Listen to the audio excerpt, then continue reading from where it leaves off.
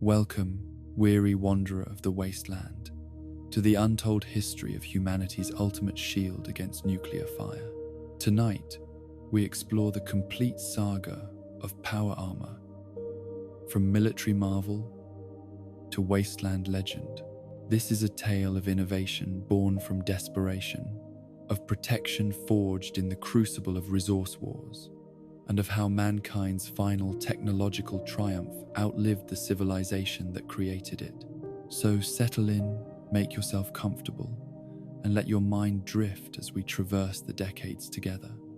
Close your eyes when you're ready, and let the steady hum of fusion cores carry you into peaceful slumber.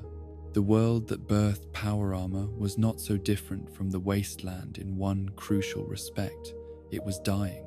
By the middle of the 21st century, humanity had begun to devour itself from the inside out, consuming resources at a rate that the planet could not sustain.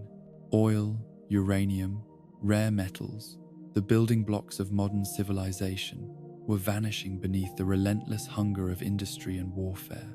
Nations that had once engaged in careful diplomatic dances now bared their teeth at one another across conference tables, their words of peace belied by the mobilization of troops along contested borders.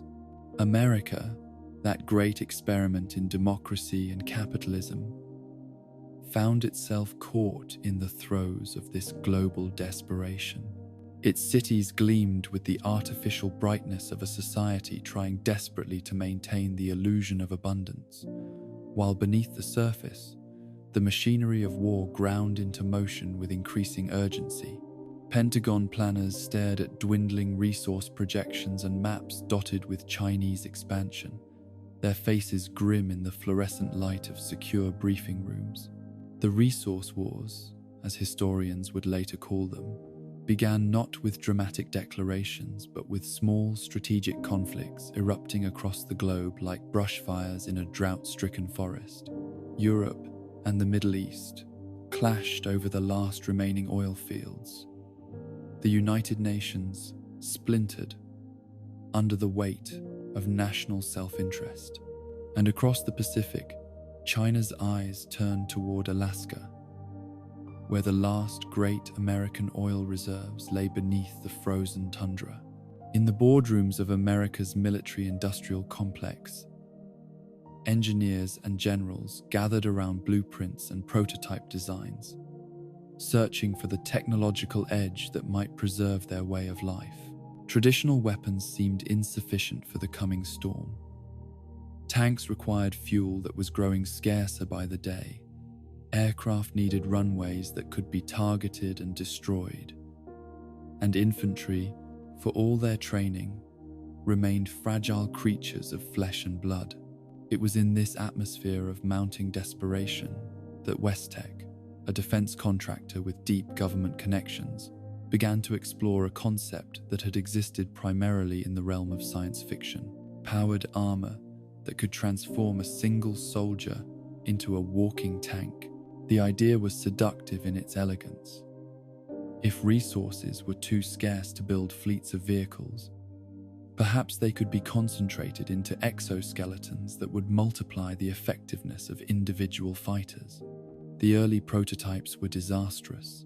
The first attempts, crude exoskeletons powered by microfusion cells, were too heavy for their power systems, leaving test subjects immobilized, like turtles overturned on their shells. Other designs could move but drained their energy cells within minutes, becoming million-dollar coffins for their operators.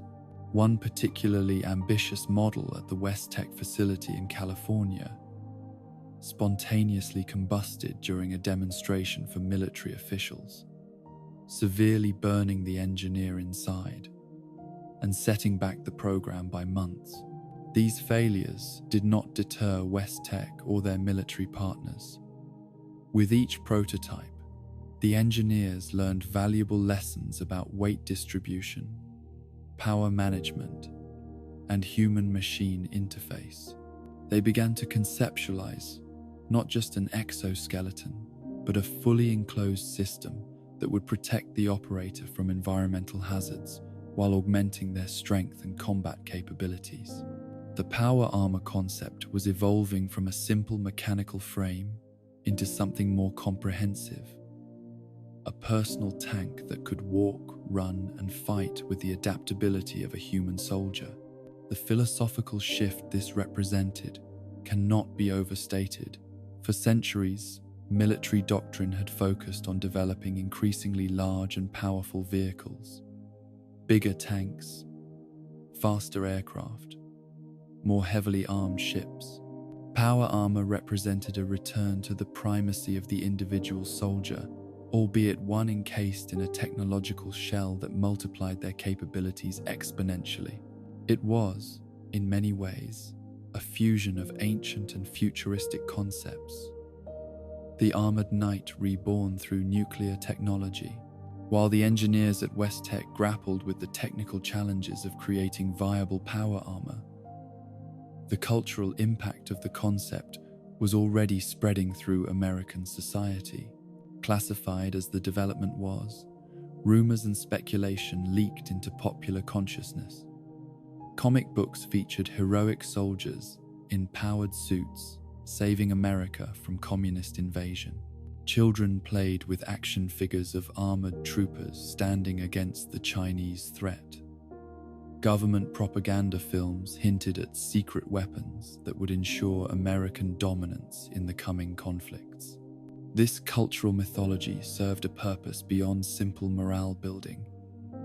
It prepared the American people for the enormous expenditure of resources that power armor development would require.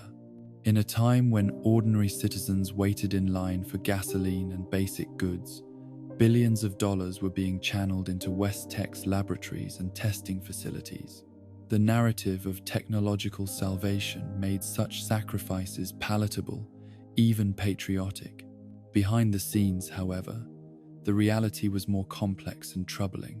Test subjects for the increasingly advanced prototypes suffered injuries ranging from minor joint damage to catastrophic system failures that resulted in crushed limbs or electrocution. The power requirements for early models were so extreme that deploying them in actual combat seemed logistically impossible. And the psychological effects of wearing the armor, the claustrophobia, sensory deprivation, and dissociation from one's own body, created problems that military psychologists struggled to address. These challenges were compounded by the increasingly urgent strategic situation. Intelligence reports indicated that China was pursuing its own powered armor program, though their approach focused more on stealth technology than raw strength. The Soviet Union, still a major power despite its economic difficulties, had begun experimenting with chemical enhancements for soldiers that might achieve similar results through biological rather than mechanical means. The race for battlefield superiority had multiple runners, and America could not afford to fall behind. The breakthrough came not from a single dramatic discovery, but from a series of incremental improvements and compromises. Engineers at West Tech's newly established Power Armor Division realized that they had been approaching the problem from the wrong direction, trying to create a perfect system before deployment, rather than developing a functional baseline that could be improved through field testing and iteration. This shift in thinking allowed them to focus on solving the most critical issues while accepting limitations that could be addressed in future versions.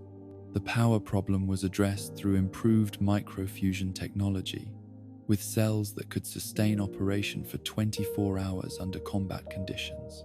The weight distribution issue was solved by creating a new alloy that reduced the overall mass while maintaining protective capabilities.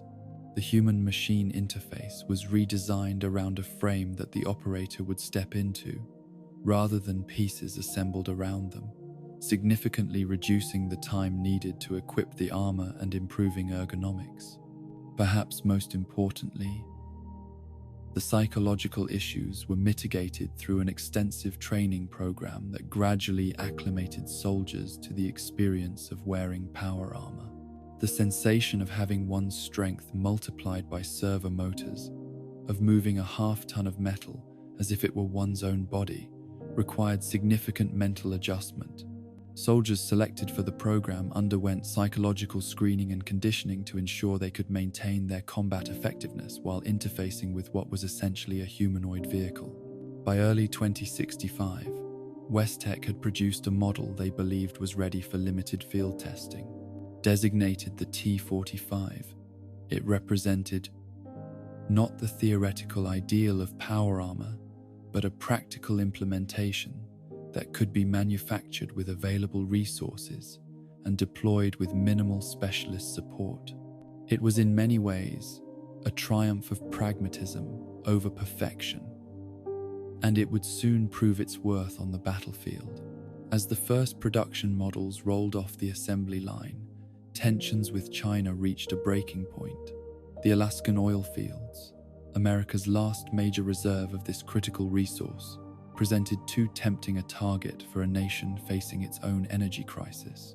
In 2066, Chinese forces launched a bold invasion, calculating that America's military, stretched thin by global commitments and resource shortages, would be unable to mount an effective defense. They had not accounted for the T-45. The first power armor units deployed to Alaska were few in number, but dramatic in impact. Chinese commanders, who had prepared for conventional resistance, found their forces confronted by soldiers who could absorb small arms fire without injury, carry heavy weapons normally reserved for vehicle mounts, and tear through physical barriers with augmented strength. The psychological effect on troops facing these armored giants was devastating, with reports of entire units breaking formation at the sight of power armor advancing through artillery barrages unscathed. This is not to say that the T-45 was without flaws in combat conditions.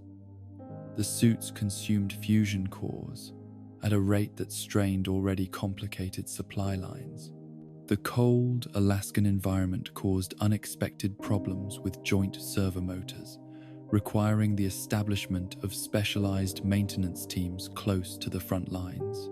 And the armor's weight, while manageable on solid ground, proved challenging in the marshy terrain that characterized parts of the Alaskan theater.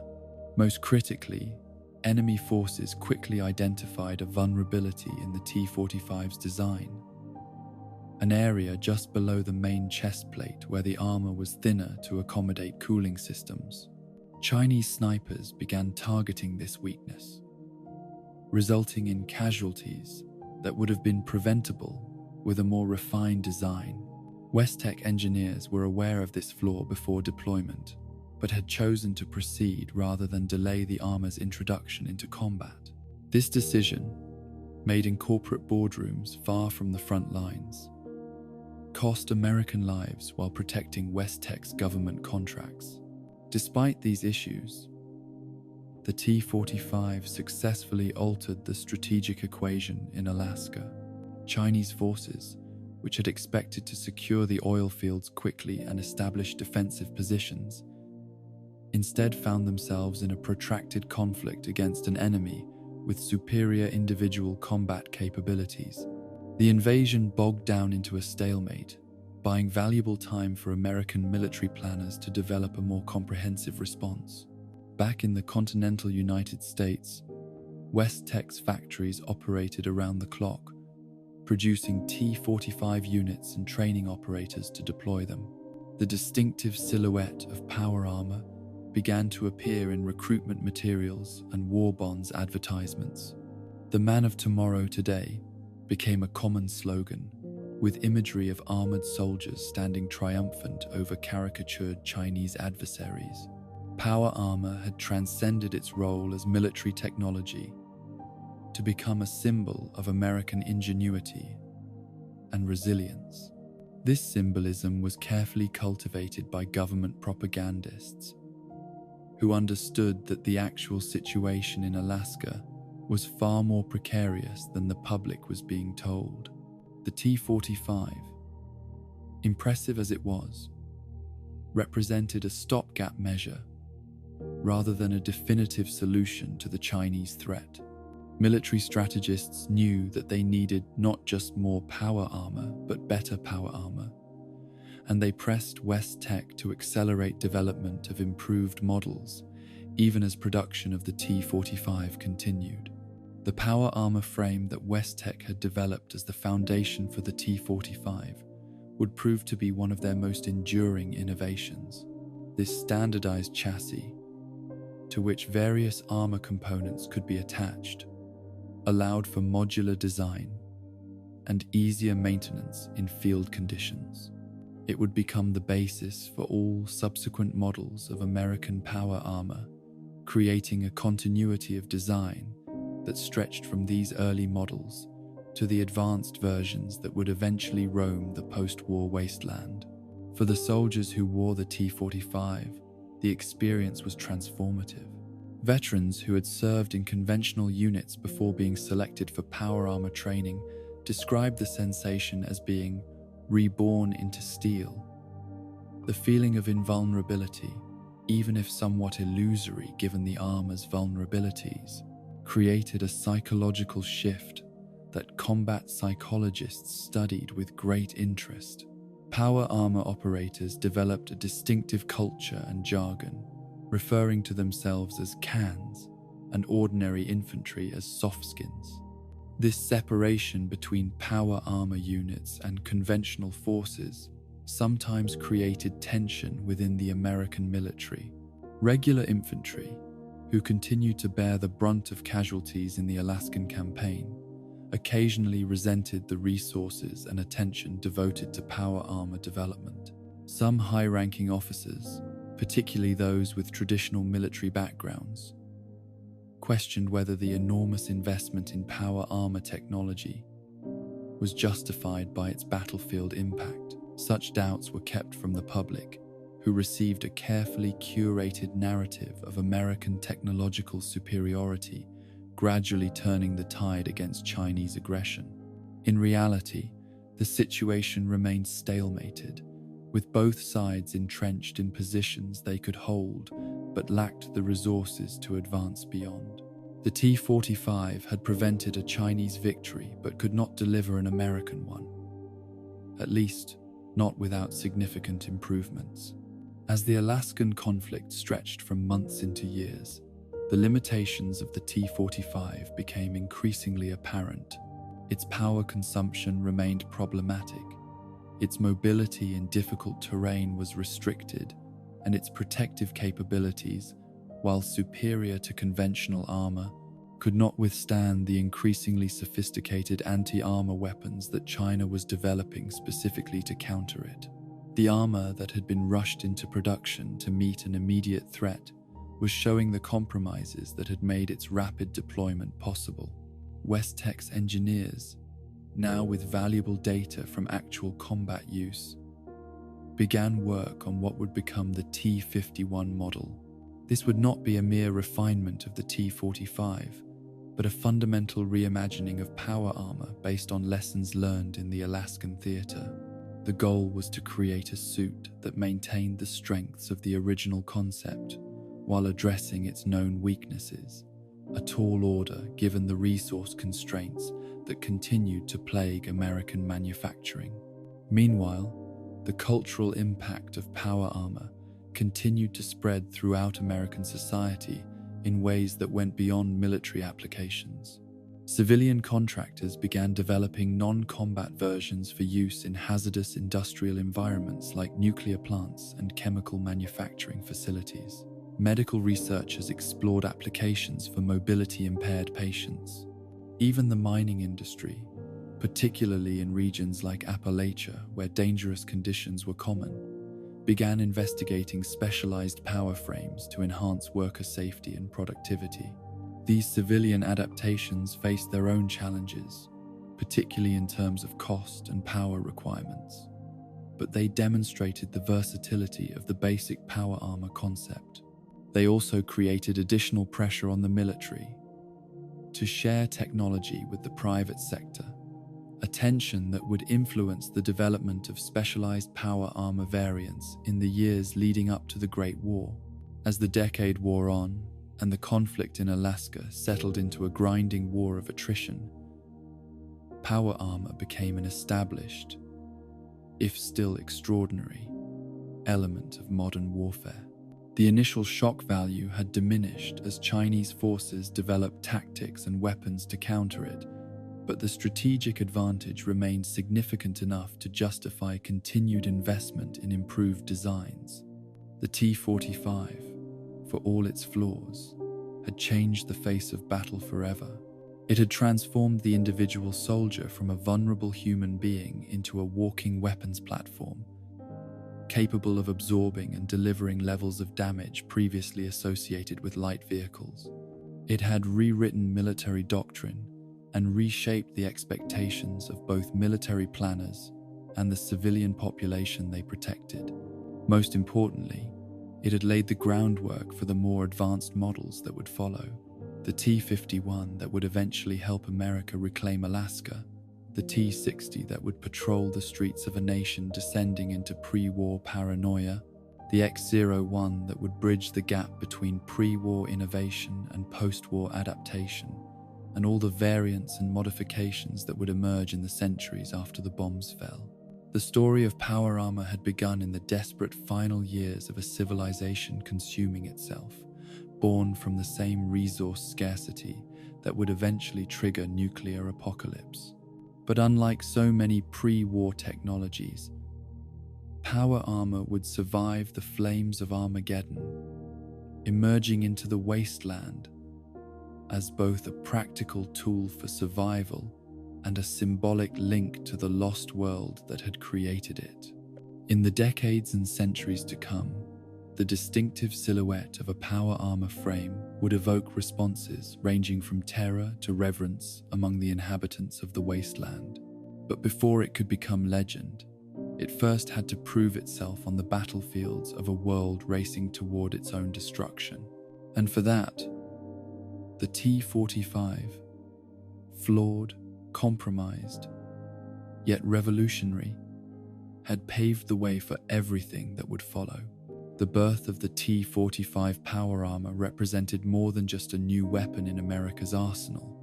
It was the culmination of a fundamental shift in military thinking. Throughout human history, protection had always come at the cost of mobility. Knights in plate armor sacrificed speed for safety. Tank crews gained formidable shields, but lost the ability to navigate difficult terrain.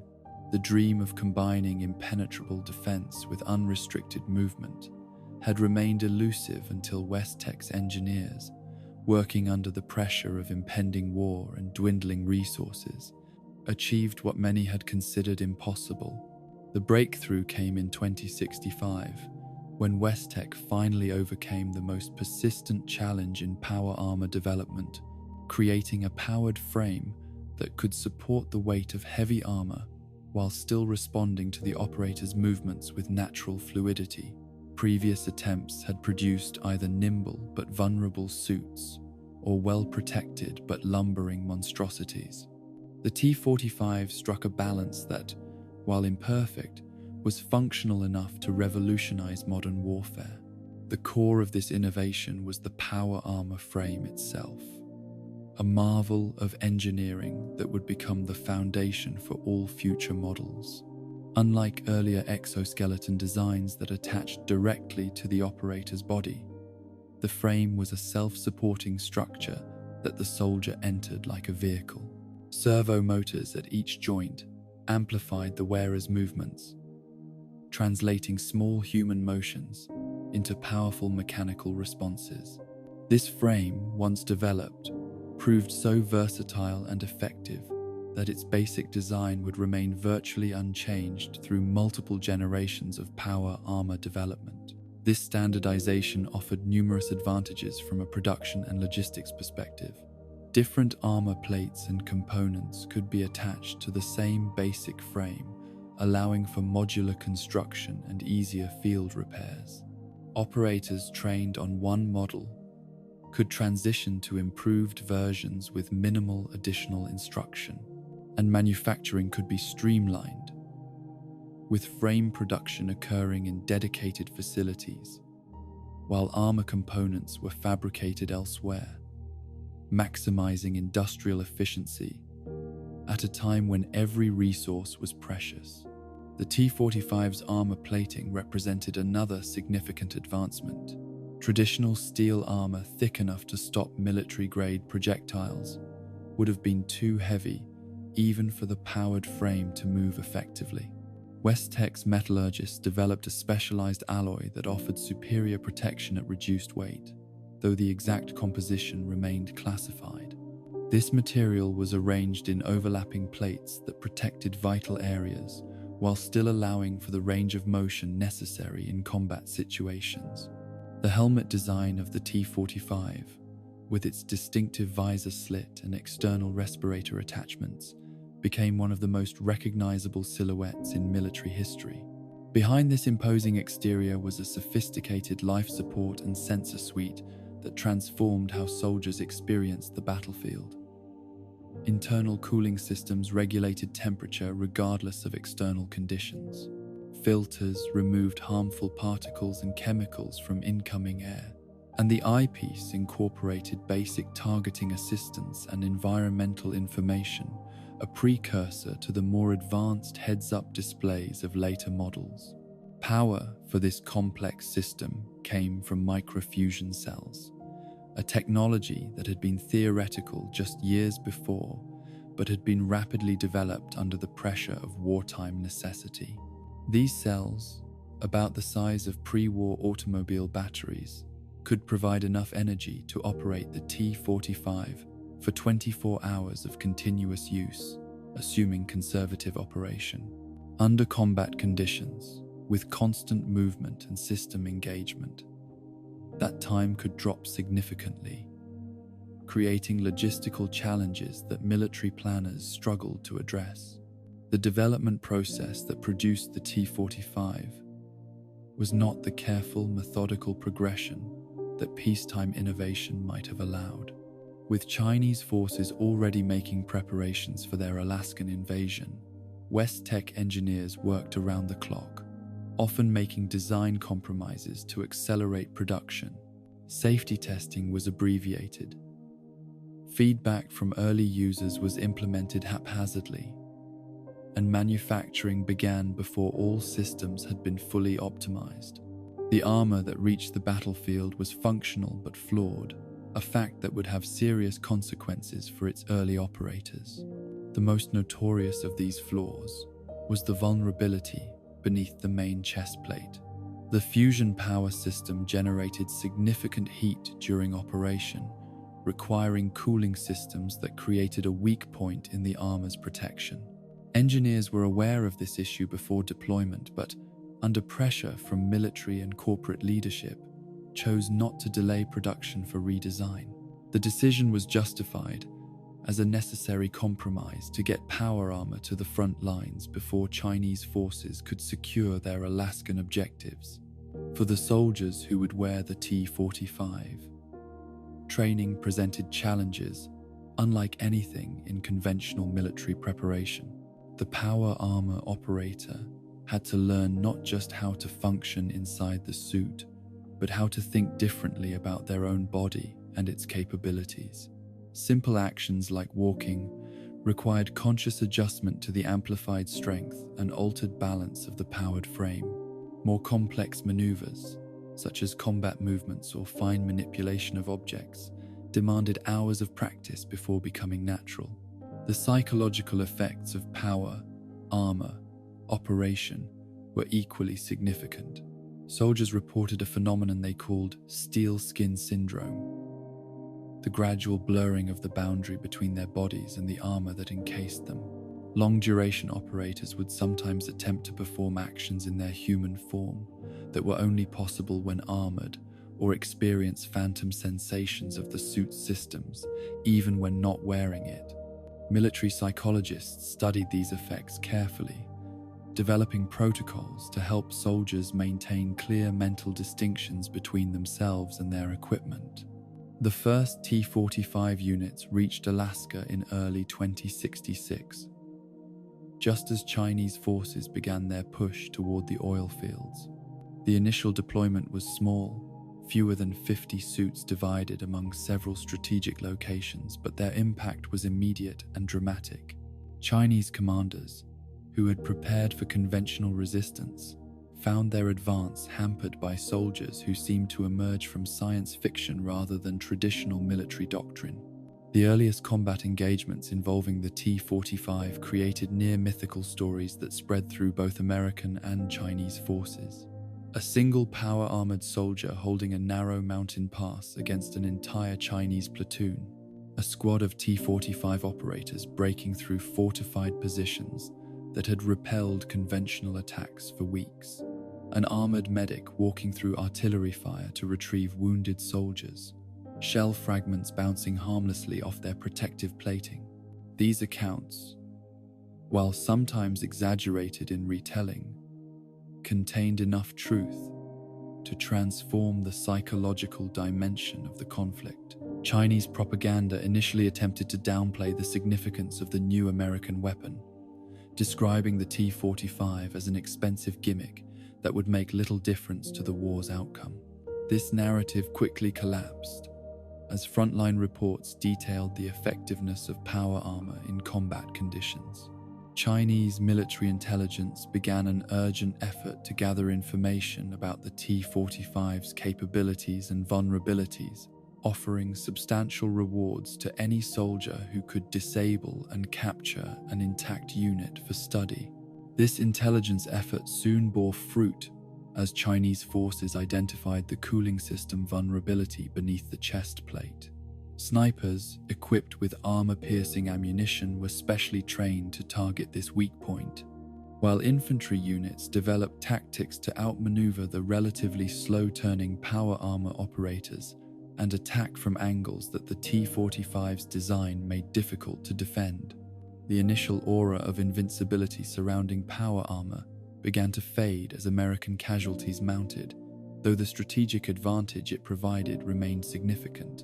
For the average American soldier in a T-45, daily existence in Alaska was a strange combination of godlike power and constant vulnerability.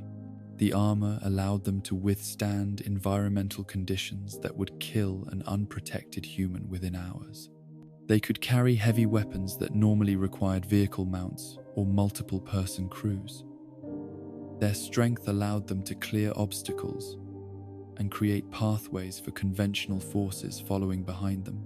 Yet they were also priority targets for enemy fire, operating complex systems that required constant maintenance and dependent on supply lines for the fusion cores that kept their armor functioning. This duality of experience created a distinctive culture among power armor units. They developed their own jargon, rituals, and superstitions, many of which would survive into the post-war era through organizations like the Brotherhood of Steel.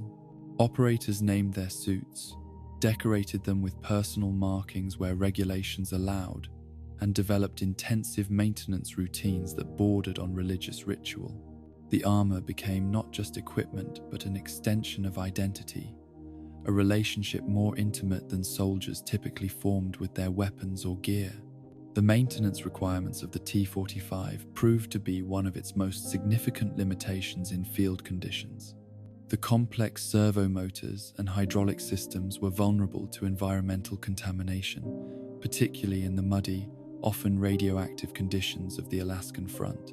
Specialized maintenance teams became essential components of any operation involving power armor, with mobile workshops established close to combat zones to address mechanical failures quickly. Even with these support structures, suits frequently had to be withdrawn from action for repairs that could take days or weeks depending on the severity of the damage. The military supply chain strained to provide the components and expertise needed to keep the T-45 units operational. Back in the continental United States, factories that had once produced consumer goods were converted to manufacturing power armor parts. Technical schools established crash courses in power armor maintenance, producing specialized mechanics who were immediately deployed to Alaska. The logistics of supporting this new technology created entire new branches, within the military bureaucracy, all dedicated to keeping the armored units in the field. As production of the T-45 increased, power armor began to appear in theaters beyond Alaska. Limited numbers were deployed to counter Chinese incursions along the Pacific coast, where their amphibious capabilities proved valuable in repelling beach landings. Special operations units using modified T-45 armor conducted raids on Chinese positions in contested territories, taking advantage of the suit's ability to operate in environments too hazardous for conventional troops. These expanded deployments provided valuable data on the armor's performance in diverse conditions, information that would prove crucial for developing improved models. The domestic impact of the T-45 extended far beyond military applications. Power armor became a cultural touchstone, a symbol of American technological superiority and resilience in the face of Chinese aggression. Children played with power armor action figures. Comic books featured heroic power-armored soldiers, and recruitment posters showed T-45 operators standing tall against stylized Chinese adversaries. This cultural mythology served to build public support for the enormous resource allocation that power, armor, development, and deployment required. Behind this carefully constructed public image, however, the reality of the T-45 program was more complex and troubling. The accelerated development had led to compromises not just in design, but in testing and operator safety. Early users suffered a range of injuries from mechanical failures, from minor joint damage to catastrophic system malfunctions that resulted in paralysis or death. These incidents were classified and kept from public knowledge, while the engineers at Westech worked frantically to address the most serious issues without interrupting production. The financial cost of the program was similarly concealed from public scrutiny. Each T-45 unit represented an investment equivalent to multiple conventional tanks, and the specialized training and maintenance infrastructure multiplied this expense significantly. Military economists questioned whether the tactical advantages provided by power armor justified its strategic cost, particularly as Chinese forces adapted to its presence on the battlefield. These debates took place in classified Pentagon briefings, their conclusions influencing the development priorities for subsequent power armor models. As the Alaskan conflict settled into a protracted stalemate, the T-45 began to show its limitations more clearly. The suit's power consumption remained a persistent logistical challenge, with fusion cores difficult to transport in sufficient numbers to the front lines. Its weight and balance made movement in certain terrains problematic, particularly the marshy areas that characterized parts of the Alaskan theater. And the protective capabilities, while superior to anything available to conventional infantry, could not withstand the increasingly sophisticated anti-armor weapons that China was developing specifically to counter it. Military commanders began to press Westech for an improved design that would address these limitations while maintaining the core advantages that power armor provided. The company's engineers, now with extensive data from actual combat use, had already begun work on what would become the T-51 model. This would not be a mere refinement of the T-45, but a fundamental reimagining of power armor based on lessons learned in the Alaskan theater. For the soldiers still operating the T-45, this future development offered little immediate comfort. They continued to fight in armor that they knew was flawed, against an enemy that had learned to exploit those flaws. Their survival depended on a combination of skill, caution, and the support of conventional forces that power armor was originally intended to replace. The mythical invulnerability suggested by propaganda had given way to a more nuanced reality, in which power armor was a powerful but imperfect tool in a complex and brutal conflict. The psychological burden this placed on T-45 operators was substantial. They had been told they were the vanguard of a new era in warfare, equipped with technology that would make them unstoppable on the battlefield. The gap between this promise and their lived experience created cognitive dissonance that sometimes manifested as reckless behavior, excessive caution, or psychological breakdown. Military psychiatrists developed specialized protocols for power armor units, recognizing that they faced unique stresses distinct from those experienced by conventional troops. Despite these challenges, the T-45 fundamentally altered the strategic equation in Alaska. Chinese forces, which had expected to secure the oil fields quickly and establish defensive positions, instead found themselves in a protracted conflict against an enemy with superior individual combat capabilities. The invasion bogged down into the kind of resource-intensive stalemate that China, with its own supply limitations, could ill afford. Power armor had not won the war outright, but it had prevented an American defeat at a crucial moment.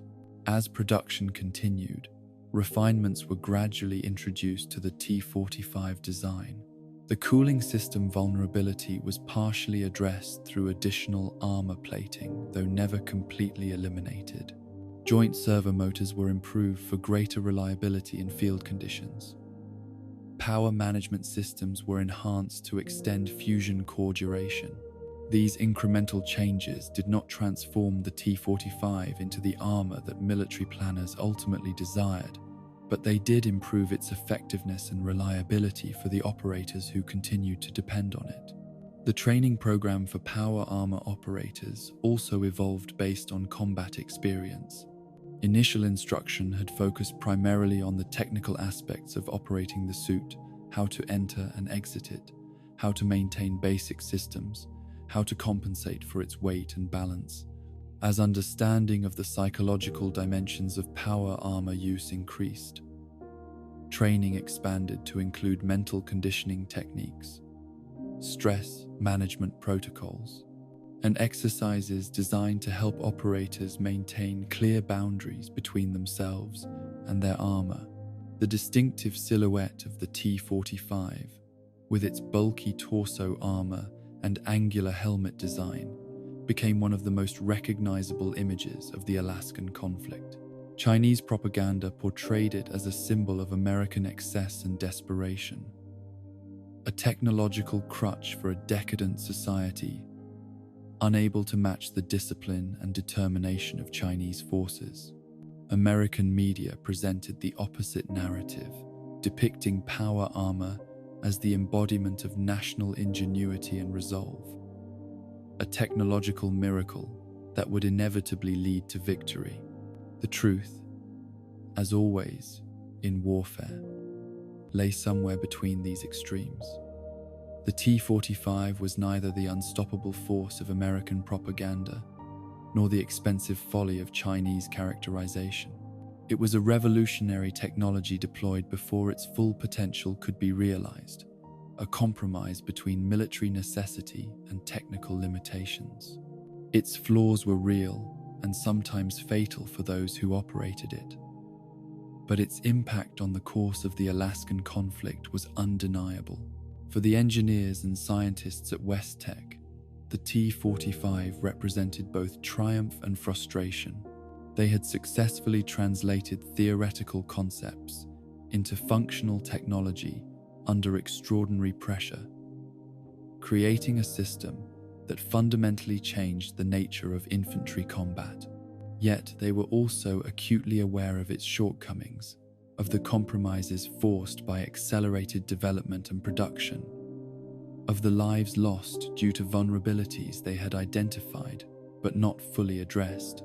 This complicated legacy would influence their approach to developing the next generation of power armor. As the war in Alaska continued through years of brutal fighting, the T-45 gradually transitioned from revolutionary new technology to established, if still specialized, equipment. New operators continued to be trained and deployed. Replacement parts and fusion cores flowed through the supply chain, and tactical doctrines evolved to make better use of power armor's strengths while minimizing exposure of its weaknesses. The armor became an integral part of the American military machine, its extraordinary nature normalized through familiarity and routine. This normalization extended to the civilian sphere as well. The initial awe that had greeted the first public appearances of power armor gave way to acceptance of its presence in American life. Newsreels featuring T-45 units in combat or training exercises no longer carried the breathless excitement of unveiling a new wonder, but the matter-of-fact tone of reporting on established military technology. Children still played with power armor toys, but the novelty had been replaced by familiarity. The dream of technological salvation by the reality of protracted conflict. For the soldiers who had operated the T-45 since its introduction, this shift in perception was both welcome and concerning. The reduced emphasis on power armor as a war-winning miracle lessened some of the pressure they had felt as the embodiment of America's technological superiority. But it also reflected the stark reality that their advanced equipment had not delivered the quick victory originally promised, that they were now participants in exactly the kind of resource-draining stalemate that power armor had been designed to prevent. By the mid-2070s, almost a decade after its introduction, the T-45 had secured its place in military history, regardless of the war's ultimate outcome. It had demonstrated the viability of powered personal armor as more than a theoretical concept, had established operational doctrines and support systems that would serve as foundations for future development, and had forced every major military power to reconsider their approach to infantry equipment and battlefield tactics. Most significantly, the T-45 had proven the value of the basic power armor frame that Westech had developed. This standardized chassis, to which various armor components could be attached, would become the foundation for all subsequent models of American power armor. The frame's versatility and effectiveness were such that its basic design would remain virtually unchanged through multiple generations of development, a rare example of technological continuity in a field characterized by constant innovation and obsolescence. As Westech's engineers finalized the design for the T-51, incorporating everything they had learned from the T-45's deployment, they could take pride in what they had accomplished despite the limitations and compromises. They had created not just a new weapon but a new category of warfare, had transformed the individual soldier from a vulnerable human being into a walking weapons platform, capable of changing the course of battles through their mere presence.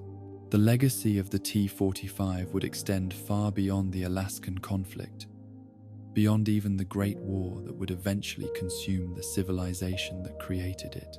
In the wasteland that emerged from nuclear fire, salvaged and refurbished T-45 units would continue to operate, their distinctive silhouette evoking the lost world of pre-war America. Organizations like the Brotherhood of Steel would preserve not just the technology but the mystique of power armor, the sense that these steel shells represented something fundamentally important about humanity's capacity for both creation and destruction. But before it could become legend, the T-45 first had to complete its original mission: to help America defend its resources and sovereignty against Chinese aggression. As the development of the T-51 accelerated, the operators of the T-45 continued their daily struggle on the Alaskan front, their experiences shaped by the flawed but revolutionary armor that had transformed them from ordinary soldiers into something new in the history of warfare. Humans whose capabilities had been extended beyond natural limitations through technology, harbingers of a future that would be both wondrous and terrible in its implications. The T-45, for all its flaws, had opened a door that could never be closed again. Power armor had entered the world, and the world would never be quite the same. The marriage of human and machine, of biology and technology, had created something that transcended both. A new kind of warrior whose legacy would outlive the civilization that had birthed it, surviving in the wasteland as both practical tool and mythic symbol of a world consumed by its own technological hubris. The T-51 power armor emerged from necessity rather than choice, forged in the crucible of a war that had ground on far longer than either side had anticipated. By 2076, a full decade after Chinese forces had first set foot on Alaskan soil, the strategic situation had reached a precarious equilibrium. The T-45, revolutionary as it had been, had prevented defeat but could not secure victory. American forces held their positions, protecting the precious oil fields that justified such enormous expenditure of blood and resources, but they could not dislodge the entrenched Chinese who had adapted to the presence of power armor on the battlefield. In the laboratories and testing facilities of Westtech, engineers and scientists worked with a sense of purpose that transcended corporate profit or military contract obligations. They had seen the impact of their earlier creation, had analyzed the after-action reports detailing both triumphs and tragedies. They understood the weight of responsibility they carried, not just to create a more effective weapon, but to address the flaws that had cost American lives. The T-51 would not be merely an upgrade, but a redemption, a fulfillment of power armor's promise that the T-45 had only partially delivered. Development had begun even before the first T-45 units reached Alaska, with Westtech's Advanced Projects Division exploring theoretical improvements based on simulation and limited testing. But the most valuable data came from the battlefield itself, from the environmental conditions that strained cooling systems, from the Chinese anti-armor tactics that exploited known vulnerabilities, from the logistical challenges of maintaining complex mechanical systems in combat zones. The engineers absorbed these lessons, transforming field experience into technical innovation with remarkable speed. The most significant breakthrough came in materials science, where Westtech's metallurgists developed a new polylaminate composite that would define the T-51's capabilities. Unlike the metal alloys used in the T-45, this new material consisted of multiple layers bonded at a molecular level, each layer designed to address specific types of damage. The outermost layer dispersed kinetic energy from projectiles, while deeper layers provided thermal insulation, radiation protection, and structural integrity. The result was armor plating that offered superior protection at significantly reduced weight, the holy grail of defensive technology. This weight reduction transformed the T-51's operational profile.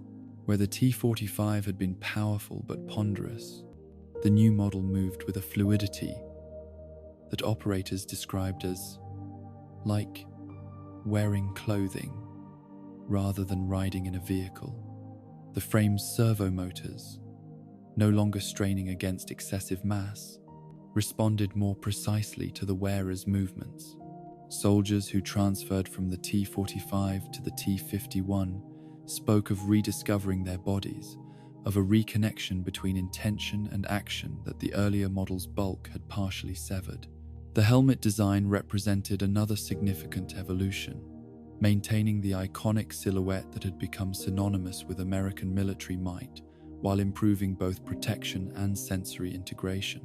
The eye slit of the T-45 was replaced with a more sophisticated optical system that enhanced visual acuity while reducing vulnerability. Environmental sensors provided continuous data on radiation levels, air quality, and potential chemical or biological contaminants. And the internal communication system allowed clearer coordination between power armor units, even in the electromagnetic interference common to modern battlefields. Power management, a persistent challenge for the T-45, received particular attention in the new design. The fusion core housing was redesigned for greater efficiency, extending operational duration by approximately 30% under standard conditions. Heat dispersal systems, previously a source of vulnerability, were distributed throughout the armor rather than concentrated in a single area, eliminating the weak point that Chinese forces had learned to target. These improvements meant that T-51 operators could remain in the field longer with less concern about power failure or thermal regulation. The joint servo motors that enabled the powered frame's movement underwent similar refinement. Engineers had analyzed thousands of hours of combat movement data, identifying stress points and failure patterns in the T-45's mechanical systems. The redesigned joints incorporated self-lubricating bearings, redundant power routing, and improved seals against environmental contamination. These changes not only enhanced performance but significantly reduced maintenance requirements, addressing one of the most persistent logistical challenges that power armor units had faced in Alaskan conditions. Internal life support systems received equally thorough attention. The T-45 had protected its operators from the immediate threats of combat, but had limitations in long-duration operation, particularly in extreme environments. The T-51 integrated more comprehensive temperature regulation, improved air filtration, and hydration systems that could recycle bodily fluids for extended missions. Some variants even included limited medical capabilities, with integrated stimpack dispensers and vital sign monitoring that could alert the operator to injuries they might not immediately notice in the intensity of combat. The cumulative effect of these improvements was not just a more effective combat system, but a more humane one. The T-45, for all its revolutionary impact, had demanded significant physical and psychological adaptation from its operators.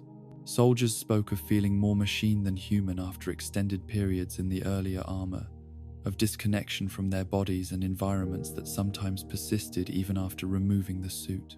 The T-51, with its more intuitive interface and reduced physical strain, diminished these effects.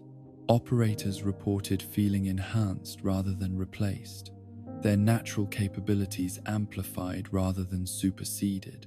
Production of the T-51 began in early 2076, with initial units undergoing extensive testing at West Tech facilities before deployment. Unlike the rushed introduction of the T-45, military planners insisted on thorough evaluation under simulated combat conditions, unwilling to repeat the costly compromises that had marked the earlier model's introduction. Test operators, many of them veterans of Alaskan combat in the T-45, provided continuous feedback that shaped final adjustments before full-scale manufacturing commenced.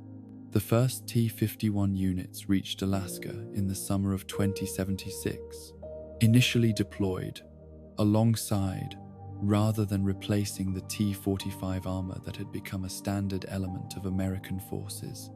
This gradual integration allowed for operational comparison under identical conditions, with commanders reporting significant performance advantages for the newer model. T-51 units consistently demonstrated greater mobility, reduced maintenance requirements, and superior protection against the evolving anti-armor tactics that Chinese forces had developed. The psychological impact on both American and Chinese troops was immediate and profound.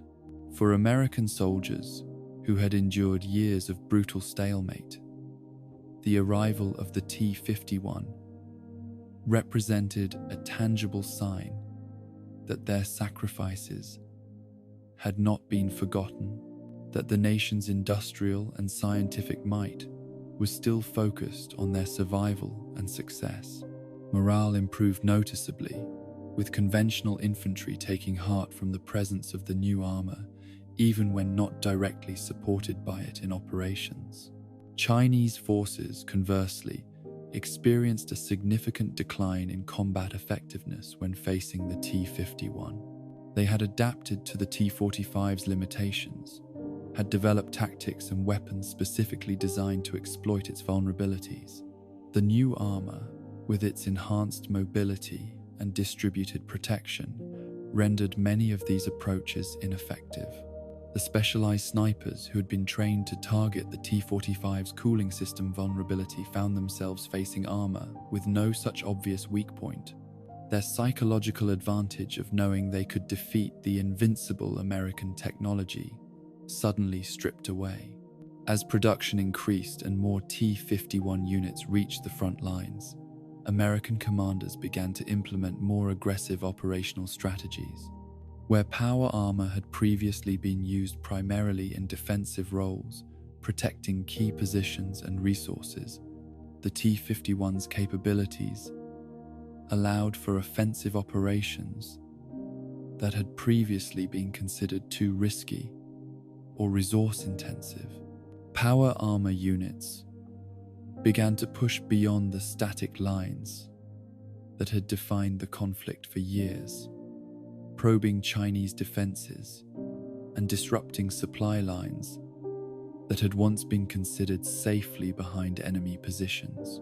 These operations revealed another significant advantage of the T-51 over its predecessor: its versatility in varied terrain. The T-45 had performed adequately on solid ground but struggled in the marshy areas and loose snow that characterized much of the Alaskan theater. Operators had reported feeling like they were walking through molasses. In such conditions, their armor's weight and balance working against them despite the powered assistance. The T-51, with its improved weight distribution and more responsive servo motors, moved through these difficult environments with far less difficulty, opening up tactical options that had previously been unavailable. The impact on Chinese strategic planning was substantial. Intelligence reports, gathered through intercepted communications and prisoner interrogation, indicated growing concern among Chinese commanders about their ability to maintain their positions in the face of this new American advantage. Requests for additional anti-armor weapons and specialized units increased, straining supply lines that already stretched thousands of miles across the Pacific. The psychological edge that had sustained Chinese forces through years of brutal combat, the belief that they could outlast American resolve through superior discipline and determination, began to erode as the T-51 demonstrated America's commitment to technological superiority. For the individual operators of the T-51, the experience differed significantly from that of their predecessors in the T-45. Veterans who had used both models described the newer armor as finally delivering what power armor had always promised: the seamless integration of human judgment and mechanical capability. The reduction in physical strain meant that they could focus more attention on tactical decision-making rather than the mechanics of movement. The improved sensory systems provided greater situational awareness, allowing them to identify threats and opportunities that might have been missed in the earlier model. The maintenance requirements, which had been a persistent challenge for T-45 units, decreased substantially with the T-51. The improved seals against environmental contamination meant that the delicate internal systems were less frequently exposed to the mud, water, and radiation that had plagued the earlier model. Self-diagnostic capabilities alerted operators to potential issues before they became critical failures, allowing for preventive maintenance rather than emergency repairs. And when repairs were necessary, the modular design made component replacement faster and more straightforward, reducing the time that units spent out of combat. The fusion core efficiency improvements similarly transformed operational planning. T-45 units had required carefully plotted routes that accounted for power consumption and available resupply points, limiting their tactical flexibility. Commanders had been forced to maintain extensive logistics chains just to keep power armor units operational, diverting resources that might otherwise have supported conventional forces. The T-51's extended operational duration eased these constraints, allowing for deeper penetration into enemy territory and more adaptable mission profiles without constant concern about power failure. As 2076 progressed toward winter, the cumulative effect of these advantages began to shift the strategic balance in Alaska.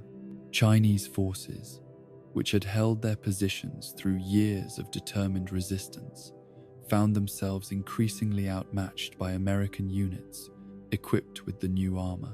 Positions that had withstood countless assaults fell to coordinated operations that leveraged the T-51's mobility and protection. Supply lines that had sustained Chinese troops through the harsh Alaskan environment were systematically disrupted, forcing withdrawals from areas that could no longer be adequately provisioned. The turning point came in November of 2076, when a combined force of T-51 units and conventional infantry launched a major offensive against the Chinese command center near Anchorage. The operation, which had been planned for months using intelligence gathered by power armor reconnaissance missions, struck with a coordination and force that the Chinese had not experienced since the early days of the war. T-51 operators led the assault, absorbing enemy fire that would have decimated conventional units while returning devastatingly accurate fire from integrated weapons systems. The battle lasted 3 days, with American forces gradually pushing through layered defenses that the Chinese had spent years constructing. Power armor units operated continuously throughout the engagement. The T-51's extended duration and reduced maintenance requirements, allowing for sustained pressure that gave defenders no opportunity to regroup or reinforce vulnerable positions. By the 3rd day, Chinese resistance had collapsed into isolated pockets, their command structure disrupted, and their supply lines severed by American forces, exploiting the mobility advantage that the T-51 provided. The victory at Anchorage did not immediately end the war. Chinese forces remained entrenched in other areas of Alaska, and diplomatic efforts to negotiate a withdrawal continued through various international channels. But it marked the beginning of the end, a clear demonstration that the strategic calculus had shifted decisively in America's favor. The T-51 had proven itself not just an evolutionary improvement over its predecessor, but a revolutionary weapon that could break the stalemate that had defined the Alaskan campaign for a decade. In the months that followed, T-51 production continued to accelerate, with West Tech's factories operating at maximum capacity to meet military demand. The armor that had been developed specifically for Alaskan conditions proved equally effective in other theaters, with limited deployments to counter Chinese activities along the Pacific coast and in disputed territories elsewhere in the world. Its versatility and reliability made it suitable for a wide range of missions beyond the specific environmental challenges that had shaped its initial development. The success of the T-51 extended beyond purely military considerations. In the resource-starved environment of pre-war America, where civilian populations endured rationing and shortages of basic goods, the power armor program represented an enormous allocation of national resources. The T-45, despite its battlefield impact, had faced criticism for its cost-benefit ratio, with some military economists questioning whether the advantages it provided justified the resources diverted from other defense and civilian needs. The T-51's decisive role in turning the tide at Anchorage silenced many of these critics, vindicating the strategic decision to prioritize power armor development. For the engineers and scientists at West Tech, the T-51 represented a triumph of applied research and iterative development. They had taken the lessons of the T-45, both its successes and its failures, and transformed them into a system that fulfilled the original vision of power armor as a force multiplier that could change the fundamental nature of infantry combat. The compromises and shortcuts that had characterized the earlier model's development had been replaced by methodical refinement and testing, resulting in armor that maintained the T-45's strengths while addressing its most significant weaknesses. The distinctive appearance of the T-51, with its sleeker profile and more sophisticated articulation, quickly replaced the T-45 as the iconic image of American military power in popular culture. Propaganda posters showed T-51 operators standing triumphant over stylized Chinese adversaries, their armor gleaming in patriotic colors. Newsreels featured the new model in carefully staged demonstrations of its capabilities, emphasizing the technological superiority it represented. And civilian products from breakfast cereals to children's toys incorporated power armor imagery into their marketing, associating themselves with national pride and military success. This cultural impact reflected a deeper truth about the T-51's significance beyond its immediate military application. In a society increasingly defined by resource scarcity and international tension, power armor represented a distinctly American response to existential threats. The application of technological innovation and industrial capacity to overcome challenges that might have overwhelmed less developed nations. The T-51 became a symbol not just of military might but of national character, a tangible manifestation of the belief that American ingenuity could solve any problem, overcome any obstacle. For the soldiers who operated the T-51, this symbolic weight added another dimension to their already complex relationship with the armor. They were not just combatants, but living embodiments of national mythology, their actions observed and interpreted not just by military historians, but by a civilian population, desperate for reassurance that America could still triumph in an increasingly hostile world. This created additional psychological pressure beyond the immediate stresses of combat, an awareness that they represented something larger than themselves or their specific military objectives. The distinctive culture that had developed among power armor units during the T-45 era evolved with the introduction of the T-51.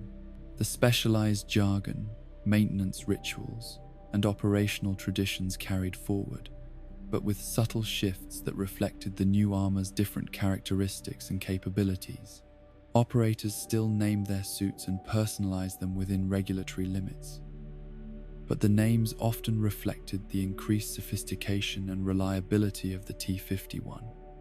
Faithful, steadfast, guardian, rather than the sometimes fatalistic or aggressive designations common to T-45 units.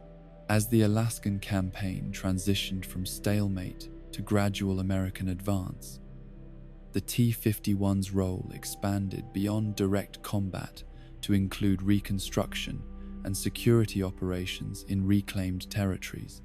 Its radiation resistance and environmental protection made it ideal for clearing areas contaminated by the tactical nuclear weapons that both sides had employed in limited fashion during the conflict's most desperate phases. Power armor units secured infrastructure, protected civilian contractors, restoring essential services, and provided visible evidence of American commitment to rebuilding what the war had destroyed. The success in Alaska inevitably led military planners to consider offensive operations beyond North American borders. If the T-51 could reclaim Alaska, perhaps it could project American power more broadly, addressing resource shortages through direct action rather than diplomatic negotiation. The most ambitious of these concepts involved deployment to the Chinese mainland itself, bringing the war to the nation that had initiated the Alaskan invasion, and potentially securing access to resources and territories that would sustain American society through the growing global crisis. This strategic shift from defensive to offensive operations marked a significant evolution in how power armor was viewed by military leadership. The T-45 had been developed and deployed as a last line of defense, a technological shield protecting vital resources that America could not afford to lose. The T-51, with its superior mobility and operational duration, offered the potential for power projection beyond American borders, not just holding what was already possessed, but taking what was needed from others. This philosophical transformation would have profound implications for both military planning and the cultural understanding of power armor's purpose. The redeployment of T-51 units to the Chinese mainland began in 2077, following the successful conclusion of the Alaskan campaign. The operation, unprecedented in its scale and ambition, represented a final desperate gambit by an America facing existential resource shortages and growing civil unrest. Power armor, which had saved America from defeat in Alaska, was now tasked with securing its future through direct action against the nation that had become its primary rival for the world's dwindling resources. For the operators of the T-51, this new mission presented challenges beyond anything they had faced in Alaska. They were no longer defending familiar territory but operating in a hostile environment thousands of miles from reliable supply lines. The armor's improved duration and reduced maintenance requirements became not just operational advantages, but survival necessities, as resupply and technical support could not be guaranteed with the same reliability they had come to expect on American soil. The Chinese mainland operations revealed both the extraordinary capabilities of the T-51 and the limits of what any technology could accomplish against a determined population defending their homeland. American forces secured initial objectives with the overwhelming force that power armor provided, but holding territory proved more challenging as Chinese resistance adapted to the invaders' presence. The civilian population, which American planners had hoped might welcome liberation from their authoritarian government, instead rallied around national defense, viewing power-armored troops not as saviors but as existential threats to their way of life. This resistance took forms that the T-51, for all its technological sophistication, was not optimally designed to counter.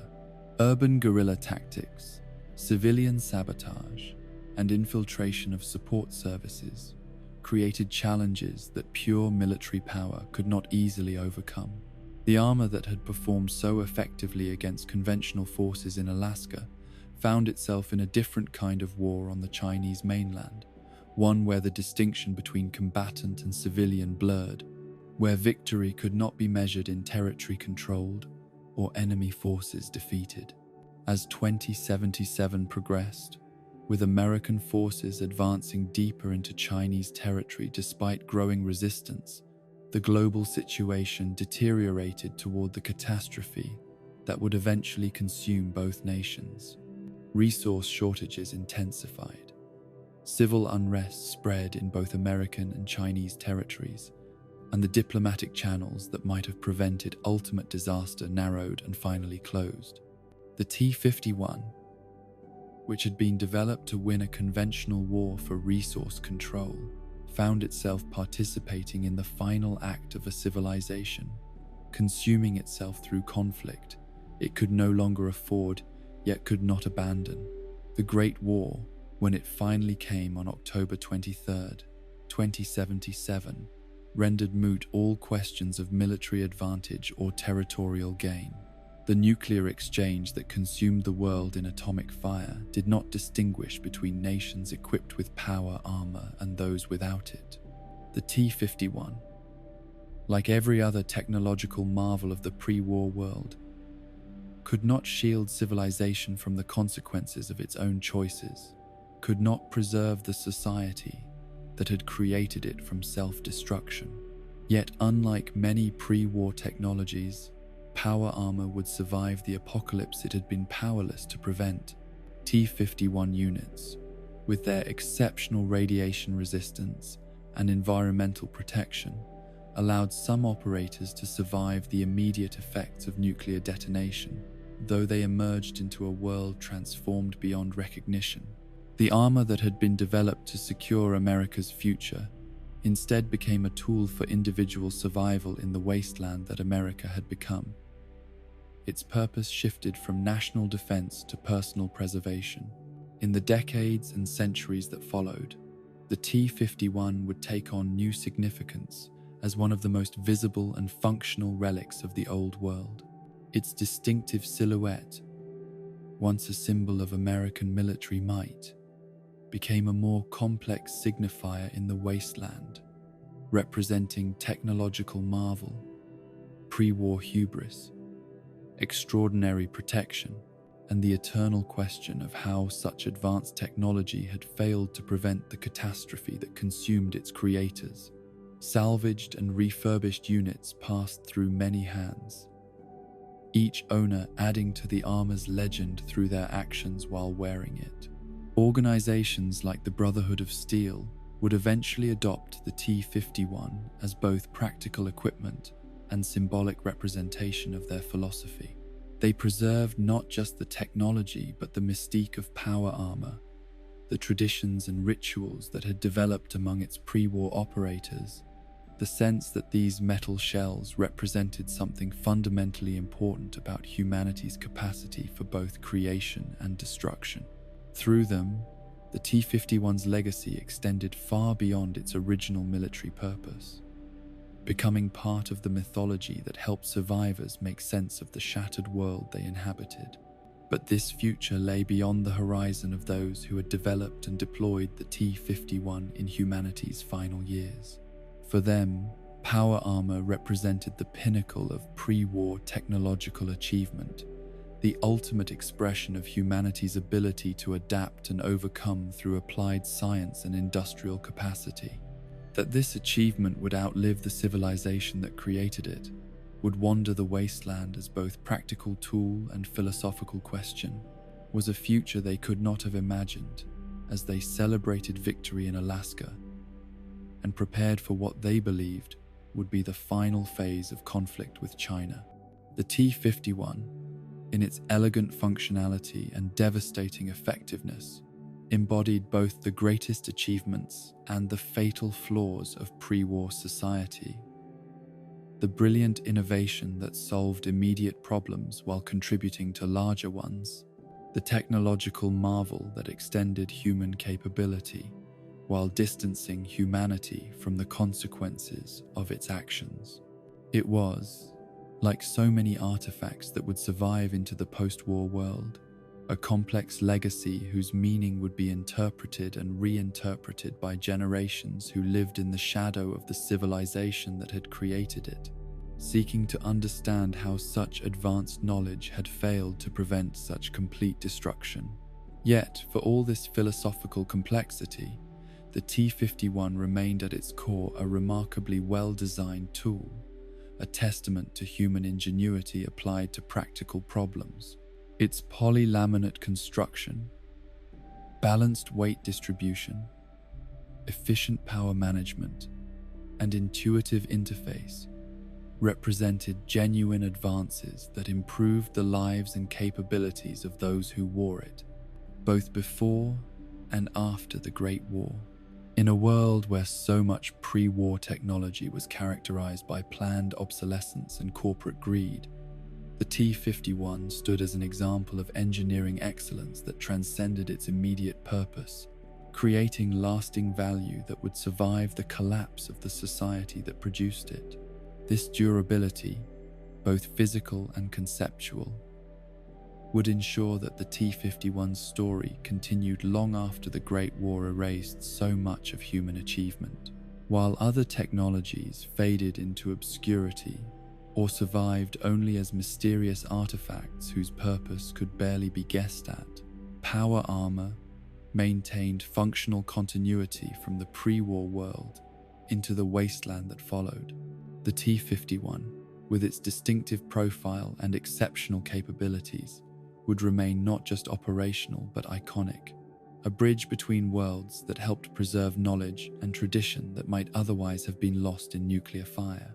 In this way, the armor that had been developed to win a war for America's future instead became one of the tools through which the idea of America, its technological ingenuity, its capacity for both great creation and great destruction, Its complex legacy of power and responsibility would survive into a future its creators never lived to see. The T-51's journey from military marvel to wasteland legend was just beginning as the pre-war world ended, its greatest significance lying not in the battles it had won, but in the stories it would enable in the centuries to come. The development of the T-60 power armor represented a profound shift in America's strategic thinking. While the T-45 had been created to stem the tide of Chinese aggression in Alaska, and the T-51 had been designed to reclaim what had been lost, the T-60 emerged from a darker place in the national psyche. By the mid-2070s, with resource wars raging across the globe and domestic unrest reaching unprecedented levels, military planners began to contemplate scenarios that previous generations would have found unthinkable. The deployment of power armor, not against foreign adversaries, but on American soil, against American citizens. This conceptual evolution did not occur suddenly, but grew from the gradually shifting relationship between the government and its increasingly desperate populace. Food riots had become common in major cities as rationing tightened. Labor strikes paralyzed critical industries despite being officially prohibited under wartime regulations. And a growing protest movement, initially focused on the ecological devastation caused by resource extraction, but increasingly concerned with broader questions of governmental authority, created flashpoints of confrontation across the country. Conventional police forces, even when supported by National Guard units, struggled to maintain order in this environment of cascading crises. Their equipment and training had been designed for limited civilian disturbances, not the sustained, widespread unrest that resource scarcity had unleashed. Military units equipped with standard infantry weapons faced both practical and public relations challenges when deployed domestically. Their lethal capabilities created risks of civilian casualties that could further inflame tensions, while their vulnerability to improvised weapons and sheer numbers diminished their effectiveness as deterrents.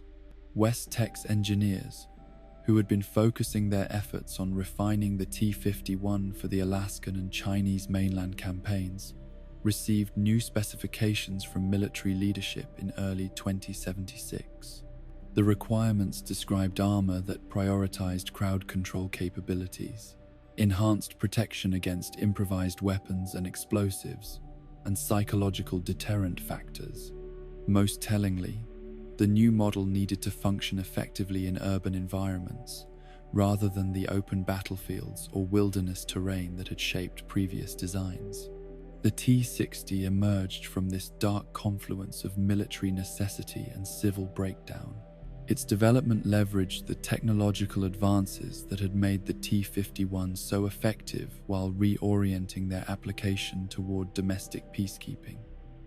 A euphemism that barely disguised the armor's intended role in suppressing American civilians who threatened the increasingly authoritarian power structure. The frame maintained the standardized chassis that had proven so effective in previous models, but the external components reflected new priorities and operational requirements. The most immediately visible difference between the T-60 and its predecessors was the armor profile. Where the T-51 had emphasized mobility and balanced protection, the T-60 featured substantially reinforced plating in areas vulnerable to attacks from multiple directions, particularly the back and sides. This reflected the urban combat environment, where threats could come from any angle: windows above, alleyways to the sides, improvised barriers providing cover for hostile actors. An operator in T-60 armor was prepared not for the relatively predictable dynamics of conventional warfare, but for the chaos of civil conflict. The helmet design incorporated lessons from riot control operations, with enhanced audio sensors to track crowd movements and identify potential leaders or agitators. The visual interface included thermal imaging capabilities that could detect individuals concealed in buildings or behind barricades. Most controversial among the helmet's features was the integrated voice projection system, not just a communication tool, but a psychological weapon designed to project authority through amplified commands that could cut through the noise of urban disturbances. Power management systems reflected the assumption that T-60 units would operate with more reliable access to supply lines than their counterparts in foreign theaters. The armor sacrificed some of the T-51's energy efficiency in favor of enhanced performance, stronger servo motors, more responsive hydraulics, and integrated systems that previous models had treated as optional attachments. This created a more formidable immediate presence at the cost of reduced operational duration, a trade-off deemed acceptable for units that would rarely operate far from support infrastructure. The defensive capabilities of the T-60 extended beyond physical protection to include countermeasures against tactics that civilian resistance might employ. Enhanced insulation against electrical attacks protected operators from improvised shocking devices or attempts to disable the armor's systems through power surges. Specialized coating on external plates reduced the effectiveness of incendiary weapons, a growing concern as desperate civilians repurposed industrial chemicals into makeshift explosives and firebombs. Perhaps most significantly, the T-60 incorporated radiation shielding far beyond what would be necessary for conventional civil disturbances. This feature revealed the darkest contingency planning behind the armor's development. Preparation for maintaining control in the aftermath of limited nuclear exchange or domestic deployment of tactical nuclear weapons. The government that had presented itself as the protector of American citizens was creating tools to control those same citizens in scenarios where protection had failed catastrophically. Production of the T-60 began in mid-2076, with initial distribution focused on military units assigned to homeland security and critical infrastructure protection.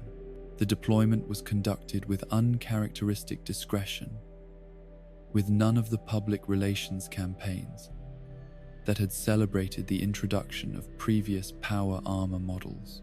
There were no newsreel features showing the new armor in patriotic contexts, no recruitment posters featuring T-60 operators as heroic defenders.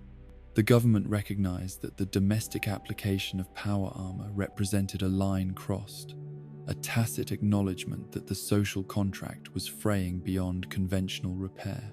The first significant deployment of T-60 units occurred during the food riots in Denver, where shortages of basic staples had triggered widespread looting and confrontations with local authorities. National Guard units equipped with the new armor established perimeters around government food distribution centers, their imposing presence creating immediate psychological impact beyond what conventional troops could have achieved. The after-action reports noted that in many cases, the mere arrival of power-armored soldiers was sufficient to disperse crowds that had ignored previous attempts at control. This initial success established the pattern for T-60 utilization across the increasingly fragmented American landscape. Units were deployed to protect nuclear power plants when anti-war protesters threatened service disruptions. They secured pharmaceutical manufacturing facilities during medical shortages that had triggered desperate attempts to seize supplies. They established cordons around government buildings when tax protests turned violent. In each case, the armor's intimidation factor proved as valuable as its actual defensive capabilities. The psychological impact of the T-60 on civilian populations cannot be overstated. Previous power armor models had been presented as protection against external enemies, their imposing silhouettes promising security rather than threatening control. The T-60, deployed against Americans themselves, transformed this relationship completely. Its presence at civil disturbances signaled not protection but subjugation, not defense of the populace but defense against them. The message was clear. The machinery of war had been turned inward, the line between foreign adversary and domestic dissident increasingly blurred in the government's strategic calculations. For the soldiers assigned to T-60 units, this shift created profound moral and psychological challenges. Many had enlisted to defend America against external threats, had trained with the expectation of deploying to Alaska or other foreign theaters. Now they found themselves facing not Chinese soldiers but American civilians, factory workers protesting resource rationing, mothers desperate for food for their children, citizens exercising constitutional rights that martial law had increasingly curtailed. The armor that encased their bodies also insulated them from the humanity of those they controlled, creating physical and psychological distance that made their orders easier to follow, but their actions harder to reconcile with their original purpose. The military hierarchy recognized these challenges and implemented specialized training programs for T-60 operators assigned to domestic operations. These programs emphasized the protective aspects of their role, maintaining essential services, preventing breakdowns in civil order that would harm innocent civilians, securing critical infrastructure that sustained what remained of normal life. The framing was carefully constructed to position power-armored troops, not as oppressors, but as the thin line between fragile civilization and complete chaos. This narrative became increasingly difficult to maintain as resource shortages intensified and government responses grew more draconian. T-60 units that had initially been deployed to protect food distribution centers were increasingly tasked with enforcing rationing regulations, conducting raids on suspected hoarders, and suppressing protests against policies that left vulnerable populations starving. The armor designed for domestic peacekeeping became associated with midnight knocks on doors, with summary arrests, with the forcible separation of families when breadwinners were detained for undefined periods under Emergency Powers Acts. The technical superiority of the T-60 over previous models became almost incidental to its societal impact. Its improved radiation shielding meant little to civilians watching armored soldiers confiscate private food reserves. Its enhanced sensor suite offered cold comfort to communities placed under curfew, enforced by operators who could detect movement through walls and darkness. The very features that made it effective at maintaining control made it a symbol of oppression that would linger in cultural memory even after the Great War erased the nation that had created it. Yet for all the moral complexity surrounding its deployment, the T-60 represented a genuine technical achievement in power armor development.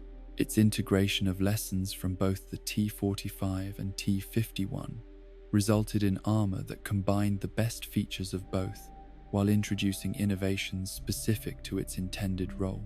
Engineers at Westtech, whatever their private feelings about the armor's application, had created a system that fulfilled its design parameters with remarkable effectiveness. The frame's servo motors offered improved response time over previous models, allowing for quicker reaction to sudden threats, a feature particularly valuable in the unpredictable environment of civil disturbances.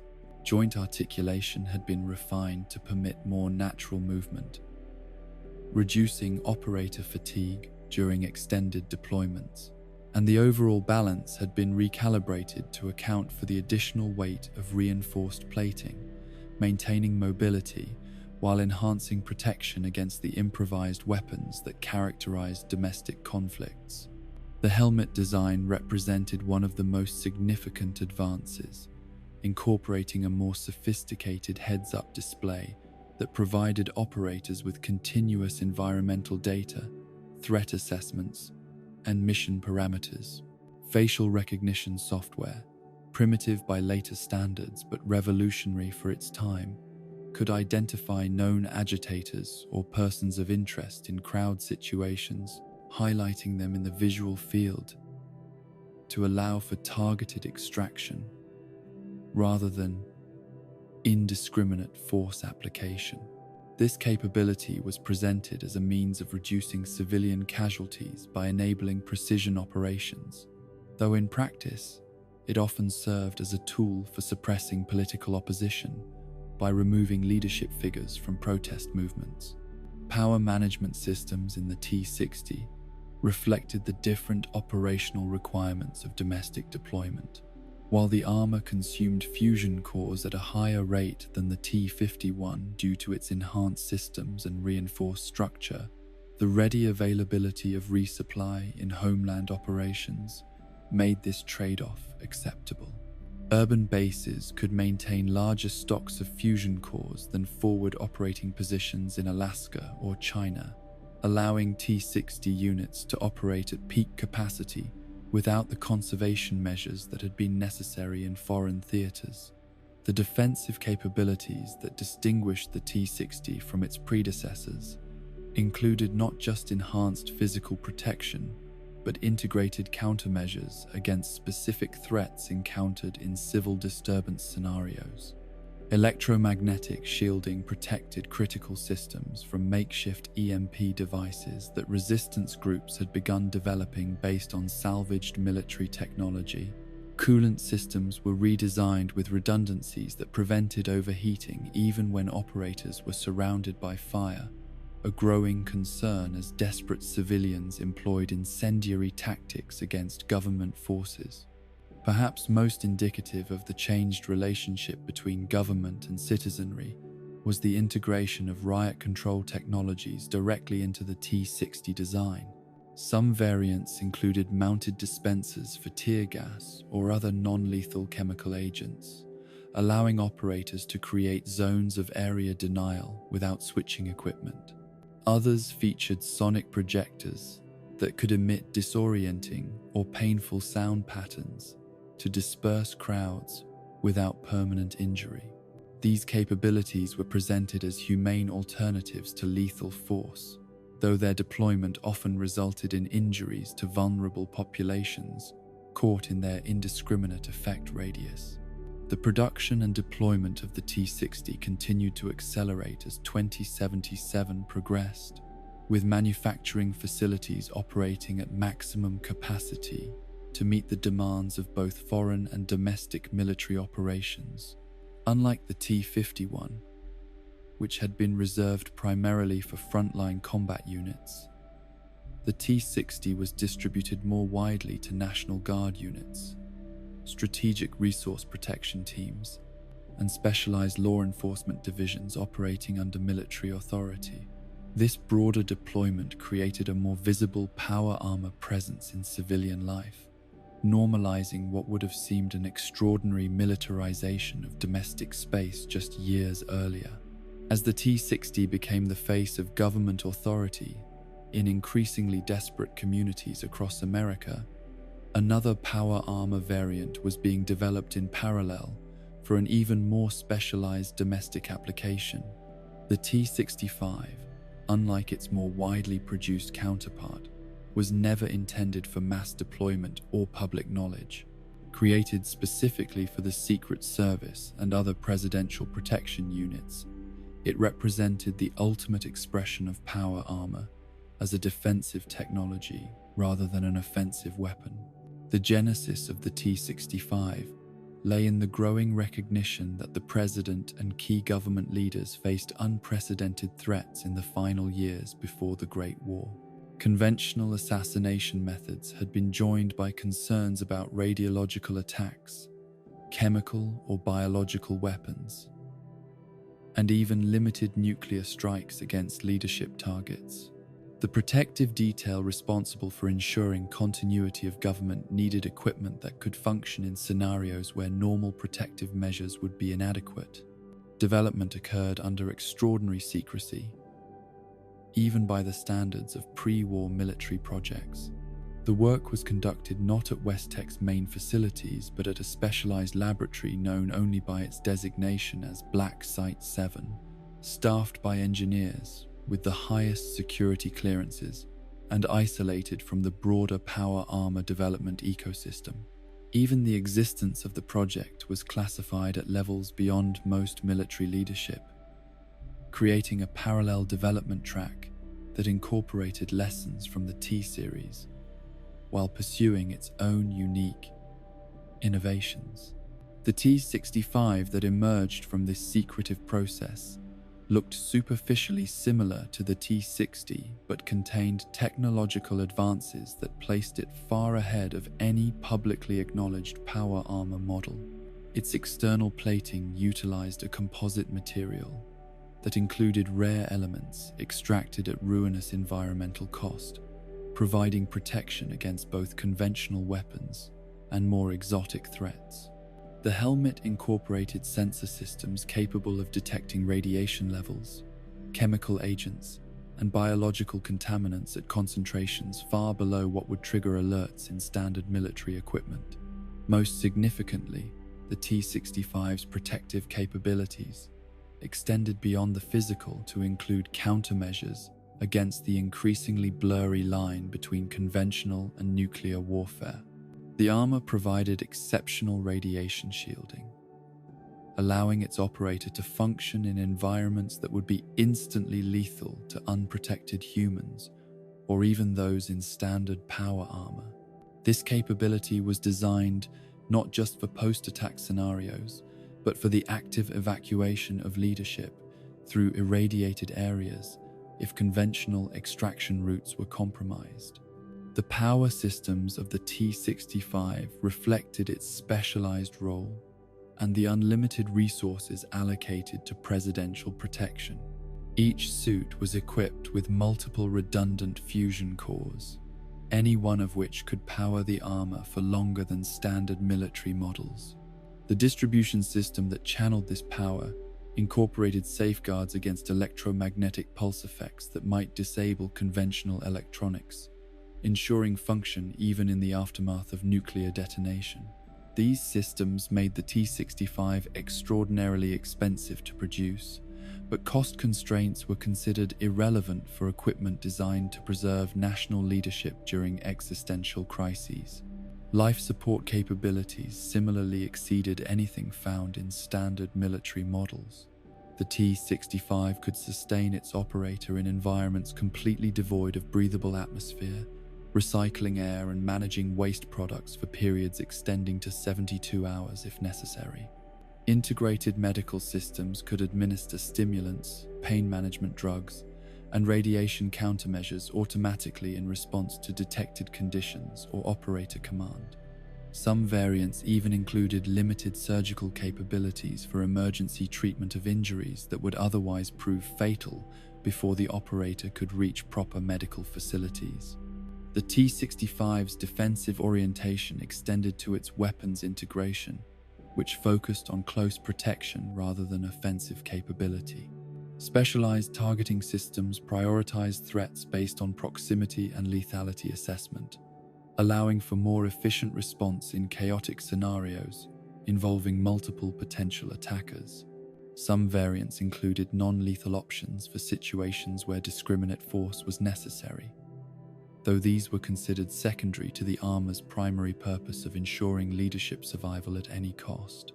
Production of the T-65 remained extremely limited, with fewer than 20 complete units manufactured before the Great War.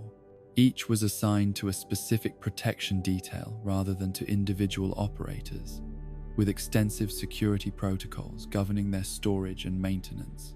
The armor was deployed only in specific high-risk scenarios or during transfer between secure facilities, remaining otherwise concealed to preserve both its tactical advantage and the political optics of presidential appearances. The existence of the T-65 remained largely unknown to the general public, with only vague rumors circulating even among military personnel assigned to other power armor divisions. This secrecy reflected not just standard security protocols, but recognition of the armor's symbolic significance.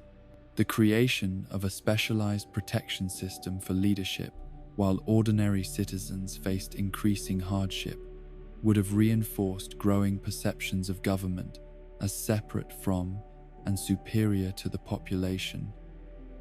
It nominally served those few who operated the T-65, experienced power armor in a form that most military users could scarcely imagine. The responsiveness, protection, and integrated capabilities far exceeded standard models, creating what one evaluation report described as the closest approximation to invulnerability current technology can provide. The psychological impact of this experience was significant, reinforcing the already substantial separation between protected leadership and the increasingly vulnerable general population.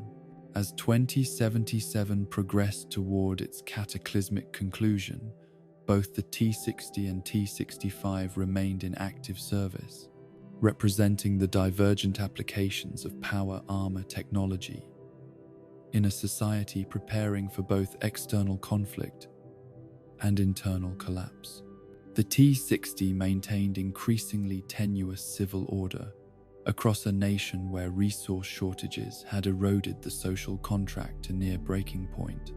The T-65 stood ready to preserve leadership continuity through scenarios that assumed that contract had failed completely. On October 23rd, when nuclear fire consumed the world that had created them, both armors fulfilled their design purposes in limited but significant ways. T-60 units were among the few military personnel to survive initial strikes in some urban areas, their radiation shielding allowing continued function where unprotected humans perished instantly. In the hours after the first launches, power-armored soldiers attempted to maintain evacuation routes, secure critical supplies, and preserve some semblance of order amid civilization's collapse.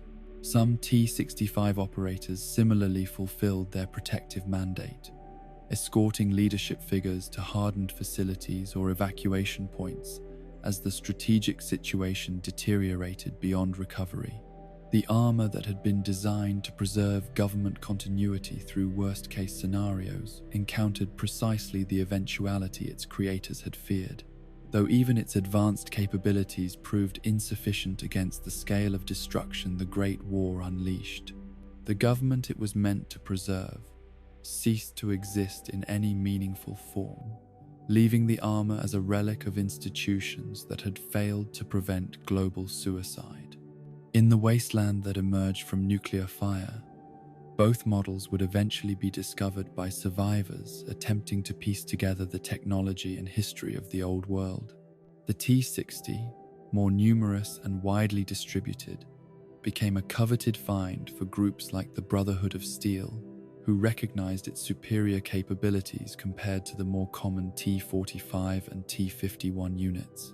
Its association with pre-war authority and control sometimes colored these encounters, with some survivors viewing the armor with suspicion or outright hostility based on folk memories of its role in the final years before the bombs fell. The T-65 remained far more elusive, its limited production and specialized deployment meaning that intact units were exceedingly rare in the post-war world. Those few that survived became the subject of wasteland legends, described in terms that blended pre-war technical capabilities with post-war mythologizing.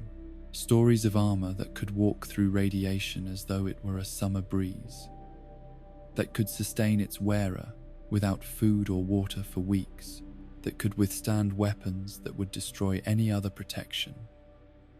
These narratives contained enough truth to persist, but became increasingly distorted with each retelling. Together, the T-60 and T-65 represented the culmination of pre-war America's approach to power armor as a domestic technology, tools created not to defend against foreign adversaries, but to manage the increasingly fraught relationship between government and citizenry in a society consuming itself from within. The engineering brilliance they embodied was inseparable from the moral compromises their application required, creating a legacy that would influence how power armor was perceived and utilized long after the nation that created them had been reduced to radioactive ash. This complex heritage would be interpreted and reinterpreted by successive generations of wasteland dwellers, each bringing their own perspective to the question of what these armored shells represented about the world that had created them. Were they symbols of protection or control? Technological marvels or instruments of oppression? Tools for preserving civilization or examples of the hubristic overreach that had destroyed it? The answers would vary depending on who found them, who wore them, and what purpose they served in the new societies emerging from the ruins of the old. But whatever philosophical meaning might be attached to them, the T-60 and T-65 remained at their core extraordinarily effective pieces of engineering, testaments to the technical capabilities of a civilization that had solved immediate problems while failing to address the underlying issues that would ultimately consume it. The armor that had been designed to maintain order through America's final crisis would outlast the nation itself, wandering the wasteland as both practical tool and historical artifact, its intended purpose rendered irrelevant by the very calamity it had been created to survive. In the decades and centuries following the Great War, these final pre-war models would be joined by new variants and adaptations created by post-war societies with their own needs and technological capabilities. But the T-60 and T-65 would remain benchmarks against which later developments were measured, their design features studied and emulated by those attempting to recapture the lost knowledge of the old world. The armor created to preserve a dying civilization would, in this indirect way, contribute to the birth of new ones, transmitting technical knowledge across the gap of nuclear fire that had consumed their creators. This transmission represented perhaps the most positive aspect of their legacy, the preservation of human knowledge and capability through a catastrophe that might otherwise have reduced survivors to purely primitive existence. The power armor that had been developed as an instrument of war and control became, in the wasteland, a repository of pre-war science and engineering, its functions and systems offering insights into principles that might otherwise have been lost forever. Through this preservation, the T-60 and T-65 served a purpose their designers could never have anticipated, not protecting the old world, but helping to build new ones from its ashes. As the final chapter of pre-war power armor development, these models embodied both the pinnacle of what that society could achieve technically and the fundamental flaws that ensured its destruction. They were created by a civilization smart enough to develop fusion-powered personal armor, but not wise enough to address the resource shortages and societal tensions that made such armor necessary. This contradiction would not be lost on those who recovered and studied these models in the wasteland, adding another layer to the complex legacy of pre-war technology in the post-apocalyptic world. The story of the T-60 and T-65 thus extends far beyond their brief operational period before the bombs fell, reaching into a future their creators never lived to see.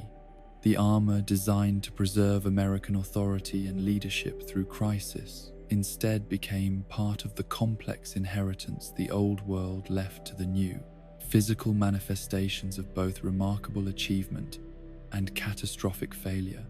In the wasteland, where such contradictions formed the foundation of daily existence, this dual nature made them perfect artifacts of a world simultaneously worth remembering and necessary to transcend. In the final days before the Great War, as the shadow of nuclear annihilation crept ever closer to the horizon of human civilization, a select group of military scientists and engineers gathered in a facility so classified that its existence was known to fewer than 100 individuals within the United States government. Located beneath an innocuous office building in Arlington, Virginia, this underground complex housed what would be the last great pre-war innovation in power armor technology, a project designated X-01, commissioned directly by the Joint Chiefs of Staff as the ultimate expression of American military science. The timing of this initiative was both desperate and deliberate. By the autumn of 2077, global resources had dwindled to critical levels. Diplomatic channels between major powers had deteriorated to perfunctory exchanges of threats barely disguised as negotiations. Military analysts from every nation with access to nuclear weapons estimated the probability of full-scale strategic exchange at percentages that would have triggered immediate evacuation protocols just years earlier, but now merely prompted accelerated timetables for ongoing projects. In this atmosphere of impending doom, the American military leadership made one final attempt to secure technological superiority that might survive whatever came next. The X-01 represented a philosophical departure from previous power armor development. Where the T-series had evolved through iterative improvements to an established design framework, the X-designated project aimed to reconceptualize power armor from first principles, questioning assumptions that had guided Westtech's engineering decisions for over a decade. The designation itself reflected this break from tradition. X for experimental, 01 to indicate the first in what was intended to be an entirely new lineage of advanced armor systems, unbound by the limitations of previous models. The team assembled for this project drew from diverse specialties rarely combined in conventional military research.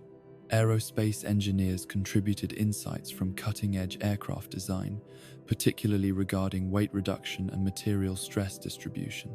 Medical researchers specializing in human-machine interface brought experience from prosthetic development programs. Cybernetics experts who had been exploring direct neural connections for enhanced control systems joined metallurgists who had been developing alloys for deep-sea exploration vessels designed to withstand extreme pressure environments. This interdisciplinary approach produced concepts that departed radically from established power armor doctrine, rather than the rigid, plate-based protection of the T-series. The X-01 design incorporated a layered approach to defense. The outer shell utilized lightweight metal alloys, arranged not in solid plates, but in overlapping sections that could flex slightly to better absorb and distribute impact energy. Beneath this exterior layer, ceramic castings at key structural points provided reinforcement against concentrated force while maintaining the weight reduction that was one of the project's primary objectives. The frame that supported this innovative exterior similarly reimagined what power armor could be. Previous models had essentially placed the operator within a powered exoskeleton, augmenting human strength through mechanical advantage. The X-01 framework more fully integrated the human operator into the system, with interface points positioned to maximize natural movement patterns rather than forcing adaptation to the machine's limitations. This approach required more sophisticated manufacturing techniques, but promised a level of intuitive control that would reduce the extensive training period previous power armor models had demanded. Perhaps the most revolutionary aspect of the X-01 design was its approach to sensory integration. The T-series helmets had gradually improved their interface systems through successive models, but still fundamentally relied on filtered versions of the operator's natural senses. The X-01 incorporated what its developers called environmental mediation, actively processing sensory data and presenting it to the operator in optimized formats. Thermal signatures were overlaid on visual fields. Audio inputs were filtered to highlight tactical information while suppressing distractions, and atmospheric sensors provided continuous data on potential chemical or radiological threats. The most visible manifestation of this philosophical shift appeared in the helmet design, which departed dramatically from the iconic T-series aesthetic. Where previous models had featured a horizontal visor slit that limited peripheral vision while providing adequate frontal protection, the X01 incorporated a pair of polarized eyepieces set into an insect-like head structure. This arrangement offered significantly improved battlefield awareness while maintaining protective integrity, allowing operators to monitor potential threats from multiple angles without the constant head movement that T-Series users had required. These eyepieces served not just as vision ports, but as the suit's primary external illumination system, replacing the separate headlamp attachments that had been standard on T-Series armor. By integrating the lighting directly into the visual system, engineers eliminated a vulnerable external component while ensuring that illumination automatically followed the operator's gaze. The effect, described by one test subject as seeing the world through glowing eyes, added to the otherworldly appearance that would later make the X01's descendants objects of both fear and reverence in the post-war world. The upper body design featured another significant departure from T-Series convention. The separate pauldron plates that had protected operators' shoulders were replaced by a continuous curved structure that extended from the upper torso over the shoulders and partially enclosed the helmet. This hump configuration provided superior protection against attacks from above, a growing concern as urban combat scenarios increasingly involved multiple vertical layers, while creating a distinctive silhouette that enhanced the psychological impact of the armor's boat appearance. Power management, which had been a persistent challenge throughout power armor development, received particular attention in the X01 design. Previous models had made incremental improvements to efficiency while maintaining the basic fusion core technology that had powered the first T-45 units. The X01 incorporated a fundamentally redesigned power distribution system that reduced energy loss at junction points and better regulated flow to different systems based on operational needs. The result was armor that could maintain peak performance for longer durations while consuming fewer resources, a critical advantage in the resource-starved environment of pre-war America. Life support systems similarly benefited from comprehensive reconsideration rather than iterative improvement. The T-Series had gradually enhanced environmental protection through successive models, but the X01 incorporated capabilities previously reserved for specialized applications like deep-sea diving or space exploration. A closed-cycle air filtration system could sustain the operator in toxic environments indefinitely, while thermal regulation maintained comfortable internal conditions regardless of external temperature extremes.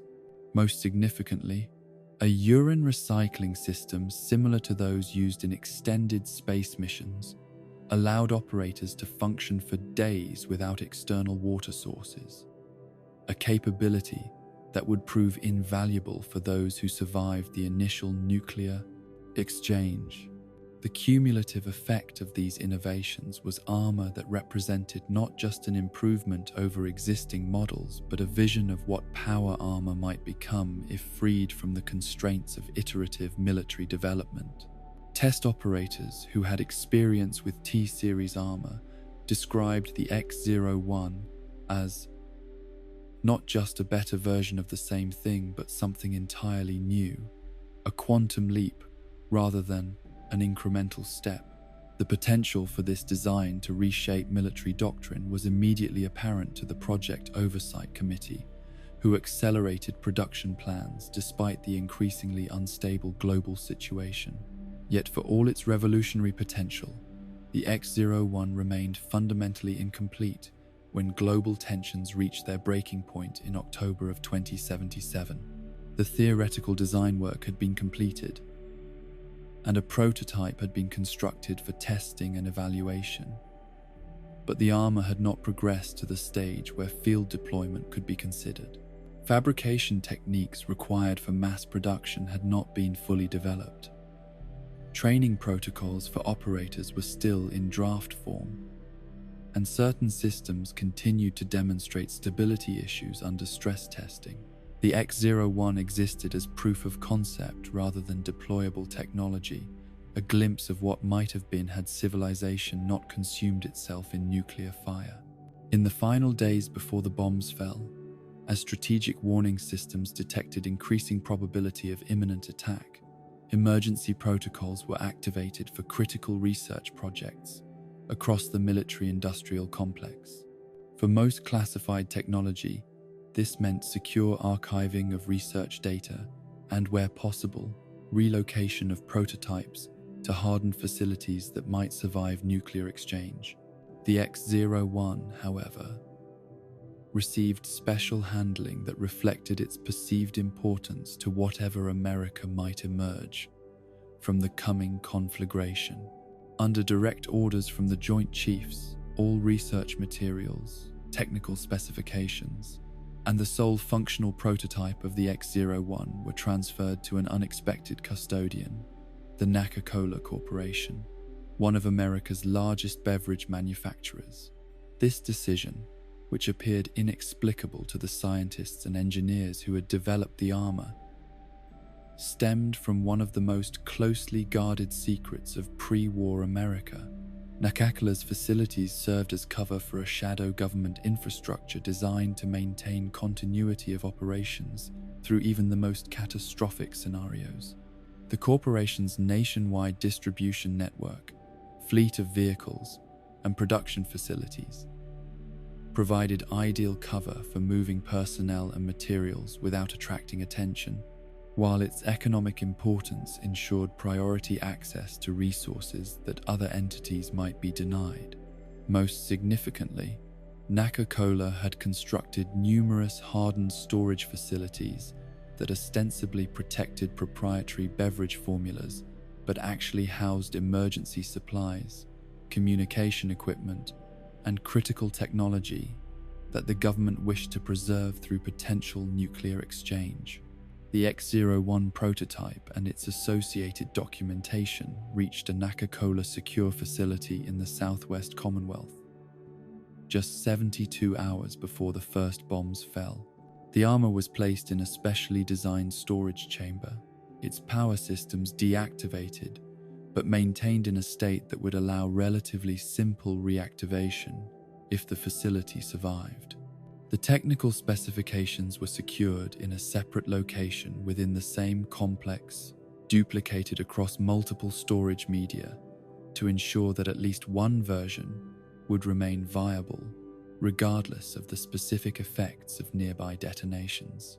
When nuclear fire swept across the world on October 23rd, the facility housing the X-01 experienced the same devastation that consumed most of pre-war civilization. The surface structures were obliterated by the shockwave from a nearby strategic target, while radiation levels in the surrounding area quickly reached levels lethal to unprotected humans. Yet the hardened underground chambers performed as designed, preserving their contents from the immediate effects of the attack. The X-01 prototype and its technical documentation survived the end of the world that had created them, waiting in darkness for someone to discover the last great achievement of a civilization that had destroyed itself. That discovery would not come quickly. The immediate aftermath of the Great War saw few survivors with the capacity to locate and utilize pre-war technology, particularly in the heavily targeted regions that had housed military and government facilities. The X-01 rested undisturbed for decades, its existence unknown to the desperate humans who struggled to survive in the wasteland above its secure chamber. The knowledge it represented, the culmination of pre-war power armor development, seemed destined to remain buried with the civilization that had produced it. Yet as the years passed and the initial chaos of post-war existence gradually gave way to more organized societies, interest in pre-war technology inevitably grew among those with the resources and knowledge to exploit it. Salvagers and scavengers began systematic exploration of ruins that might contain valuable artifacts, while more sophisticated groups developed techniques for locating and accessing secured facilities that had weathered the apocalypse intact. The secrets of the old world were gradually unearthed by the new, though often without full understanding of their significance or original purpose. Among these groups, none pursued pre-war technology with greater determination or resources than the organization known as the Enclave. The remnants of the United States government and military-industrial complex that had retreated to secure facilities before the bombs fell, operating from oil platforms off the California coast and other isolated locations. The Enclave maintained continuity with pre-war power structures and technological knowledge that other wasteland factions could only approximate through salvage and reverse engineering. Through means that remain partially obscured even in detailed historical accounts, Enclave operatives eventually located the facility containing the X-01 prototype and its technical documentation. The exact date of this discovery is uncertain, though consensus places it somewhere in the early 2100s, more than a century after the Great War had ended the world that created the armor. What is clear is that the Enclave immediately recognized the significance of what they had found, not just another variation of familiar power armor technology, but a fundamentally new approach that could provide significant advantages over anything currently in use in the wasteland. The Enclave's technical specialists carefully extracted the prototype and documentation from the deteriorating Naka-Cola facility, transporting them to a secure research installation for evaluation and potential reproduction. Initial assessment confirmed what the pre-war developers had recognized. The X-01 represented a quantum leap in power armor design rather than an iterative improvement on existing models. If its innovations could be successfully implemented in production units, the Enclave would gain military capabilities far beyond any potential rival in the post-war world. However, the technical challenges proved substantial, even for an organization that had preserved more pre-war knowledge than perhaps any other wasteland faction. The X-01's advanced materials required manufacturing techniques that had become difficult to replicate after the collapse of industrial civilization. Its integrated systems demanded precision components that could not be easily salvaged from existing technology. And the fundamental design philosophy, the seamless integration of operator and armor into a unified combat system, required a level of engineering sophistication that had been severely diminished by nuclear war and its aftermath. Rather than attempt immediate full reproduction of the X-01 design, Enclave engineers adopted a more pragmatic approach. They analyzed the prototype to identify specific innovations that could be incorporated into modified versions of existing power armor models, gradually working toward the more comprehensive implementation of the X-01's design principles. This incremental strategy allowed for the relatively quick development of improved armor, while the more challenging aspects of the original design were addressed through longer-term research programs. The first visible result of this process emerged in 2198, when the Enclave introduced what they designated advanced power armor, but which wasteland historians would later categorize as the first post-war adaptation of the X-01 design philosophy. This armor, which combined the basic structure of the T-51 with selected elements from the X-01 prototype, represented the beginning of a new evolutionary branch in power armor development, one that would eventually produce the feared Enclave models that came to symbolize technological superiority and ruthless efficiency in the centuries following the Great War. For most inhabitants of the wasteland, who encountered Enclave forces only as distant threats or through second-hand accounts, The distinction between pre-war power armor models and these new developments remained unclear. The X-01's influence on post-war design was apparent primarily to technical specialists and those with access to historical records preserved by organizations like the Brotherhood of Steel. To the average survivor, power armor remained power armor, fearsome technology from the old world that represented both protection and threat, depending on who controlled it.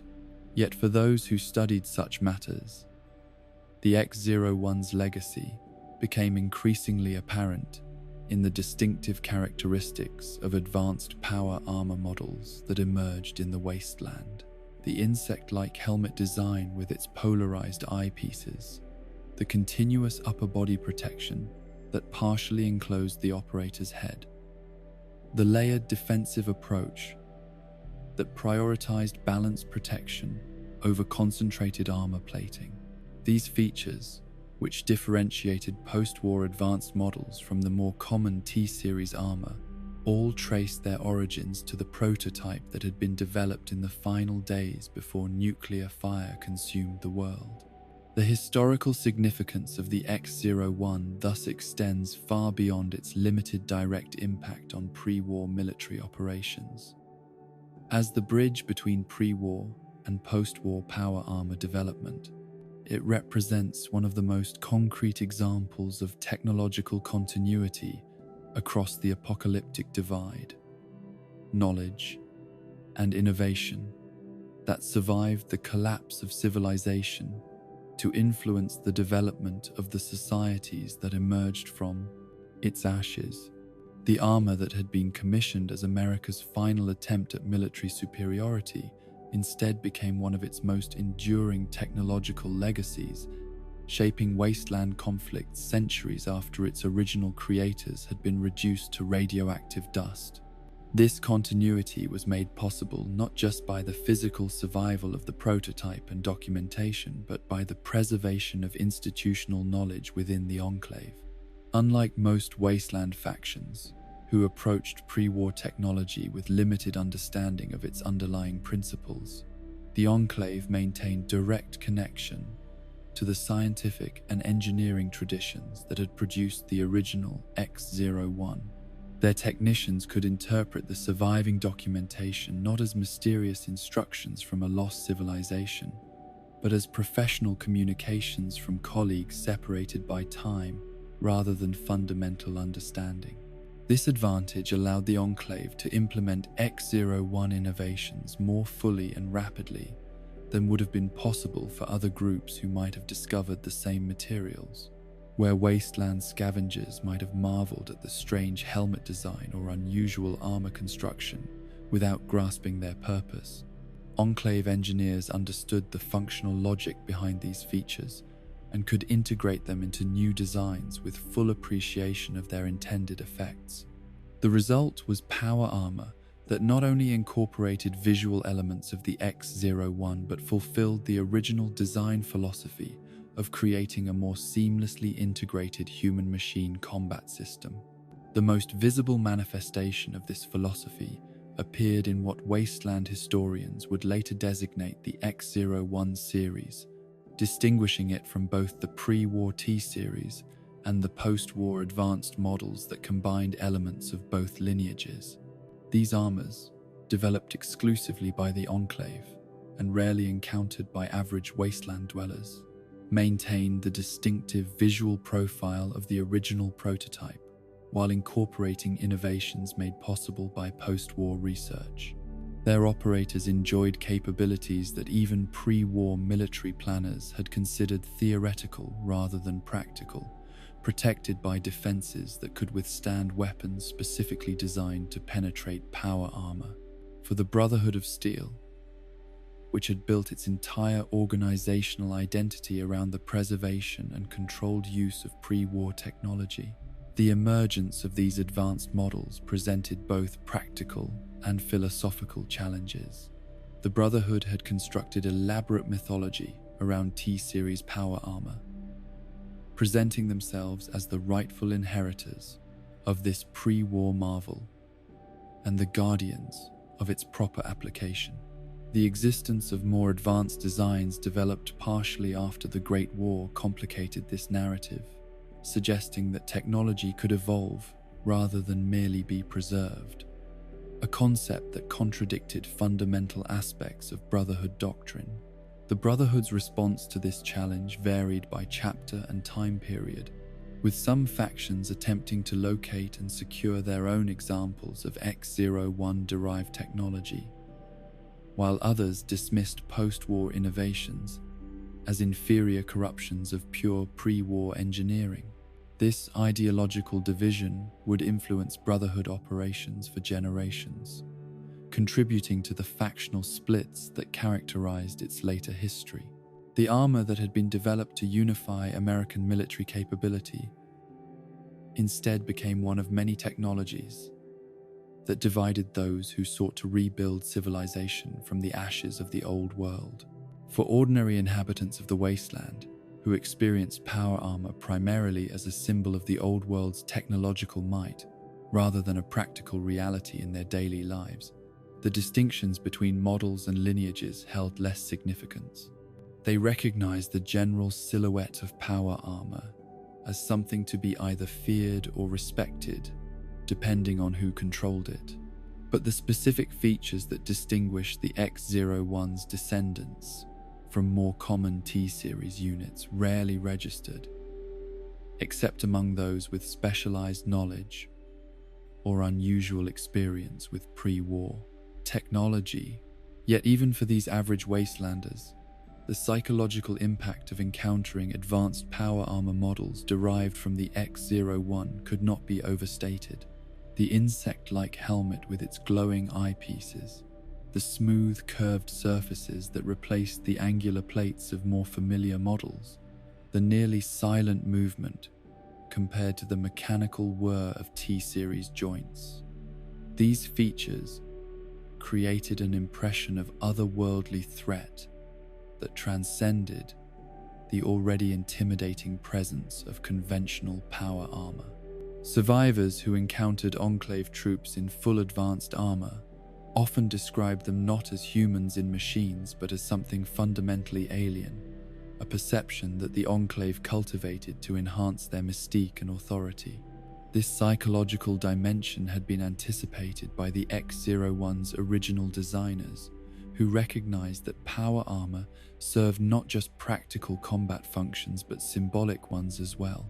The distinctive appearance that departed so dramatically from established T-series aesthetics was intended partly to create tactical advantages through intimidation, to present American forces as technologically superior to the point of seeming like something beyond conventional human capability. What had been conceived as a psychological weapon against Chinese forces instead became a tool for establishing Enclave dominance over wasteland populations considered genetically impure by the organization's leadership. The technical innovations that distinguished the X-01 from previous models similarly found expression in contexts their creators could never have anticipated. The enhanced environmental protection that had been designed for chemical and radiological battlefields allowed Enclave operators to penetrate zones of contamination that remained deadly to most wasteland dwellers, even centuries after the Great War. The improved power management systems enabled extended operations far from support facilities, facilitating the Enclave's strategy of projecting authority from isolated secure bases into the broader wasteland. Perhaps most significantly, the integrated life support systems that had been intended to extend operational duration in conventional warfare scenarios became essential for Enclave operations.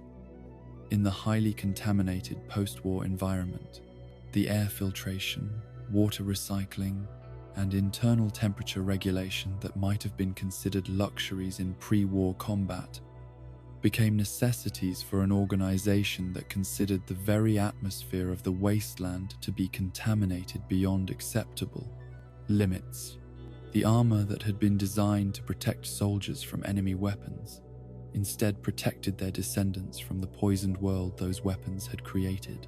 As decades passed and the Enclave refined their implementations of X-01 technology, the original prototype remained secured in their primary research facility, preserved not just as a functional artifact, but as a symbol of continuity with the pre-war government they claimed to represent. Enclave leaders would occasionally view the armor in ceremonies that reinforced their connection to America's past, while technical specialists studied it to ensure that no potentially valuable insight had been overlooked in the ongoing development of advanced models. For wasteland historians attempting to reconstruct the technological progression from pre-war to post-war power armor, the X-01 occupies a unique position. The final innovation of the old world that became the foundation for one of the most significant technical developments of the new. Its influence extends through centuries of post-apocalyptic history, from the early Enclave advanced power armor models to the most sophisticated designs encountered in the wasteland's later eras. The armor commissioned in desperation as nuclear war loomed instead became one of the most enduring legacies of the civilization destroyed in that conflict. This legacy transcends the specific technical innovations embodied in the X-01 design, extending to broader questions about the relationship between pre-war and post-war societies.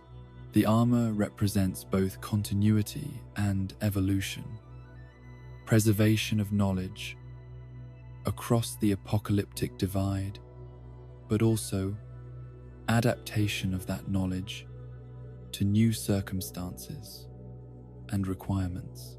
It stands as evidence that the Great War, for all its catastrophic destruction, did not completely sever the thread of human technological development, but merely redirected it along new paths shaped by the harsh realities of the wasteland.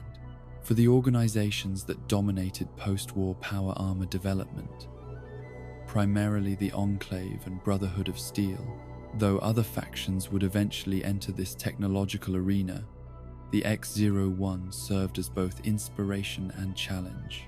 Its innovations demonstrated what was possible beyond the familiar T-series designs while establishing standards that new developments would be measured against. The armor that had been intended to secure America's future instead helped shape the technological landscape of the world that emerged from America's destruction. In this way, the X-01 story extends far beyond its brief existence as an experimental prototype in the final days before the Great War.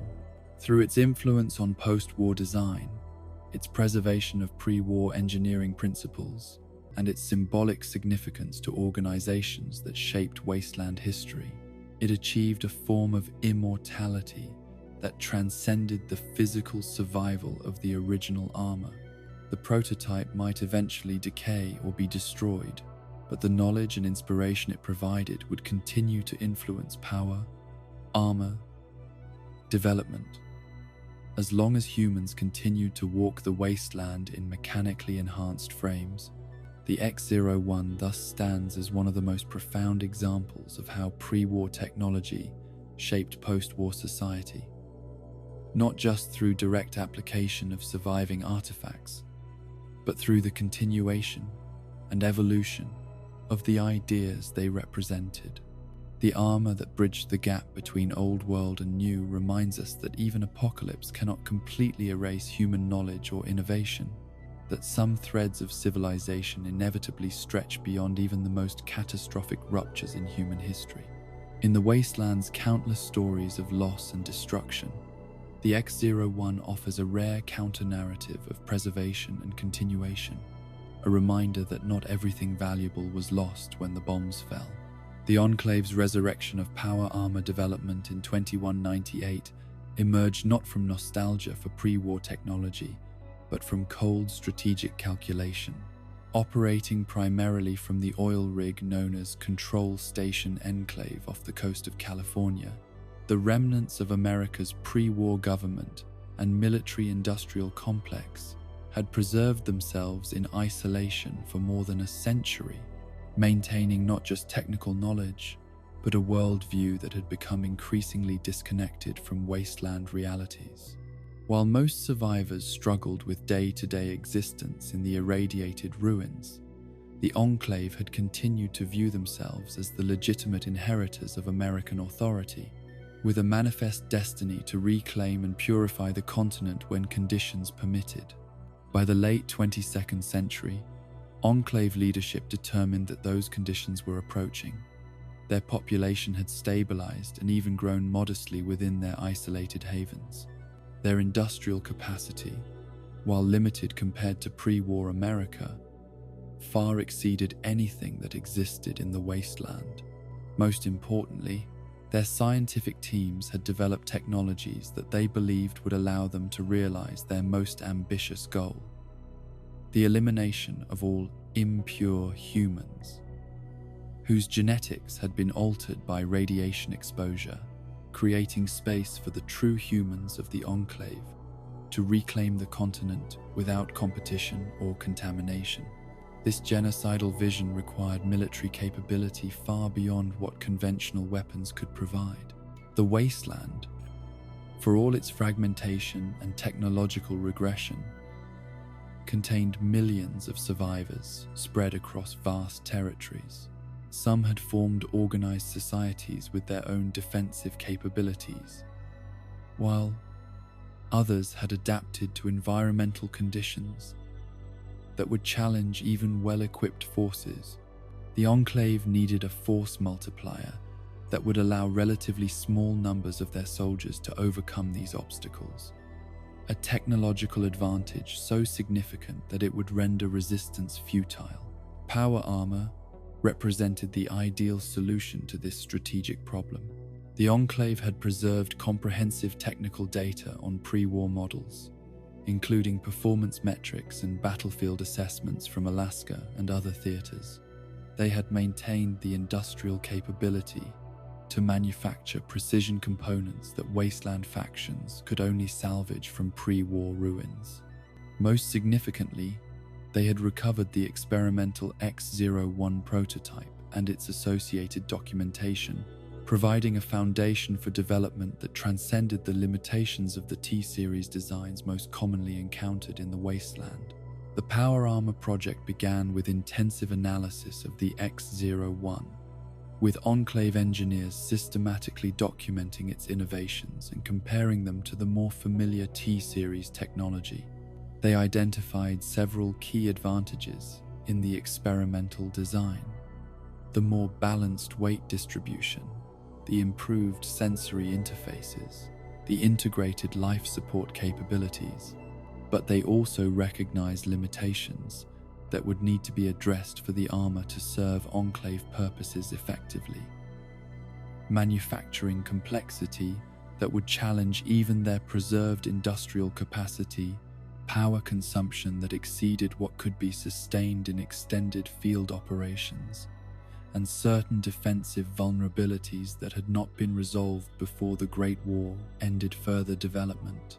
Rather than attempting to reproduce the X-01 exactly, Enclave engineers adopted a hybrid approach that would incorporate its most valuable innovations into a more practical design for their specific needs. They maintained the distinctive helmet configuration with its insect-like eyepieces, recognizing both its superior field of vision and the psychological impact its otherworldly appearance would have on wasteland populations. They preserved the curved upper body protection that partially enclosed the operator's head, appreciating its defensive advantages against attacks from multiple angles. But they modified other elements to enhance manufacturability, reliability, and suitability for the post-nuclear environment. The result of this process emerged as what the Enclave designated simply advanced power armor, but which wasteland historians would later categorize as advanced power armor Mark I to distinguish it from subsequent models. This armor represented the first significant post-war evolution of power armor technology, combining pre-war engineering with innovations made possible by the Enclave's continued scientific development during the decades following the Great War. Its appearance alone would have marked it as something beyond conventional wasteland technology, but its capabilities truly separated it from anything that had come before. The exterior of the Advanced Power Armor Mark I featured a distinctive black coloration that departed from the military greens and greys of pre-war models. This was not merely aesthetic but functional. The coating incorporated radiation-absorbing compounds that enhanced the armor's already substantial protection against environmental hazards. The dark appearance also served psychological purposes, making Enclave soldiers immediately distinguishable from Brotherhood of Steel or other power armor users in the wasteland, and creating an imposing visual presence that could intimidate potential opposition before combat even began. The armor's defensive capabilities represented a significant advance over pre-war models, even the most sophisticated T-Series variants. The external plating utilized composites that had been developed through Enclave research programs, focusing specifically on post-nuclear threats. These materials provided exceptional protection against conventional weapons while also offering improved resistance to energy weapons, which had become more common in the wasteland, as factions like the Brotherhood of Steel recovered and reproduced pre-war designs. Most importantly for Enclave operations, the armor provided radiation shielding far beyond what any pre-war model had achieved, allowing prolonged operation in highly contaminated environments that would quickly prove fatal to unprotected humans, or even those in standard power armor. The internal systems of the Advanced Power Armor Mark I showed equal attention to the specific challenges of post-war operation. Environmental controls maintained optimal conditions regardless of external temperature extremes, allowing Enclave forces to operate effectively in everything from desert heat to nuclear winter conditions. Integrated filtration systems protected operators from airborne contaminants, including the biological agents that formed a key component of the Enclave's planned purification of the continent. And the life support capabilities included extended duration features such as waste recycling and nutrient delivery systems that enabled deployments lasting weeks rather than days without external resupply. Power management, which had been a persistent challenge throughout power armor development, received particular attention in the new design. The Enclave had preserved knowledge of pre-war fusion technology and had continued research into more efficient energy systems during their isolation. The Advanced Power Armor Mark I incorporated power cells that maintained the familiar form factor of pre-war fusion cores but delivered substantially improved performance, with greater energy density and more efficient distribution to the armor's various systems. An operator in Enclave armor could maintain peak performance for significantly longer than one using even the most well-maintained T-Series model. The frame that supported this enhanced exterior and internal systems represented another area of significant improvement, where pre-war models had essentially placed the operator within a powered exoskeleton. The Advanced Power Armor Mark I more fully integrated human and machine, with interface points positioned to maximize natural movement patterns. This approach, derived from the X-01's innovations but refined through post-war research, created a more intuitive control experience that reduced operator fatigue during extended deployments while improving response time in combat situations. Perhaps the most significant advancement, however, lay in areas invisible to casual observation but critical to performance in the post-nuclear environment. The electronic systems of the Advanced Power Armor Mark I incorporated shielding against electromagnetic pulse effects that might disable less protected equipment. The joint seals and filtration systems were designed specifically to resist the unique environmental contaminants of the wasteland, including particulates with properties that pre-war engineers could not have anticipated. And the internal sensors continuously monitored radiation levels, automatically adjusting protective measures to optimize the balance between operator safety and power consumption. The first production units of the Advanced Power Armor, Mark I, were assigned to the Enclave's most elite troops, soldiers who had trained for years in anticipation of deployment to the mainland and the commencement of the eerie purification program. These operators underwent extensive training to familiarize themselves with the new armor's capabilities, learning to utilize its advanced features effectively while adapting their tactical approaches to exploit its unique advantages. The process transformed them from merely well-equipped soldiers into something approaching the Enclave's ideal of post-human warriors, beings who could move through the contaminated wasteland with the same confidence that pre-war humans had walked through pristine forests. The psychological impact of this transformation extended beyond combat effectiveness to shape the worldview of the operators themselves. Enclave soldiers, already indoctrinated to believe in their genetic and moral superiority to wasteland mutants, found this perspective reinforced by the experience of moving through irradiated ruins in perfect comfort while watching unprotected humans suffer from exposure.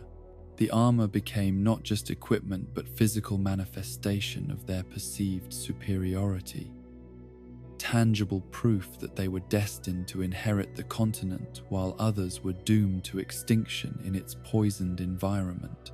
This psychological dimension had not been overlooked by the armor's designers. The Enclave leadership understood that their military objectives required not just physical domination but ideological commitment from their forces. The Advanced Power Armor Mark I was intentionally designed to enhance the separation between operator and environment, to create a constant experiential reminder that Enclave personnel were fundamentally different from and superior to the wasteland populations they would eventually subjugate or eliminate.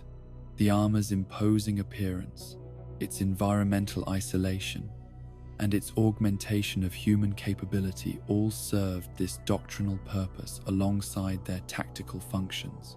The initial deployment of Enclave forces equipped with the new armor occurred in carefully controlled operations around the periphery of their influence. Small teams conducted reconnaissance missions to gather intelligence on wasteland conditions, test the armor's performance in various environments, and occasionally eliminate witnesses who might spread word of their presence before the Enclave was ready for full-scale operations. These limited engagements provided valuable field data that influenced refinements to both the armor itself and the tactical doctrines governing its use. Reports from these early missions confirmed many of the Advanced Power Armor Mark I's advantages while identifying areas for potential improvement. The radiation resistance proved even more valuable than anticipated, allowing Enclave teams to operate in zones that would have been completely inaccessible to conventional forces. The intimidation factor of the armor's appearance exceeded expectations, with wasteland communities often surrendering without resistance when confronted by the imposing black-armored figures that seemed to materialize from nowhere. And the enhanced mobility and sensory capabilities enabled successful completion of missions that would have been considered impossible with pre-war power armor technology. However, these operations also revealed limitations that would influence subsequent development. The complex integrated systems occasionally experienced failures in the unpredictable conditions of the wasteland, particularly when exposed to combinations of environmental factors that had not been fully simulated in Enclave testing facilities. The power consumption, while improved over pre-war models, still imposed operational constraints that complicated long-duration missions far from Enclave support infrastructure. And the psychological separation between operator and environment sometimes led to tactical errors born of overconfidence, with Enclave soldiers underestimating threats from wasteland adversaries they had been conditioned to view as inferior. These lessons inform not just technical refinements but philosophical reconsideration of the Enclave's approach to power armor as a strategic asset. The leadership had initially viewed the Advanced Power Armor Mark I primarily as a tool for implementing their purification agenda, a means of projecting force into contaminated environments to eliminate wasteland populations. The early field experiences suggested broader potential, with the armor potentially serving as the foundation for a more comprehensive reclamation strategy. If Enclave personnel could operate effectively in the wasteland while protected from its contaminants, perhaps the organization's goals could extend beyond simple elimination of mutants to include systematic reconstruction of pre-war infrastructure and society. This expanded vision influenced the continued refinement of advanced power armor Mark I units, while also spurring research into specialized variants for particular operational roles. Some units received enhanced sensor packages optimized for reconnaissance and intelligence gathering. Others incorporated additional weapon mounting points for heavy combat operations. The most specialized variants featured integrated scientific equipment for environmental assessment and resource evaluation, supporting the Enclave's growing interest in not just eliminating wasteland inhabitants, but exploiting the resources of the territories they occupied. As the Enclave's operational footprint in the wasteland gradually expanded, encounters between their advanced power armor-equipped forces and other power armor users, primarily the Brotherhood of Steel, became inevitable. These confrontations provided the most direct assessment of how the Enclave's post-war developments compared to the preserved pre-war technology that the Brotherhood had maintained for generations.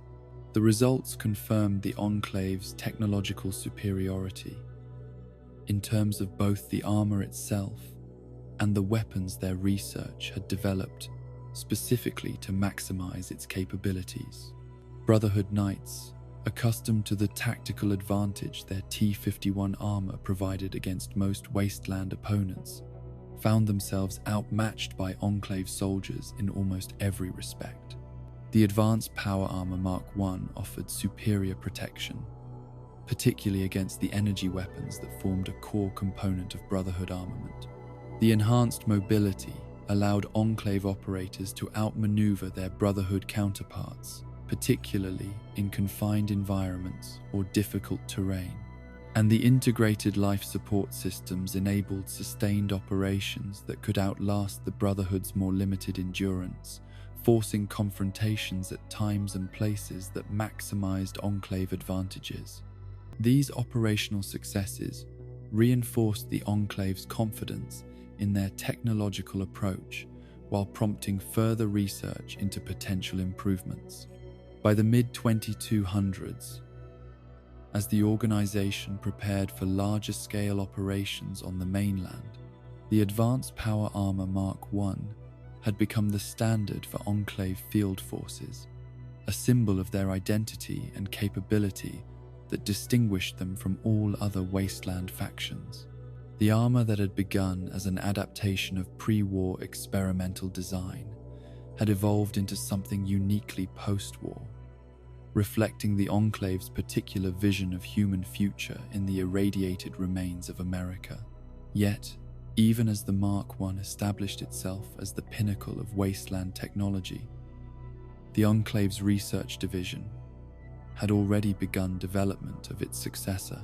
Under the direction of President John Henry Eden, whose artificial intelligence consciousness represented yet another continuation of pre-war technology into the post-nuclear age, a comprehensive assessment of field performance data and emerging threats led to specifications for what would become the Advanced Power Armor Mark II, an iteration that would maintain the fundamental approach of the original, while addressing its identified limitations and incorporating new innovations from ongoing Enclave research programs.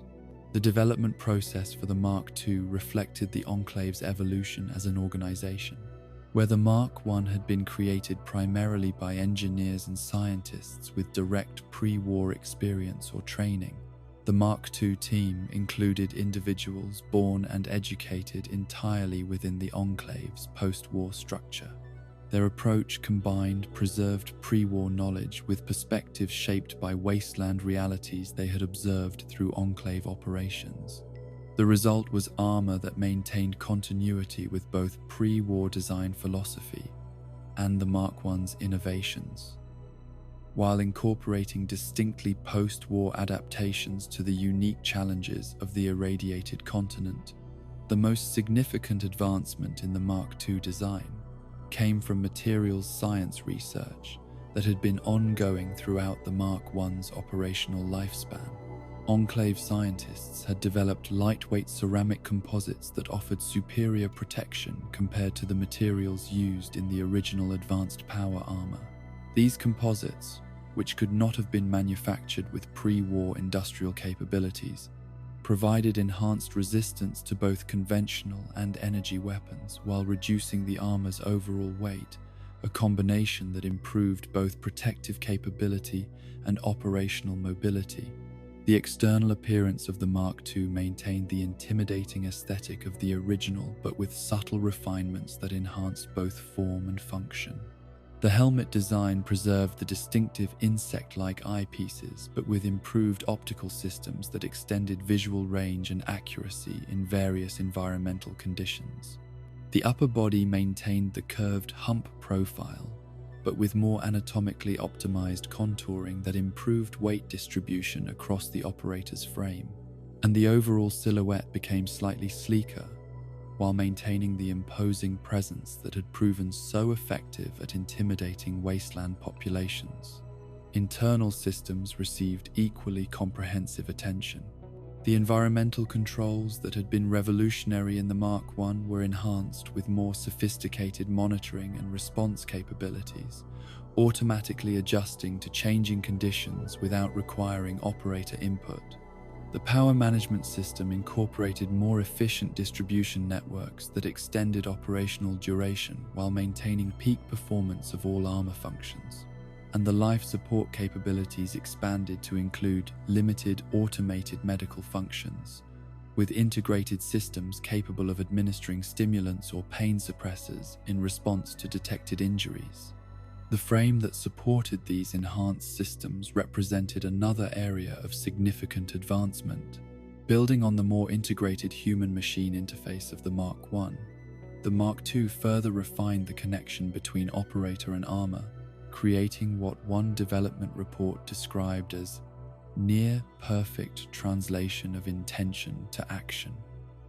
The servo motors responded more precisely to subtle movements, the balance systems adapted more quickly to changing terrain, and the overall ergonomics reduced operator fatigue to levels that enabled sustained high-performance operation far beyond what had been possible with the original advanced power armor. Production of the advanced power armor Mark II began at Enclave facilities in 2220, with initial units assigned to elite teams for field testing before wider distribution. The results exceeded even the ambitious expectations of the development team, with operators reporting significant improvements in all performance metrics compared to the Mark I. The new armor's enhanced protection allowed Enclave forces to engage even heavily armed wasteland factions with minimal casualty risk. The improved mobility enabled operations in environments that had challenged previous models, and the extended operational duration supported more ambitious mission profiles with reduced logistical requirements. The psychological impact of the Mark II on both its operators and those who encountered them in the wasteland paralleled its technical advantages. For Enclave personnel, the armor reinforced their organizational identity as humanity's technological vanguard, the rightful inheritors of America's future, precisely because they alone possessed the knowledge and capability to create such advanced systems. For wasteland dwellers, the appearance of these even more formidable armored figures confirmed the almost mythological status the Enclave had cultivated, beings that seemed to transcend ordinary human limitations through technology incomprehensible to those struggling with basic survival. This psychological dimension became increasingly central to Enclave's strategy as they prepared for expanded mainland operations under President Eden's direction. The advanced power armor Mark II was not just military equipment, but a projection of power and authority, a tangible demonstration of the technological gulf between the Enclave and the wasteland societies they intended to displace. When Enclave troops entered settlements or engaged other factions, their armor communicated the organization's capabilities more effectively than any verbal declaration could have, establishing dominance through its mere presence before any action was required. The Brotherhood of Steel, which had already struggled against Enclave forces equipped with the Mark I, found itself facing an even more significant disadvantage with the introduction of the Mark II. Brotherhood Knights in their preserved T-Series armor, once the most formidable warriors in the wasteland, discovered that even their most advanced weapons and tactics were often insufficient against Enclave soldiers protected by this new technology. The organization that had built its identity around preserving pre-war knowledge found itself confronting post-war innovation that had evolved beyond their capacity to counter effectively. This disparity forced the Brotherhood to reconsider fundamental aspects of their approach to technology and its application. Some chapters intensified efforts to locate and secure examples of Enclave technology, hoping to reverse engineer its capabilities and close the growing advantage their adversaries enjoyed. Others doubled down on their traditional strengths, developing specialized tactics and weapons designed specifically to exploit any weakness they could identify in the advanced power armor Mark II. The most forward-thinking elements within the Brotherhood began questioning whether their focus on preserving pre-war technology unchanged had become a limitation rather than a strength in a world where the Enclave had demonstrated that innovation remained possible. For the Enclave, the success of the advanced power armor Mark II reinforced their conviction that they represented humanity's best hope for reclaiming civilization from the wasteland that had consumed it. The armor's capabilities supported expansion of their mainland operations, with growing numbers of units deployed to secure territory, eliminate resistance, and establish the infrastructure for their planned reconstruction of America, according to their ideological vision. The organization that had preserved itself in isolation for more than a century after the Great War had emerged as perhaps the most formidable military force in the post-nuclear world.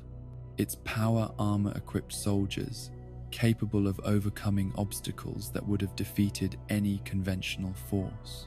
The advanced power armor Mark II became the standard equipment for Enclave field operations throughout this period of expansion, its distinctive silhouette appearing across an ever-widening area of the former United States. Wasteland communities learned to fear the sound of its servo motors and the sight of its insect-like helmet, knowing that Enclave presence typically meant either subjugation or elimination, depending on how useful the local population might be to organizational objectives. The armor that had been developed to support purification of the continent became the physical embodiment of that ideological mission, its technological superiority serving as justification for the Enclave's claim to determine humanity's future. Yet even as the Mark II dominated the wasteland technological landscape, Enclave research into power armor continued to advance toward what would become their most formidable development, the Hellfire model that would represent the pinnacle of post-war power armor evolution. The organization's commitment to technological superiority as the foundation of their authority drove continuous refinement and innovation. Each generation of armor more capable than the last, and more removed from the wasteland technologies that other factions could access or comprehend. This relentless advancement reflected the Enclave's fundamental philosophy, that legitimate authority derived from superior capability, that the right to determine humanity's future belonged to those who possessed the technological means to implement their vision, regardless of opposition. The advanced power armor lineage, from the Mark I through the Mark II and beyond, embodied this perspective in physical form, creating not just tactical advantage, but ideological reinforcement. Each operator encased in this post-war marvel became a walking testament to the Enclave's claim of exceptionalism, their very existence argument for the organization's right to reshape the wasteland according to its vision. For the average inhabitant of post-nuclear America, encountering Enclave troops in their advanced armor represented a confrontation with power beyond their capacity to resist or even fully comprehend. The technological gulf between salvaged pre-war equipment and these continuously evolving post-war marvels created an asymmetry that seemed to confirm the Enclave's narrative about themselves and their destiny. When black armored figures emerged from vertibirds to pronounce judgment on a settlement's fate, their appearance alone communicated that resistance was not just futile but irrational. How could anyone stand against beings who had so thoroughly transcended the limitations that defined wasteland existence? Yet history would eventually demonstrate that even the most advanced technology could not ensure the success of the ideology it served.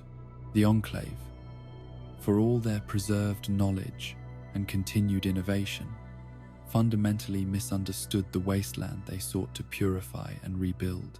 Their power armor, extraordinary as it was, could not compensate for strategic and philosophical flaws that would eventually lead to the organization's defeat despite their technological advantages. The armor that had been designed to conquer the wasteland would instead become one of its most sought-after artifacts, remnants of a faction whose ambitions exceeded even their remarkable capabilities. In this way, the legacy of advanced power armor in the wasteland transcends the Enclave's original intentions.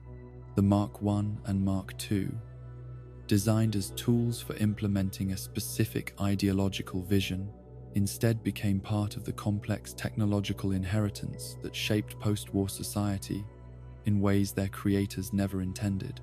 The knowledge embedded in their design influenced subsequent power armor development across multiple factions.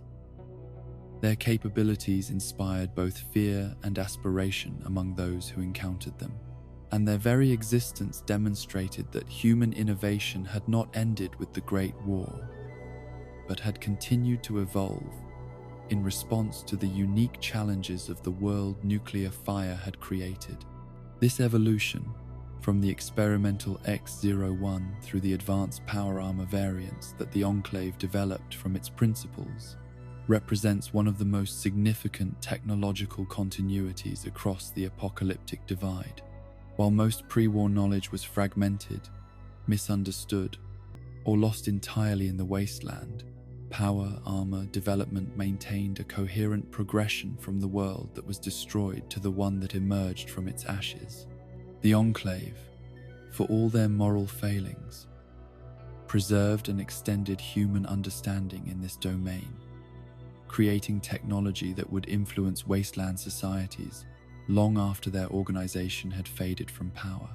The advanced power armor, Mark I and Mark II, thus stand as testament to both human ingenuity and the complex moral questions that technological advancement inevitably raises.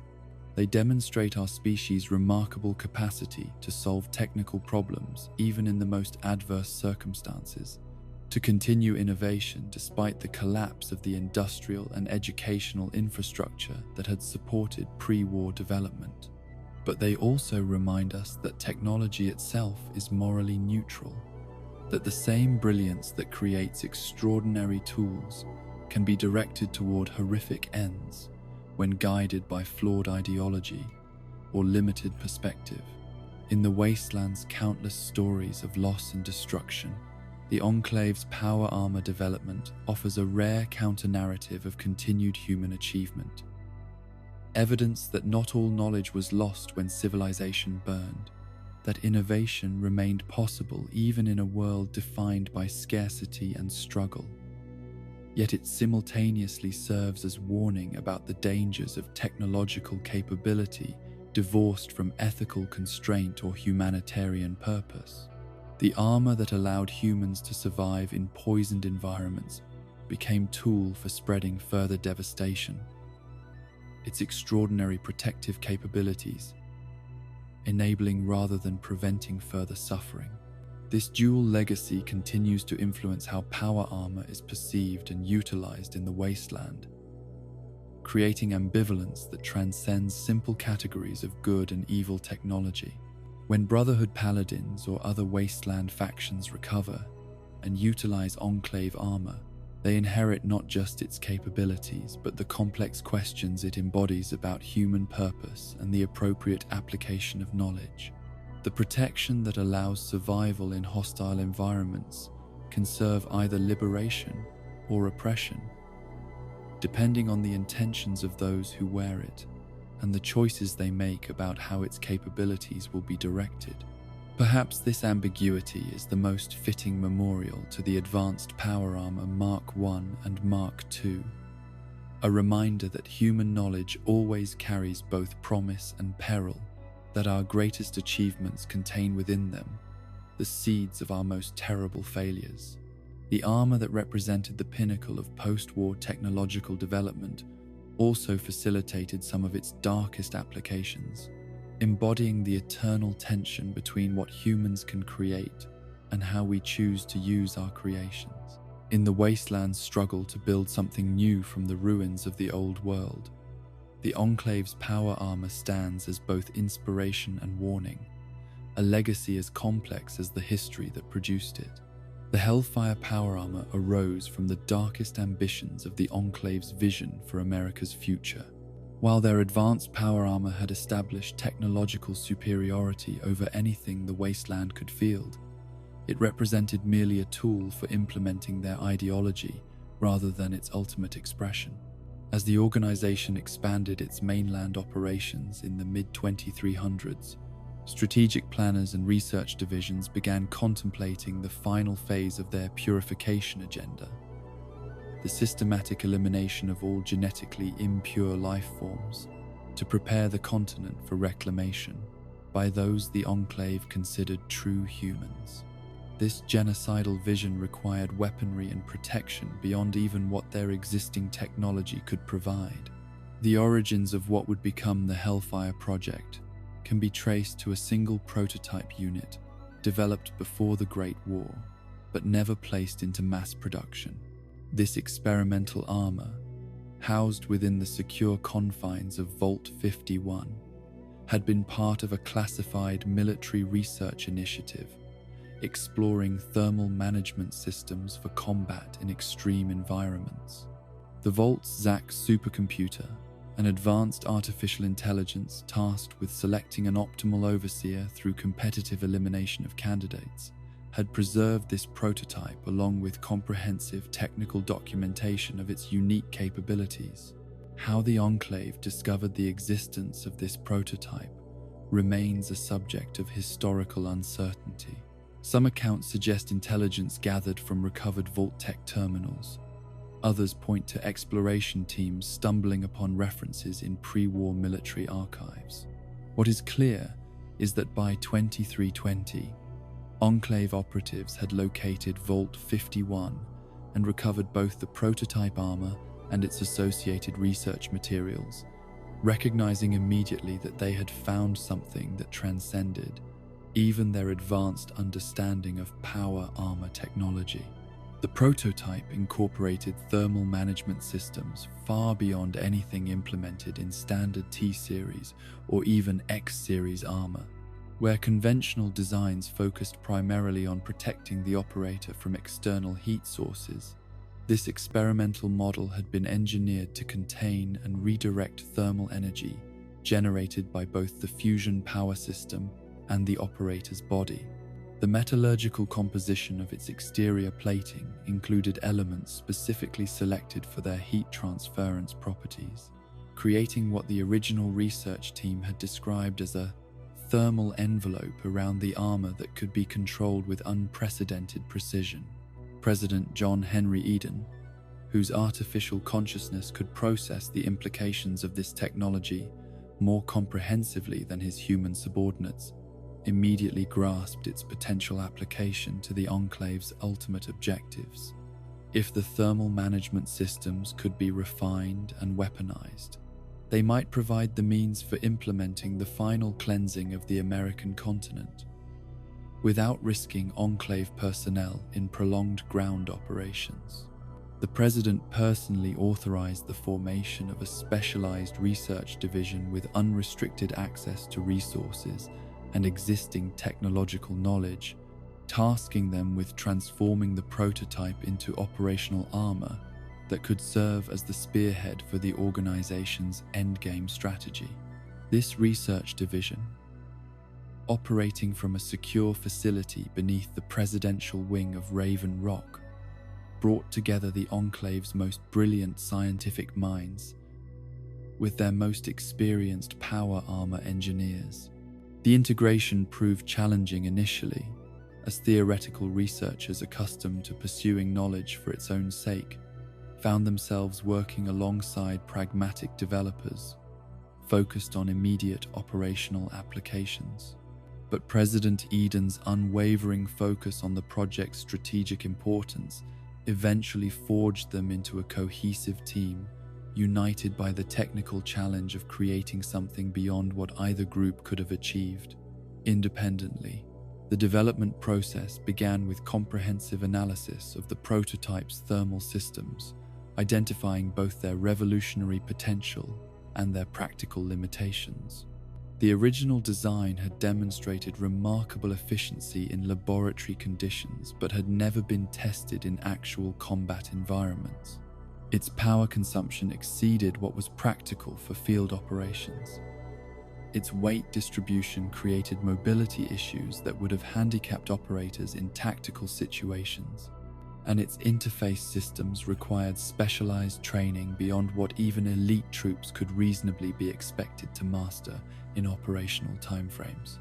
These challenges shaped the evolutionary path that would transform the experimental prototype into the Hellfire power armor.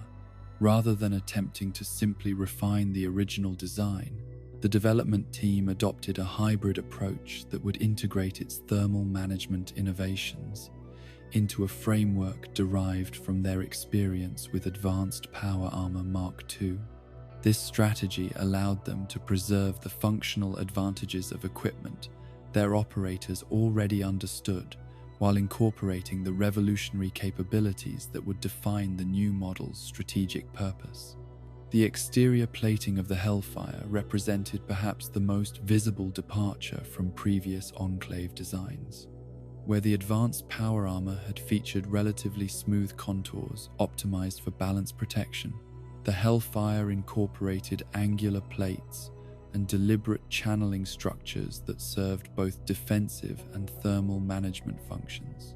These distinctive surfaces, which gave the armor a more aggressive and predatory appearance than its predecessors, were designed to direct and focus heat generated by internal systems toward the front of the suit, creating a projected thermal field that could be weaponized in close quarters combat. The helmet design similarly reflected the armor's specialized purpose. The insect-like eyepieces that had characterized earlier Enclave models were replaced by a more streamlined visor configuration that incorporated advanced thermal imaging capabilities.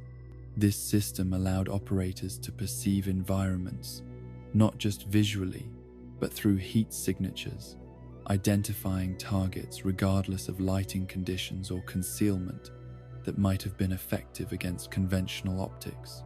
The respiratory components were reinforced with additional filtration layers, specifically designed to protect against the combustion byproducts that would be generated by the armor's primary tactical application. The frame that supported these exterior components underwent equally comprehensive redesign. The thermal management systems required more substantial power routing than previous models, with specialized conduits channeling energy from the fusion core to heating elements distributed throughout the armor's structure. The servo motors that enabled movement were reinforced to maintain function even at temperatures that would have damaged conventional systems, with cooling channels protecting critical components from the heat being generated and directed as a weapon. The result was a frame that maintained mobility comparable to the Advanced Power Armor Mark II, while supporting thermal capabilities beyond anything previously fielded by any wasteland faction. Power management presented one of the most significant challenges for the development team. The thermal systems that distinguished the Hellfire from previous models demanded substantial energy beyond what was required for basic armor function.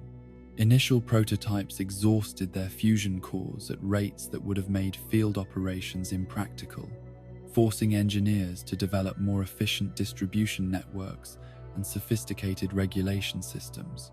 The final design incorporated multiple redundant control mechanisms that automatically balanced power allocation between defensive, mobility, and offensive thermal functions based on operational conditions and operator commands. The internal environment of the Hellfire required equally innovative solutions to novel challenges. The armor's thermal weapon systems generated heat that, if not properly managed, would have cooked the operator alive inside their protective shell. The development team created a microclimate control system of unprecedented sophistication, with active cooling components that maintained comfortable internal temperatures regardless of external conditions or weapon system activation.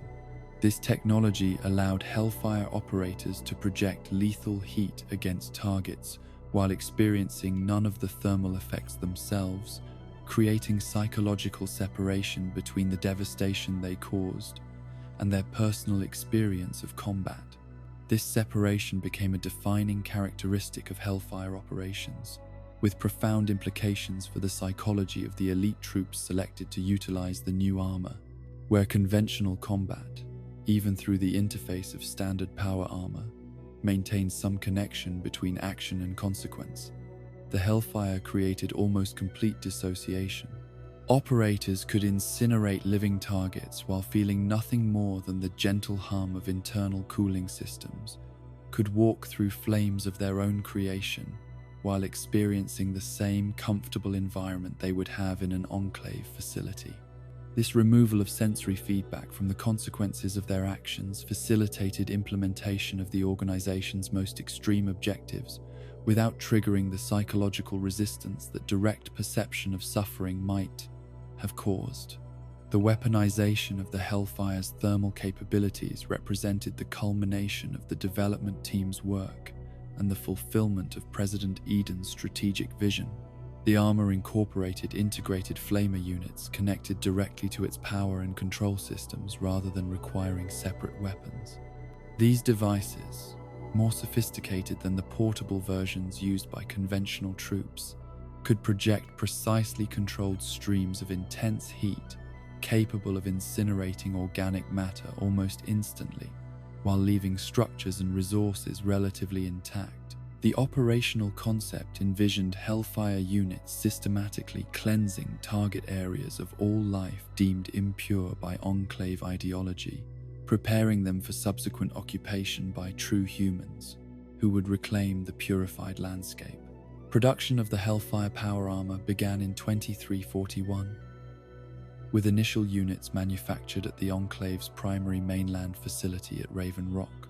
The extreme complexity of the design and the specialized materials required for its thermal management systems limited production capacity compared to previous models, creating what military planners classified as a strategic rather than tactical resource.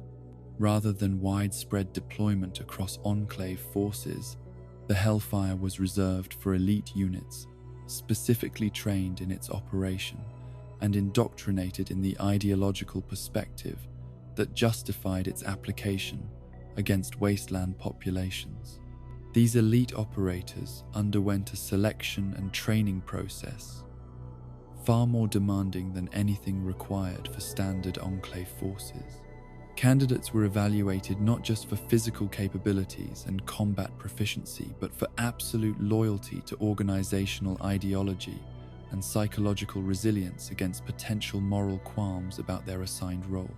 The selected individuals received months of specialized instruction in Hellfire operation, thermal targeting systems, and the strategic doctrine that would guide deployment of what Enclave leadership had designated their ultimate weapon in the war for America's future. The first field deployments of Hellfire units occurred in carefully controlled operations against isolated settlements far from potential interference by major wasteland factions. These initial missions served multiple purposes: testing the armor's performance in actual combat conditions, evaluating operator response to the psychological aspects of thermal weaponry, and perfecting tactical approaches that would later be scaled up for larger operations. The results exceeded even the ambitious expectations that had guided the armor's development, with Hellfire operators demonstrating capability to eliminate all living targets in designated areas with minimal risk to themselves or to physical infrastructure the Enclave wished to preserve. Reports from these early operations contributed to the growing mythology surrounding the Hellfire among both Enclave personnel and the few wasteland survivors who encountered its operators and lived to spread word of what they had witnessed. Descriptions of black armored figures walking untouched through flames that consumed everything around them, of settlements reduced to ash with no signs of conventional weapons deployment, of the distinctive angular silhouette visible through smoke and fire as entire communities were systematically erased. These accounts spread through wasteland communication networks, transforming the Hellfire from mere military equipment into a symbol of apocalyptic destruction. This psychological impact had been anticipated and incorporated into strategic planning for the armor's deployment. The Enclave leadership understood that their numerical disadvantage against the combined population of the wasteland required force multipliers beyond mere technical superiority. They needed to break the will, to resist before resistance could organize effectively. The Hellfire's terrifying reputation served this purpose, with some settlements surrendering immediately upon receiving reports that the distinctive armor had been sighted in their region. The weapon's effectiveness extended beyond those it directly engaged, to influence the behavior of populations that might otherwise have opposed Enclave expansion. For the Brotherhood of Steel, which had already struggled against Enclave forces equipped with advanced power armor, the emergence of the Hellfire represented an existential threat to their position in the wasteland. Brotherhood Knights in their preserved T-Series armor, once the most formidable warriors in post-war America, found themselves outclassed to a degree that tactical adaptation could not overcome. The organization that had built its identity around technological superiority confronted the reality that the Enclave had not just preserved pre-war knowledge, but extended it in directions the Brotherhood had never contemplated, creating weapons and defenses that rendered their most effective strategies obsolete. This realization forced a crisis of doctrine within Brotherhood leadership. Some chapters intensified efforts to locate and secure examples of Enclave technology, hoping to reverse engineer the Hellfire's capabilities despite the enormous technical challenges such work would present. Others advocated for alliance with wasteland factions they had previously dismissed as primitives, recognizing that only through combined resistance could they hope to counter the Enclave's technological advantage. The most radical elements proposed abandonment of the Brotherhood's traditional stance against innovation, arguing that only by developing new technologies rather than merely preserving old ones could they remain relevant in a wasteland increasingly dominated by Enclave power. For the operators who wore the Hellfire armor, the experience transcended conventional military service to become something approaching religious vocation. The absolute protection it provided against the wasteland's environmental hazards, combined with offensive capabilities that rendered opposition futile, reinforced the Enclave's ideological positioning of its personnel as humanity's chosen instruments for reclaiming the continent. Hellfire units developed distinctive rituals and terminology that reflected their elite status, referring to their operations as purification rather than combat, and to themselves as cleansing fire rather than soldiers. This specialized culture, encouraged by organizational leadership, further separated them psychologically from the humanity of their targets. The technical sophistication of the Hellfire extended far beyond its thermal management systems to encompass every aspect of its design. The armor's defensive capabilities exceeded even the advanced Power Armor Mark II, with its angular plating providing superior protection against both conventional and energy weapons through improved angle deflection and material composition. The enhanced sensor suite provided operators with unprecedented situational awareness, combining visual, thermal, and radiological data into an integrated display that highlighted potential threats according to sophisticated prioritization algorithms. And the life support systems could sustain operation in environments so hostile that no other human could survive even momentary exposure, allowing Hellfire units to access areas that had remained untouched since the Great War. These capabilities made the Hellfire the ultimate expression of the Enclave's post-war technological development, the culmination of knowledge preserved from before the apocalypse and innovations developed in response to the unique challenges of the wasteland. Unlike earlier power armor models, which could trace direct lineage to pre-war designs, the Hellfire represented something entirely new, technology that could not have existed in the world before nuclear fire transformed it. Its very existence demonstrated that human innovation had not ended with the fall of civilization but had continued to evolve, albeit in directions shaped by the brutal necessities of survival and the ideological frameworks that guided those who possessed the resources for research and development. The Hellfire's deployment patterns reflected its strategic rather than tactical orientation. Unlike the advanced power armor models that equip standard Enclave forces engaged in securing territory and resources, Hellfire units were reserved for operations directly aligned with the organization's ultimate objective of continental purification.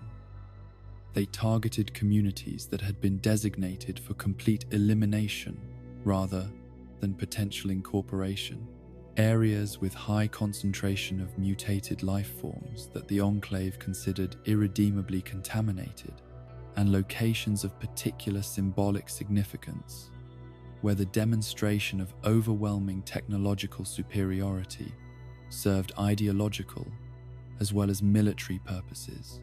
This specialized application meant that encounters with Hellfire operators remained relatively rare compared to interactions with standard Enclave forces, adding to the armor's mystique among wasteland populations.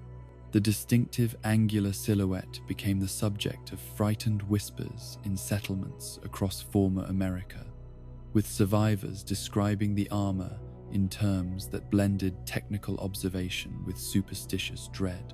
Stories spread of Hellfire units appearing without warning, bringing cleansing flame that consumed everything in their path before disappearing back into the wasteland, leaving nothing but ash and terror in their wake. For Enclave leadership, this reputation represented successful implementation of their strategic vision for the armor. The Hellfire had been conceived not just as a weapon but as a psychological tool for breaking wasteland resistance before it could coalesce into organized opposition. The fear it generated extended its effective influence far beyond the limited number of units the Enclave could field, creating defensive advantages through deterrence that would have required far larger conventional forces to establish. Communities that might have fought against standard troops surrendered immediately when Hellfire units appeared, preserving Enclave resources while accelerating implementation of their territorial objectives. The armor's distinctive appearance served this psychological purpose as effectively as its actual capabilities. The angular plates that channeled thermal energy created a silhouette unlike anything else in the wasteland, immediately identifiable, even at significant distances. The streamlined helmet with its specialized visor suggested something that had transcended conventional humanity, reinforcing the Enclave's positioning of itself as the next evolutionary step beyond the irradiated populations it sought to replace. Even the distinctive sound of the Hellfire's thermal systems activating, a rising hum, followed by the roar of directed flame, became a conditioned trigger for terror among those who had experienced or heard descriptions of its operations. Yet for all its technological sophistication and psychological impact, the Hellfire power armor represented a fundamental contradiction within Enclave ideology that would ultimately contribute to the organization's downfall. The armor had been designed to implement a vision of human purity through methods that transformed its operators into something that challenged conventional definitions of humanity. The psychological dissociation required for effective utilization of its capabilities, the complete separation from the environment it created, and the godlike power it granted over those designated as targets, all pushed its wearers toward a post-human condition that raised questions about exactly what the Enclave was preserving through its purification agenda. Some within the organization's leadership recognized this contradiction, but considered it an acceptable transition cost toward their ultimate objective. President Eden, whose artificial consciousness already represented a form of post-human existence, viewed the Hellfire operators as merely the first step in an evolutionary progression that would eventually transcend the limitations of radiation-vulnerable biology entirely. Others, particularly among the human leadership at Raven Rock, harbored private concerns about the direction this technology pushed their organization, but remained committed to its deployment as the most effective means of achieving their ideological goals in the immediate term. For the wasteland populations that found themselves targeted by Hellfire operations, such philosophical questions held little relevance compared to the immediate reality of facing an enemy against which conventional resistance proved futile. Communities learned that their only options when the distinctive armor appeared were immediate surrender or attempted evacuation. Direct confrontation invariably resulted in complete destruction.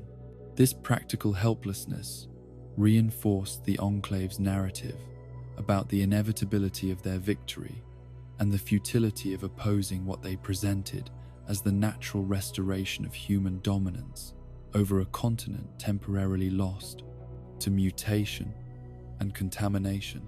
The Brotherhood of Steel, with its greater technical understanding and military resources, represented the only wasteland faction with even theoretical capability to challenge Hellfire units effectively. Yet even their most advanced weapons and tactics proved insufficient against armor specifically designed to counter the energy weapons and power armor that formed the core of Brotherhood combat doctrine. Individual knights and paladins who encountered Hellfire operators typically perished regardless of their experience or equipment quality, with successful engagements requiring overwhelming numerical advantage and acceptance of casualties that the organization's limited personnel resources could ill afford.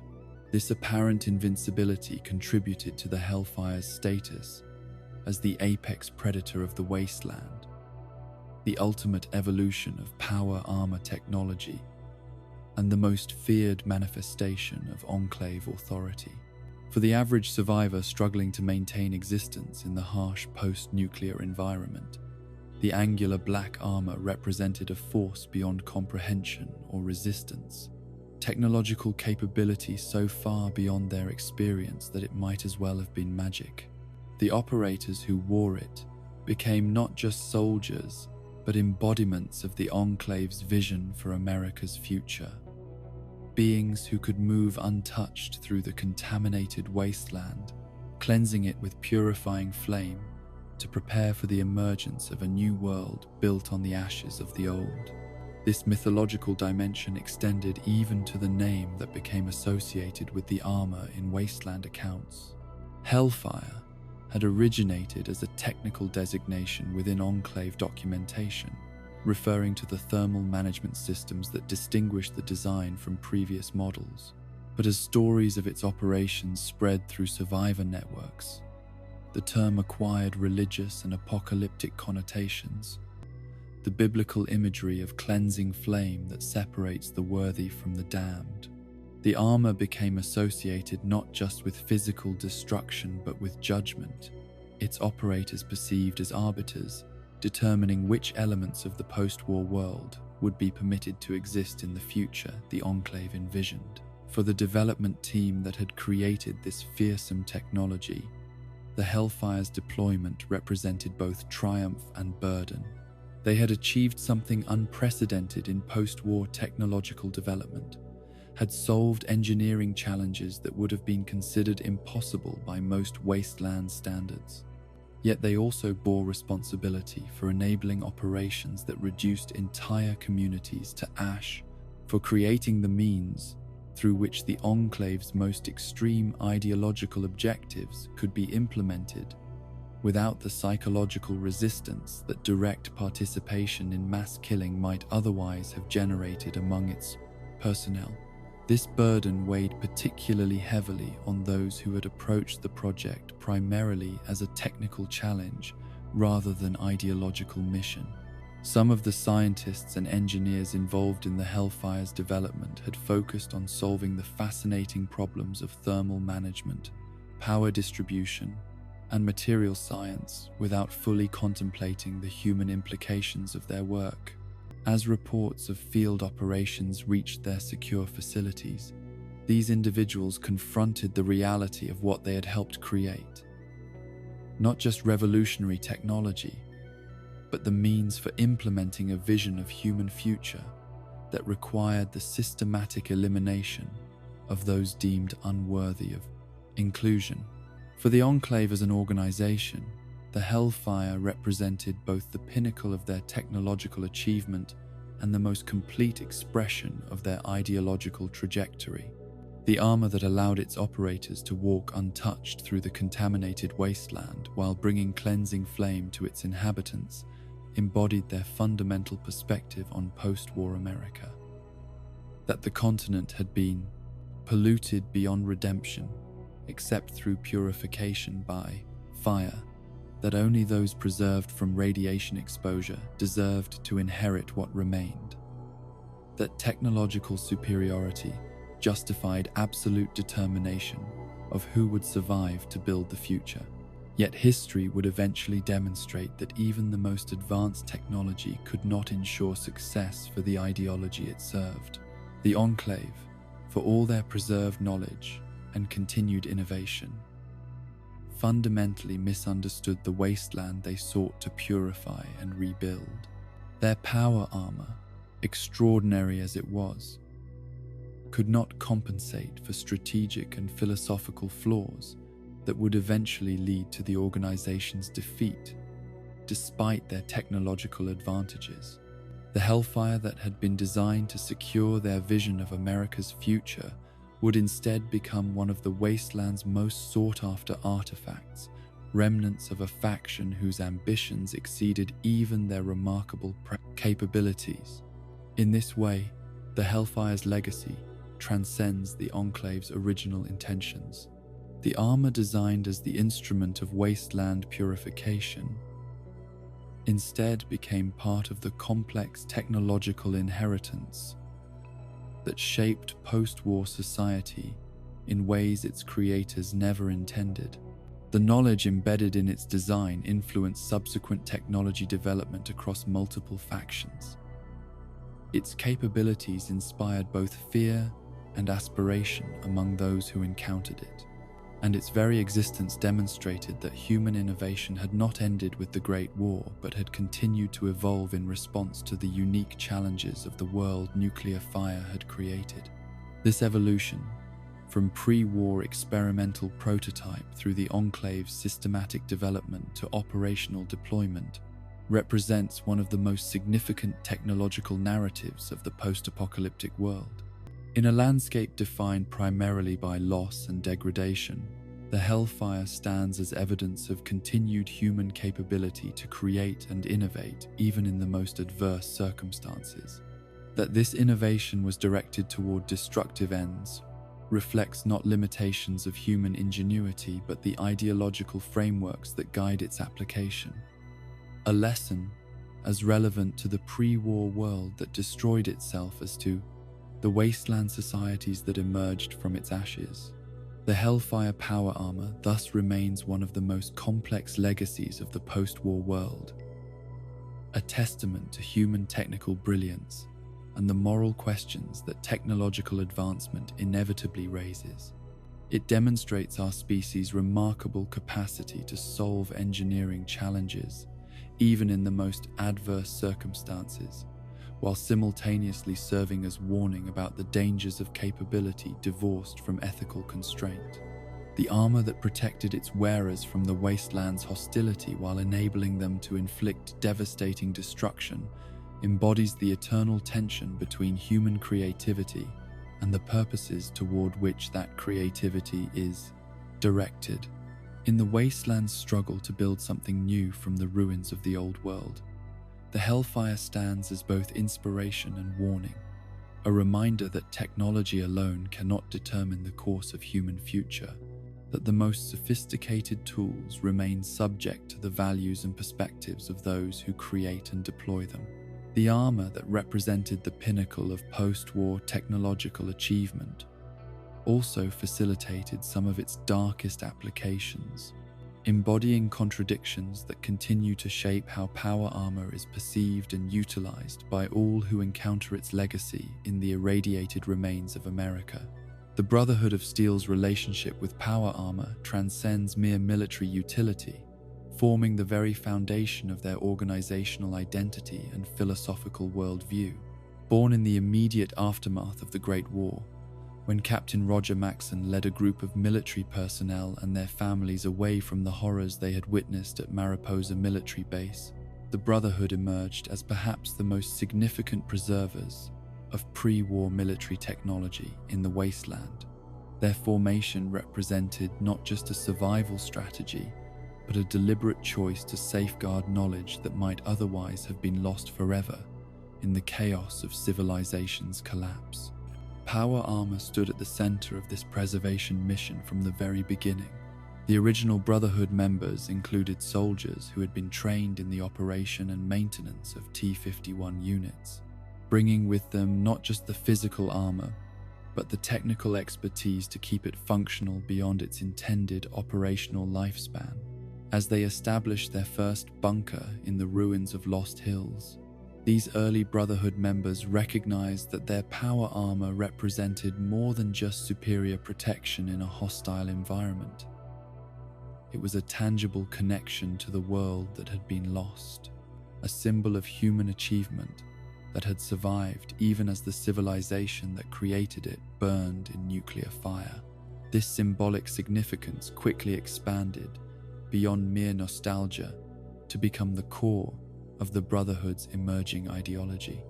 In a wasteland where most survivors struggled with the most basic challenges of finding food, water, and shelter, the complexity and sophistication of power armor represented a stark reminder of how far humanity had fallen.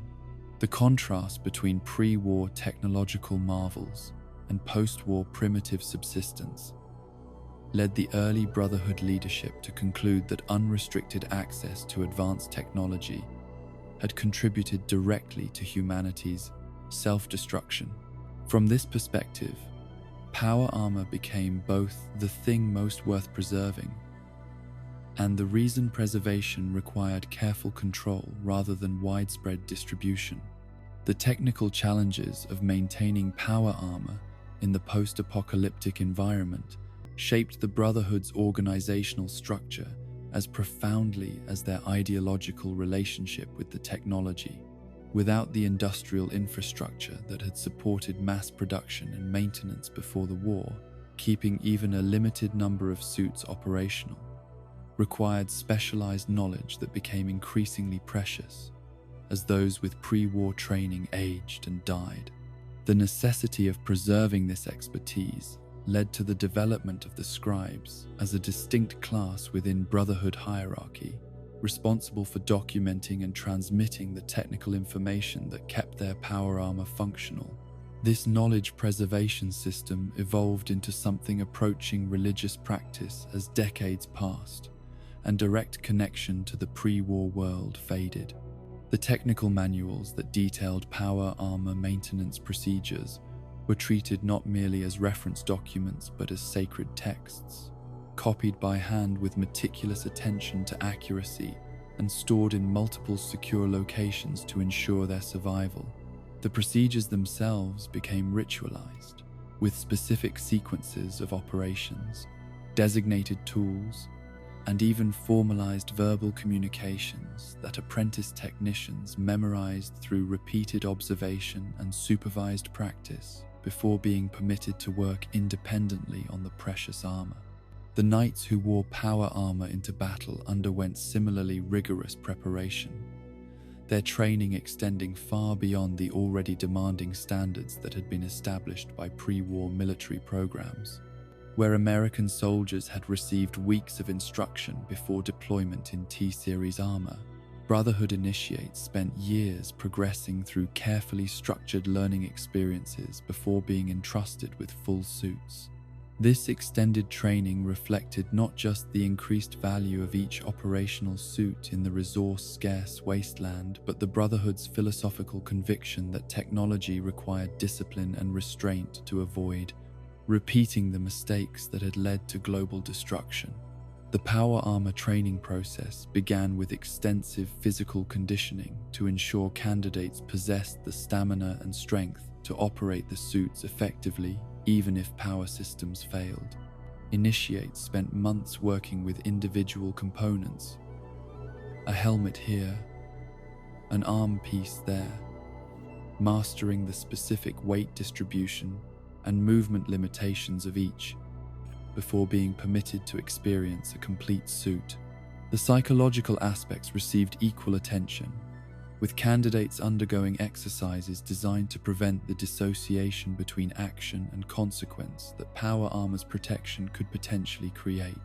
By the time a Brotherhood knight first stepped into a complete suit, they had internalized not just operational procedures, but the entire philosophical framework that guided the organization's approach to technology.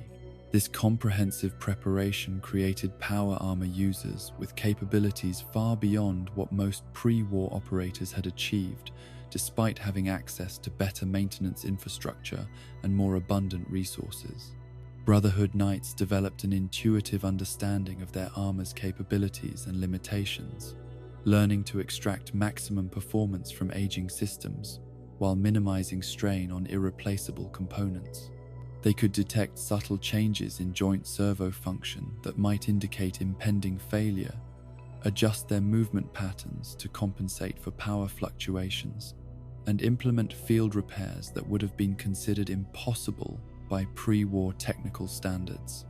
The distinctive culture that developed around power armor usage within the Brotherhood reflected this exceptional expertise and the elite status it conferred. Knights developed elaborate rituals surrounding their armor, specific prayers or meditations performed before donning the suit, personalized maintenance routines that exceeded official requirements, naming conventions that acknowledged the symbiotic relationship between operator and armor.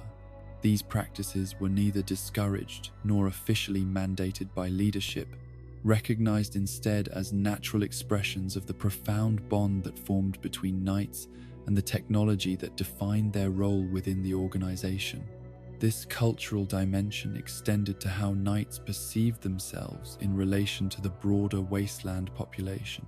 Power armor created not just physical but psychological separation from the environment and its dangers, allowing Brotherhood members to navigate radiation zones, combat mutated creatures, and engage hostile forces with a confidence that bordered on detachment. The experience of moving through the wasteland while protected from its most immediate threats reinforced the organization's philosophical positioning as guardians rather than participants in post-war society, preservers of knowledge who observed and occasionally intervened but remained fundamentally apart from the communities they encountered. The Brotherhood's approach to power armor maintenance evolved substantially as the decades passed and the original pre-war units aged beyond their designed operational lifespan. With factory production impossible and many specialized components unavailable through salvage, scribes developed increasingly innovative solutions to extend functionality beyond what the original engineers would have believed possible. Metals from seemingly unrelated pre-war technology were repurposed to replace damaged armor plating. Hydraulic systems from industrial equipment were adapted to substitute for worn joint mechanisms. Power regulation systems were redesigned to function with the increasingly variable output of aging fusion cores. These adaptations required deep understanding of the underlying engineering principles rather than mere replication of pre-war manufacturing processes. Brotherhood scribes analyzed power armor at its most fundamental level, identifying the essential functions that needed to be maintained while accepting modifications to non-critical systems.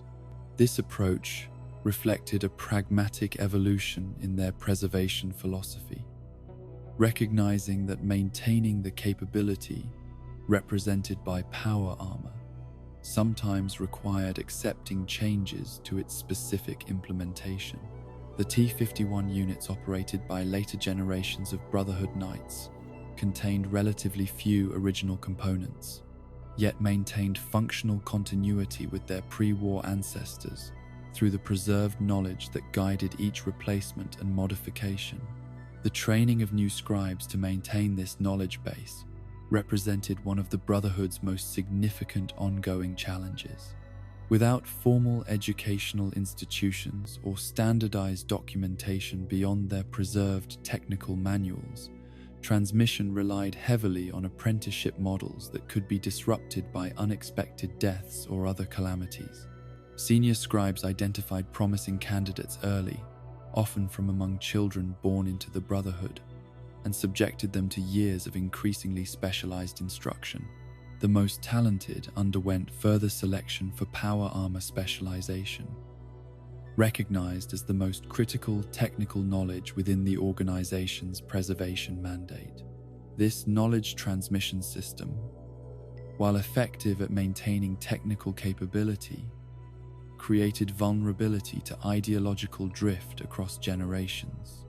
Without the contextual understanding that had informed the early Brotherhood's approach to technology, later scribes and knights sometimes interpreted their relationship with power armor through increasingly rigid doctrinal frameworks that emphasized restriction over preservation.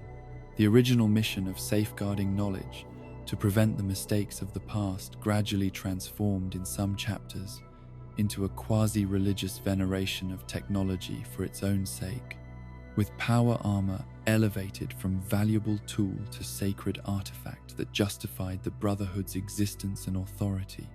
This ideological evolution manifested differently across the various Brotherhood chapters that emerged as the organization expanded beyond its California origins. Some maintained relatively pragmatic approaches to power armor as essential equipment that enabled their preservation mission.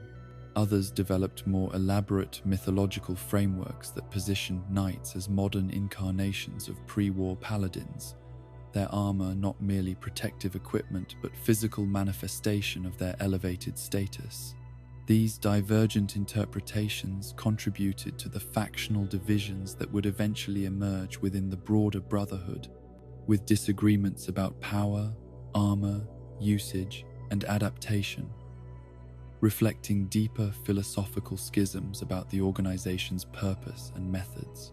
The East Coast Brotherhood chapter under Elder Lyons represented one of the most significant departures from traditional doctrine, adopting a more interventionist approach that included limited power armor training for promising wastelanders recruited into their ranks.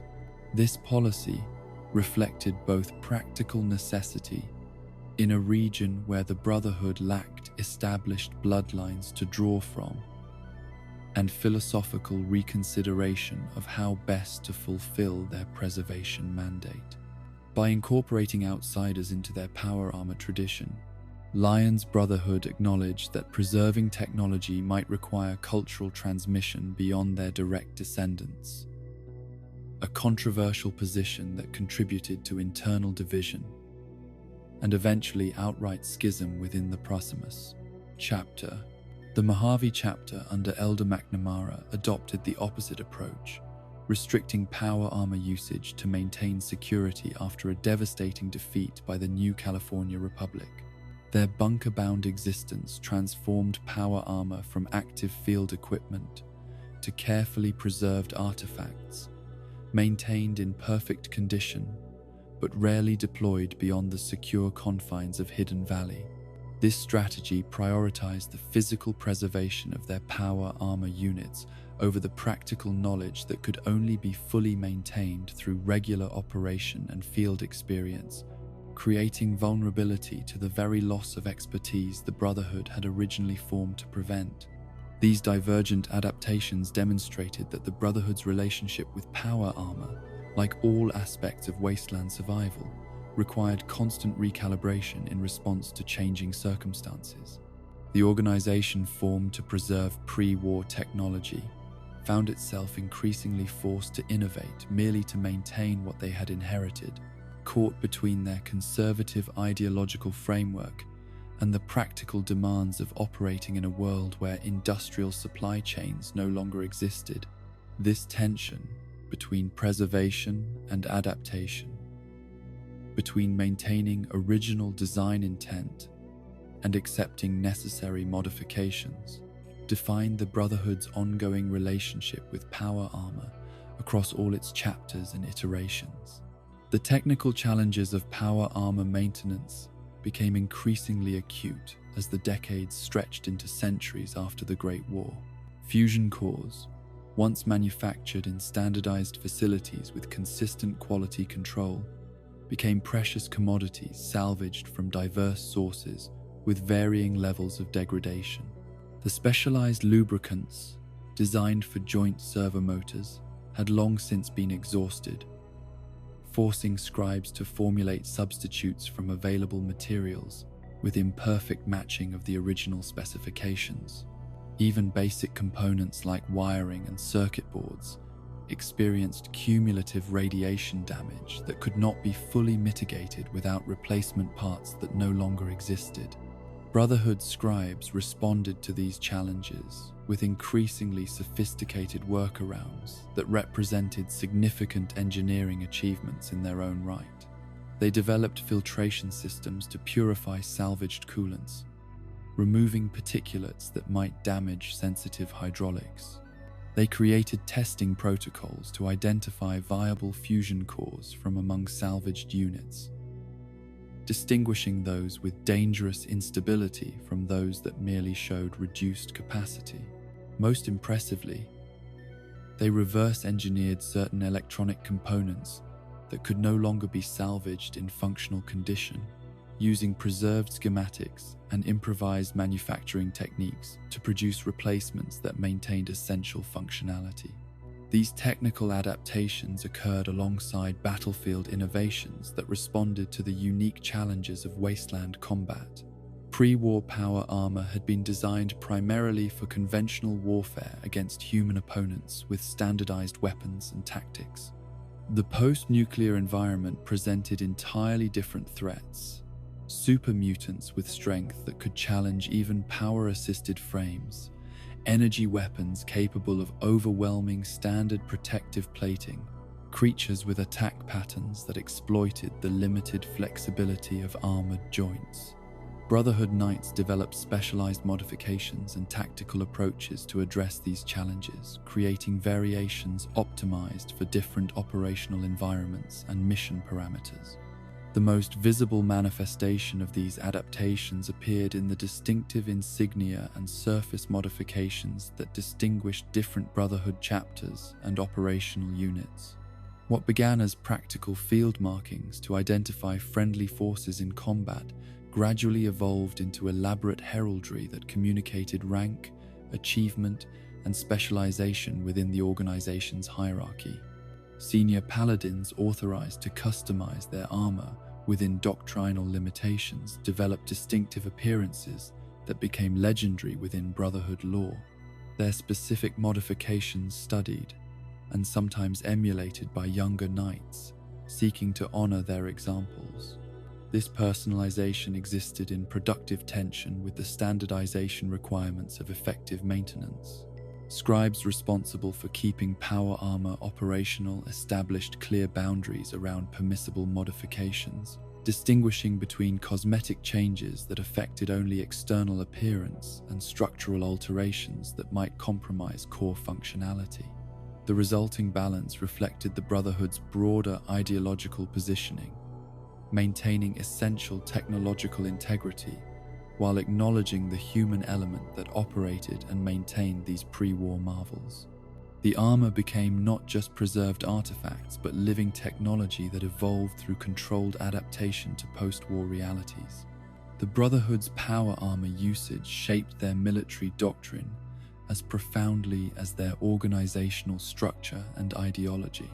Where pre-war tactical approaches had incorporated power armor as one component among many in combined arms operations, Brotherhood field units deployed their limited armor resources with far greater selectivity and concentration of force. Knights and paladins operated as elite shock troops rather than frontline infantry, deployed to overcome specific high-value targets or break particularly difficult defensive positions. This approach maximized the impact of their technological advantage while minimizing exposure of irreplaceable equipment to unnecessary risk or wear. This doctrine evolved in response to the changing wasteland environment and emerging threats to Brotherhood operations. The first generations after the Great War had faced primarily disorganized raiders and mutated creatures, threats that individual knights in power armor could often address without significant strategic coordination.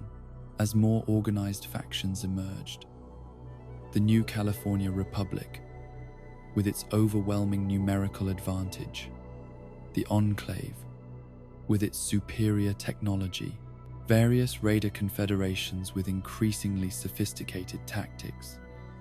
Brotherhood leaders developed more complex operational approaches that used power armor as force multipliers within carefully planned mission parameters, rather than relying on individual superiority.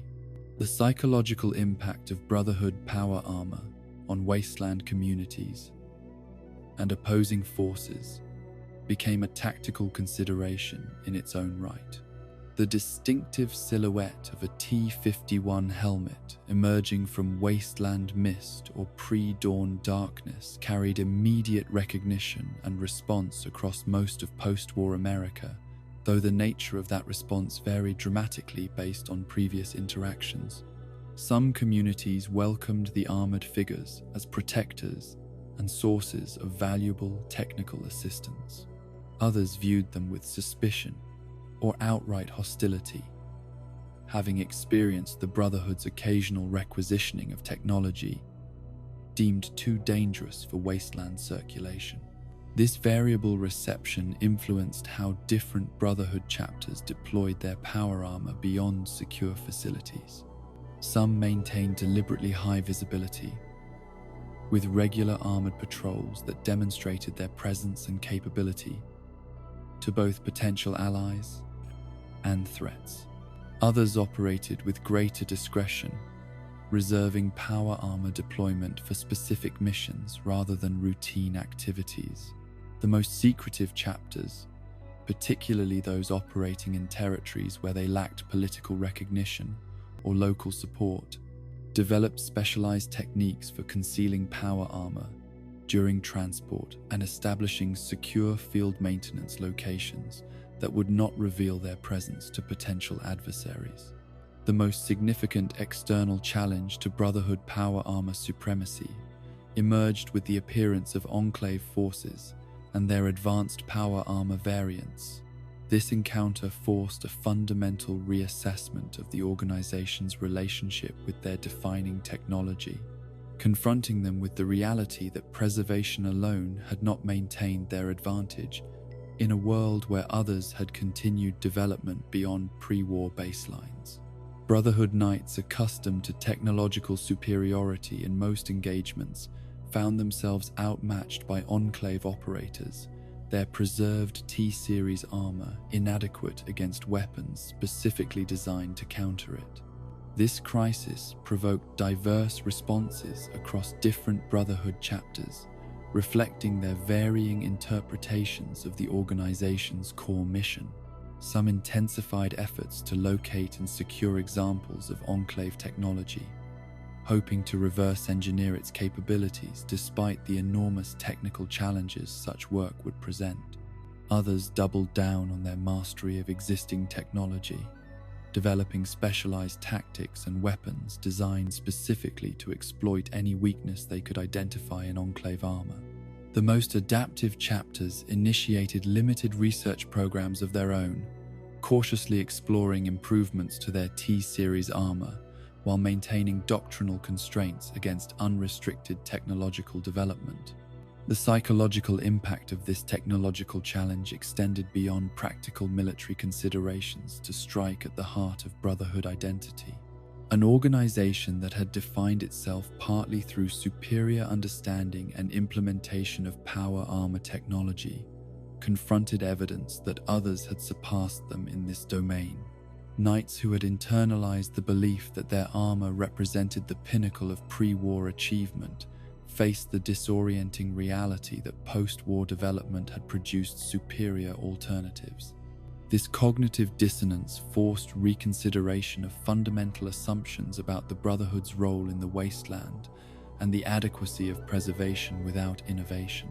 For individual Brotherhood members, particularly those who had devoted their lives to power, armor, operation, and maintenance, these challenges provoked profound personal reckonings.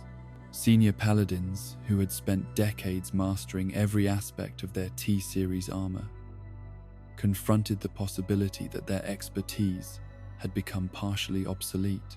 Scribes who had memorized every component and procedure for maintaining traditional power armor faced the humbling prospect of encountering technology they could not immediately comprehend. The very foundations of expertise and authority within the Brotherhood hierarchy seemed suddenly less stable, contributing to the ideological drift that would eventually produce factional divisions within the organization.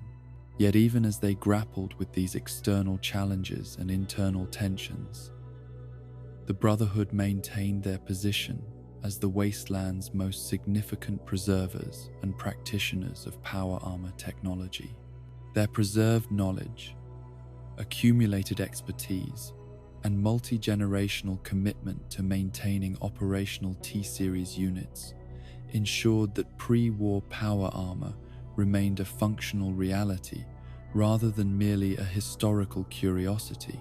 While other factions might occasionally recover and temporarily operate salvaged units, only the Brotherhood possessed the comprehensive understanding necessary to keep power armor functional beyond its designed operational lifespan, without the industrial infrastructure that had supported its original development and maintenance. This unique capability positioned the Brotherhood at the center of power armor's ongoing story in the wasteland, making them custodians, not just of the physical technology, but of its meaning and application in the post-nuclear world.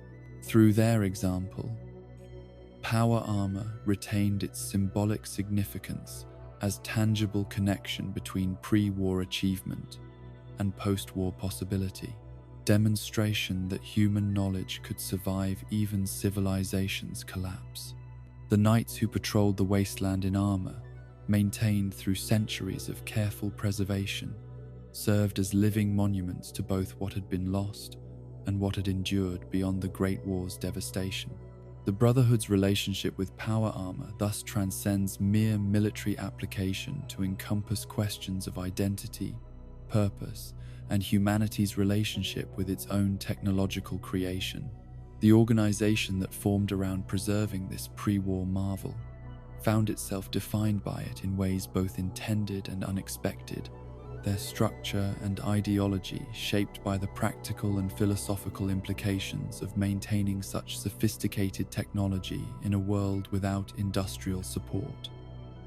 Through their dedication, power armor achieved a form of immortality beyond what its original creators could have imagined, surviving not just as physical artifacts, but as living tradition transmitted across generations through the unique culture that developed around its operation and maintenance. This tradition continues to evolve as the Brotherhood itself adapts to changing wasteland conditions, facing new challenges that test both their technical capabilities and ideological commitments. The power armor that once represented the pinnacle of pre-war military technology now serves as constant reminder of the questions that define post-war existence: how to balance preservation of knowledge with adaptation to new realities, how to use inherited technology without repeating the mistakes that led to its creator's downfall, how to maintain humanity's achievements without losing sight of humanity itself. In the Brotherhood's ongoing negotiation of these questions, power armor remains both practical tool and philosophical touchstone, its significance extending far beyond battlefield advantage to the very heart of how survivors understand their relationship with the world that existed before nuclear fire transformed it forever. The wasteland that emerged from nuclear fire proved remarkably inventive in its adaptation of pre-war technology to post-apocalyptic conditions. Nowhere is this innovative spirit more evident than in the diverse modifications and repurposing of power armor across the former United States. Far from being limited to military organizations like the Brotherhood of Steel or the Enclave, power armor found new applications and forms in the hands of wasteland factions, with neither the resources nor the ideological commitments of these more established groups. These adaptations reveal much about both the practical challenges of survival in the post-nuclear environment and the cultural values that shaped different communities' approaches to inherited technology. The New California Republic's transformation of salvaged T-45 units into their distinctive heavy trooper armor represents perhaps the most pragmatic reimagining of power armor's purpose and functionality. By the mid-2300s, the NCR had established itself as the wasteland's most successful attempt at rebuilding conventional governance, with territory spanning much of the former state of California and an organized military that more closely resembled pre-war armed forces than the typical wasteland faction. This military faced the perpetual challenge of equipping large numbers of soldiers with standardized gear despite limited industrial capacity and reliance on salvaged pre-war equipment. Power armor presented a particular dilemma for NCR military planners. The T-45 units they occasionally recovered from abandoned bunkers or battlefield salvage offered extraordinary protection compared to standard combat armor, but came with severe operational limitations in the NCR context. Unlike the Brotherhood of Steel, the Republic lacked the specialized training programs needed to produce competent power armor operators. More critically, they had no reliable source of fusion cores to power the sophisticated servo motors and systems that made power armor fully functional. These constraints might have rendered the salvaged units useless to a less adaptable organization. Instead, NCR engineers developed a modification approach that traded powered functionality for practical deployment capability. They systematically removed the power systems from salvaged T-45 frames, including the servo motors that had amplified operator strength and the sophisticated joint mechanisms that had translated small movements into powered responses. What remained was essentially the protective shell of power armor without its defining mobility enhancements. Extraordinarily heavy, but still wearable by soldiers, with exceptional physical strength and endurance after appropriate conditioning. This modification created what came to be known as NCR Heavy Trooper Armor, a defensive system that provided protection approaching that of powered units, but required no fusion cores or specialized technical maintenance. The suits were significantly heavier for their operators to manage, limiting deployment to specially selected soldiers who underwent intensive physical training to build the necessary strength and stamina. These heavy troopers could not match the battlefield mobility or extended operation duration of Brotherhood Knights, but they provided the NCR with an armored infantry capability that far exceeded what would otherwise have been possible with their resource constraints. The visual appearance of NCR heavy trooper armor reflected both practical necessity and political identity. The distinctive yellow NCR bear insignia prominently displayed on the chest plate identified these elite soldiers from considerable distance, serving both tactical coordination purposes and psychological impact on both allies and adversaries. The red stripes along the arms similarly enhanced recognition in battlefield conditions while connecting these post-war adaptations to pre-war military aesthetic traditions.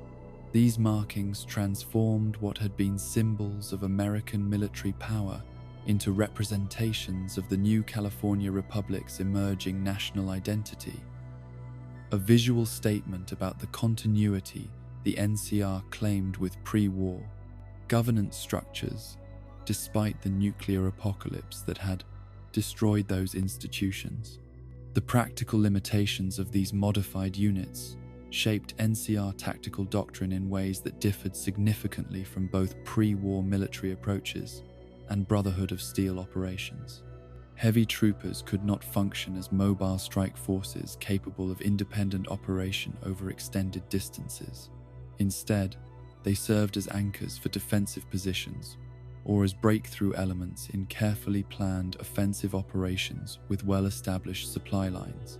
Their deployment represented significant resource commitment, requiring support personnel to assist with equipment maintenance and sometimes physical aid for troopers whose stamina had been exhausted by extended operation in the extraordinarily heavy armor. Despite these limitations, NCR heavy troopers proved remarkably effective within their defined operational parameters. During the NCR Brotherhood War, they provided the Republic's conventional forces with defensive capability that could withstand energy weapon attacks that would have instantly killed soldiers in standard combat armor. At Hoover Dam and other strategic locations, they served as living fortifications that enabled less protected troops to operate with greater security than static defenses alone could provide. Their presence became a symbol of NCR authority and commitment in contested regions, the significant resources required for their deployment, demonstrating the Republic's determination to maintain control of critical infrastructure and territory. The NCR's approach to power armor adaptation reflected their broader philosophical perspective on pre-war technology, pragmatic utilization, rather than reverent preservation or continued development. Unlike the Brotherhood, who maintained power armor as close to its original specifications as possible, or the Enclave, who extended its capabilities beyond pre-war limitations, the NCR modified the technology to fit their specific needs and capabilities, without particular concern for original design intent. This willingness to sacrifice certain functions to maintain others demonstrated both the NCR's practical innovation and the limitations imposed by their industrial capacity and technical knowledge. At the opposite end of the technological sophistication spectrum, raider groups across the wasteland developed their own distinctive approaches to power armor adaptation, where the NCR modified salvaged units through organized engineering processes with specific military objectives. Raiders typically created improvised armor from whatever components they could acquire through scavenging, theft, or battlefield salvage. The results bore only passing resemblance to pre-war designs, but reflected remarkable creativity in addressing the practical challenges of wasteland combat with extremely limited resources. The most common form of Raider power armor began with damaged or incomplete power armor frames, the basic exoskeleton that had formed the foundation for all pre-war models. These frames, often recovered from abandoned military installations or battlefields where more organized factions had already stripped the most valuable components, provided the structural basis for custom armor assemblies created from scrap metal, salvaged vehicle parts, and repurposed industrial materials. Without access to the specialized alloys or manufacturing processes that had produced pre-war armor plating, Raiders compensated through sheer mass and improvised layering of available materials. The result was armor that offered significant protection against common wasteland threats, but at considerable cost to mobility and endurance. Without functional power systems, or with only partially operational ones running on scavenged and imperfectly maintained fusion cores, these Raider adaptations relied primarily on the operator's physical strength rather than powered assistance.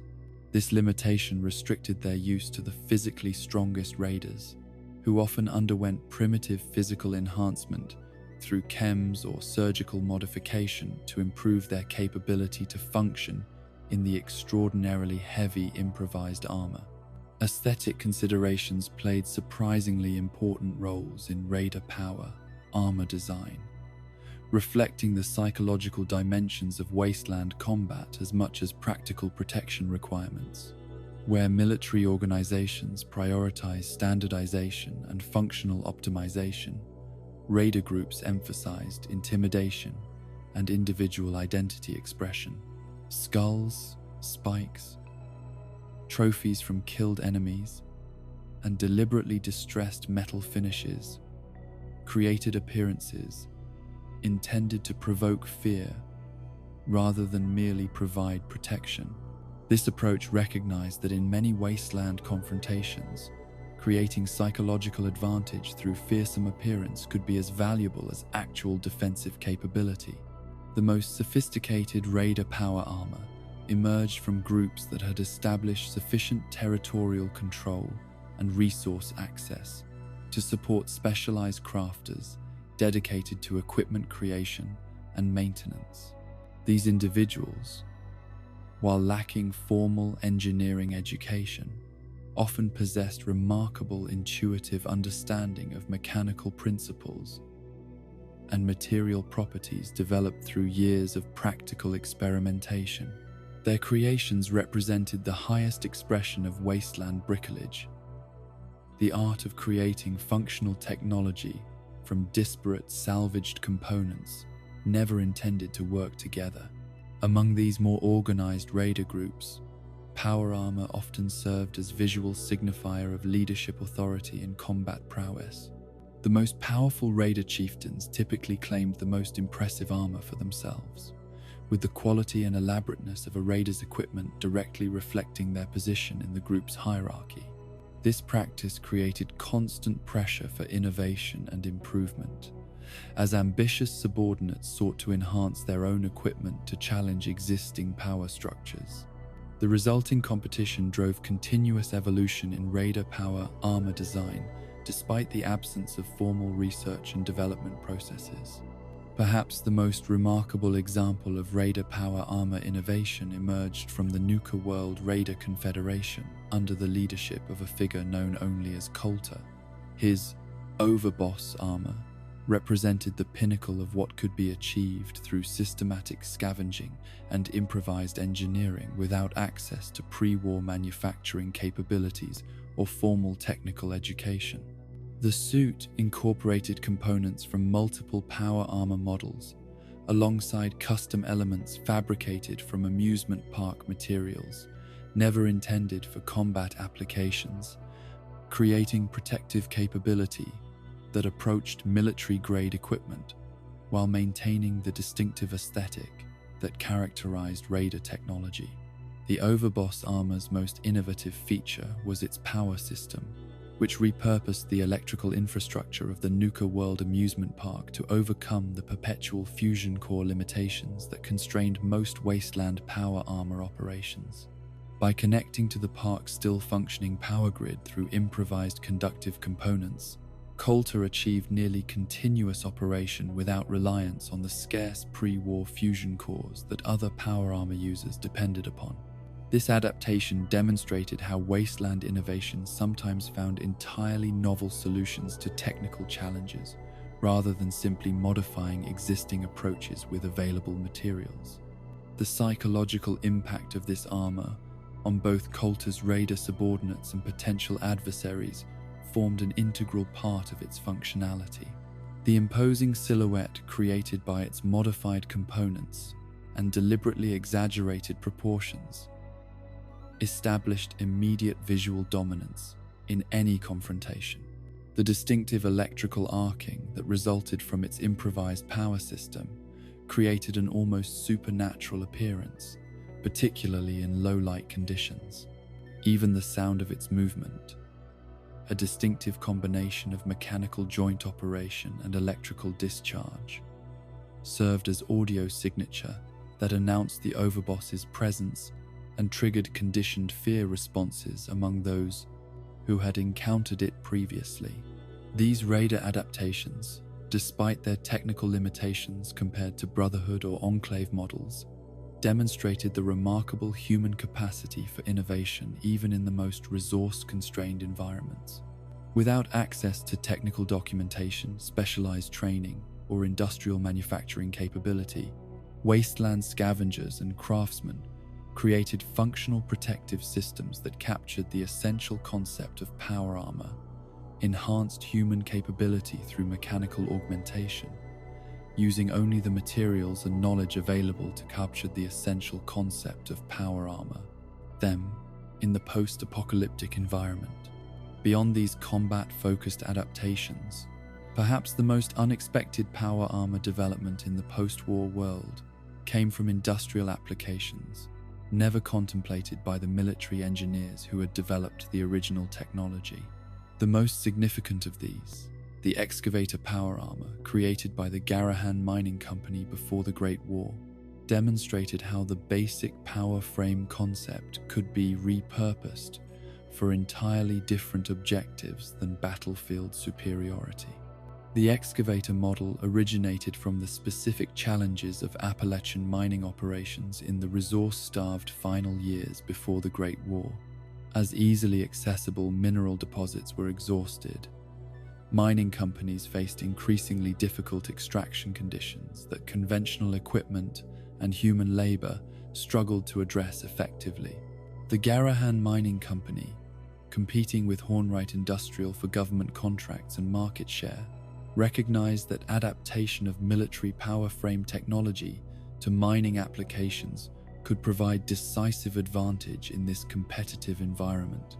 Unlike military power armor, which prioritized defensive capability and combat effectiveness, the excavator design focused entirely on enhancing the operator's strength and endurance for extracting and transporting ore. The frame incorporated specially designed servo motors optimized for continuous operation, rather than the burst performance military models required for combat situations. The joint articulation emphasized lifting and carrying capacity over the rapid directional changes needed in battlefield conditions, and the power management system prioritized efficient long-duration operation over the peak performance that characterized military designs. The external appearance of the excavator model reflected these functional priorities, with minimal armored plating compared to military units and structural reinforcement concentrated in areas that would experience maximum stress during mining operations. The distinctive yellow coloration served both as corporate branding and practical safety feature in the low-light conditions of mining tunnels. The helmet design, with its prominent front-mounted illumination system and enhanced respiratory filtration, addressed the specific environmental challenges of underground mineral extraction rather than combat threat detection. Perhaps the most innovative feature of the excavator design was its integrated ore detection system, which incorporated sensors that could identify mineral concentrations in surrounding rock formations. This capability allowed operators to locate optimal extraction points without the time-consuming exploratory drilling that conventional mining required, significantly improving productivity while reducing unnecessary excavation. Some variants included additional enhancements to operator perception, highlighting different ore types through visual overlays that enabled more selective extraction of the most valuable materials. The excavator power armor's survival into the post-war period demonstrated how specialized applications sometimes preserved technology more effectively than military usage, which subjected equipment to intentional damage and extraordinary stress. Mining facilities, particularly those in remote locations like Appalachia, often experienced less direct destruction during the Great War than military installations, which represented primary targets for nuclear strikes. The commercial documentation that accompanied civilian industrial equipment sometimes proved more comprehensive and accessible than classified military technical manuals, enabling more effective maintenance and repair by survivors without specialized training. For wasteland communities that discovered preserved excavator units, the armor represented a potential game changer for resource acquisition in the scarcity-defined post-nuclear economy. The strength enhancement that had been designed for ore extraction proved equally valuable for clearing rubble from collapsed structures, moving heavy salvaged components that would otherwise require team lifting, and transporting quantities of scavenged materials that would exhaust unassisted humans. Communities that successfully maintained operational excavator units gained significant advantage in the competition for limited resources that defined wasteland economics. The excavator's adaptation for post-war applications demonstrated the same innovative spirit that characterized Raider power armor development, but with greater technical sophistication due to access to the original design, documentation, and specialized tools preserved in mining facilities. Wasteland engineers modified the ore detection systems to identify different resources relevant to survival needs: water sources beneath desert surfaces, concentrated deposits of materials needed for settlement construction, or buried pre-war technology that might contain valuable components. The strength enhancement systems were recalibrated to preserve functionality with the lower quality maintenance materials available in the post-war environment, sacrificing some performance for improved reliability under primitive maintenance conditions. These industrial adaptations highlight a fundamental truth about power armor's place in the wasteland technological ecosystem: that the basic concept of mechanically enhanced human capability proved valuable across a much wider range of applications than the military focus of pre-war development had explored.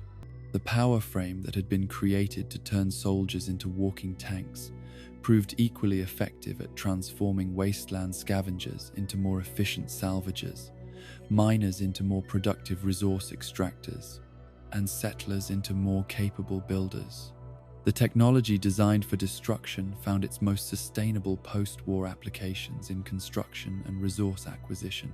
The maintenance challenges that all power armor users faced in the post-war environment shaped these diverse adaptations as significantly as their intended applications.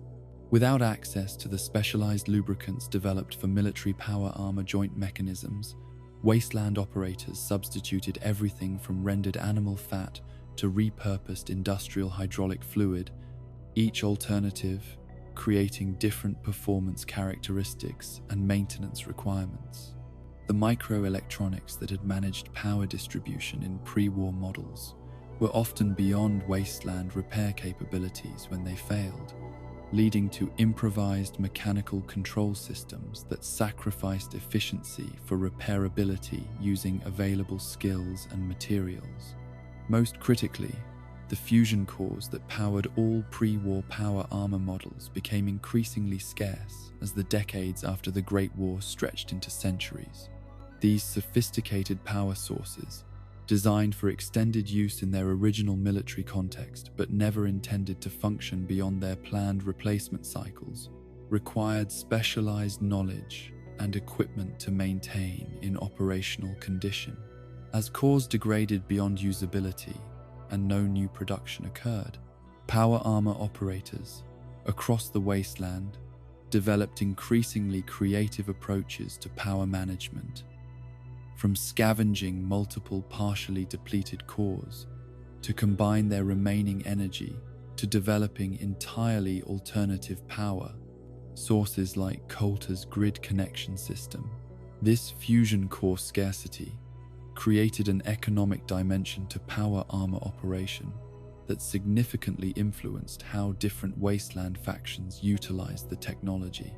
The Brotherhood of Steel, with their extensive pre-war knowledge and systematic salvage operations, maintained the most reliable supply of functional cores, enabling relatively liberal deployment of fully powered armor for their knights and paladins.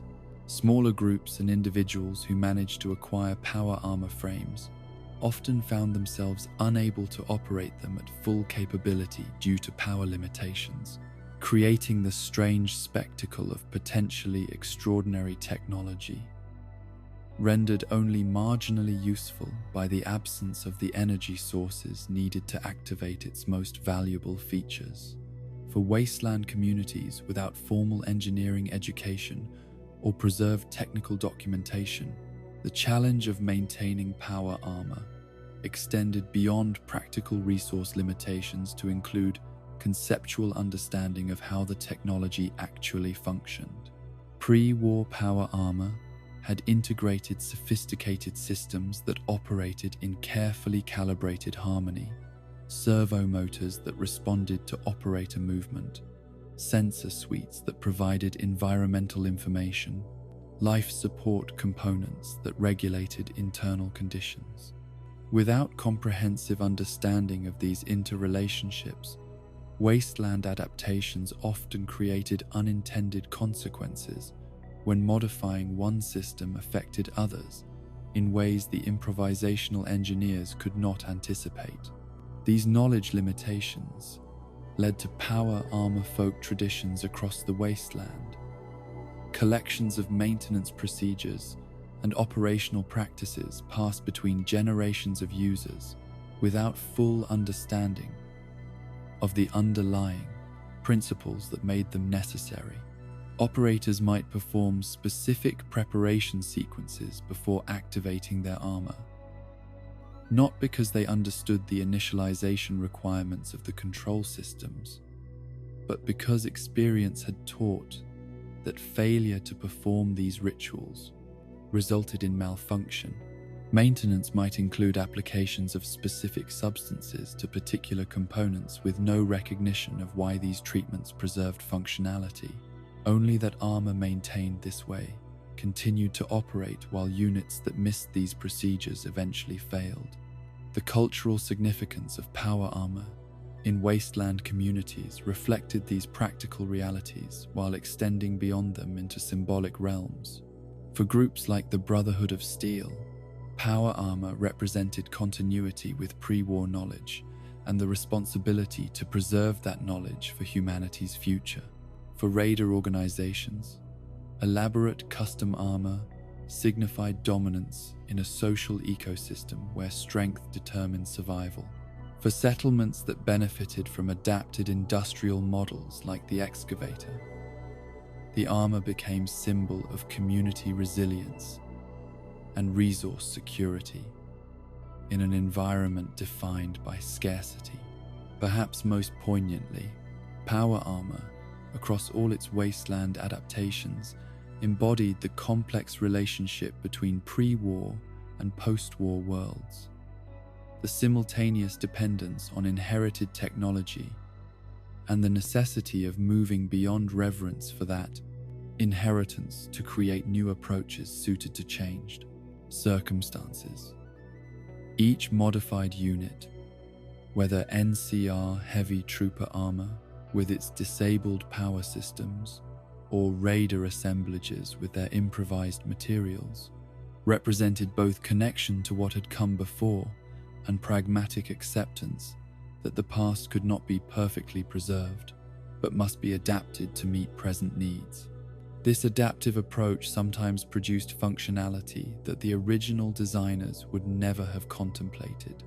Raiders discovered that the insulation designed to protect power armor operators from environmental hazards also provided effective defense against energy weapons that had become increasingly common in wasteland conflicts. Scavengers realized that the enhanced strength provided by even partially functional frames allowed systematic dismantling of structures that would have been inaccessible to unassisted humans, opening new salvage opportunities in unstable buildings too dangerous for conventional approaches. Settlers found that armor originally designed for combat could be repurposed for construction projects that would otherwise have required teams of workers and much more time to complete.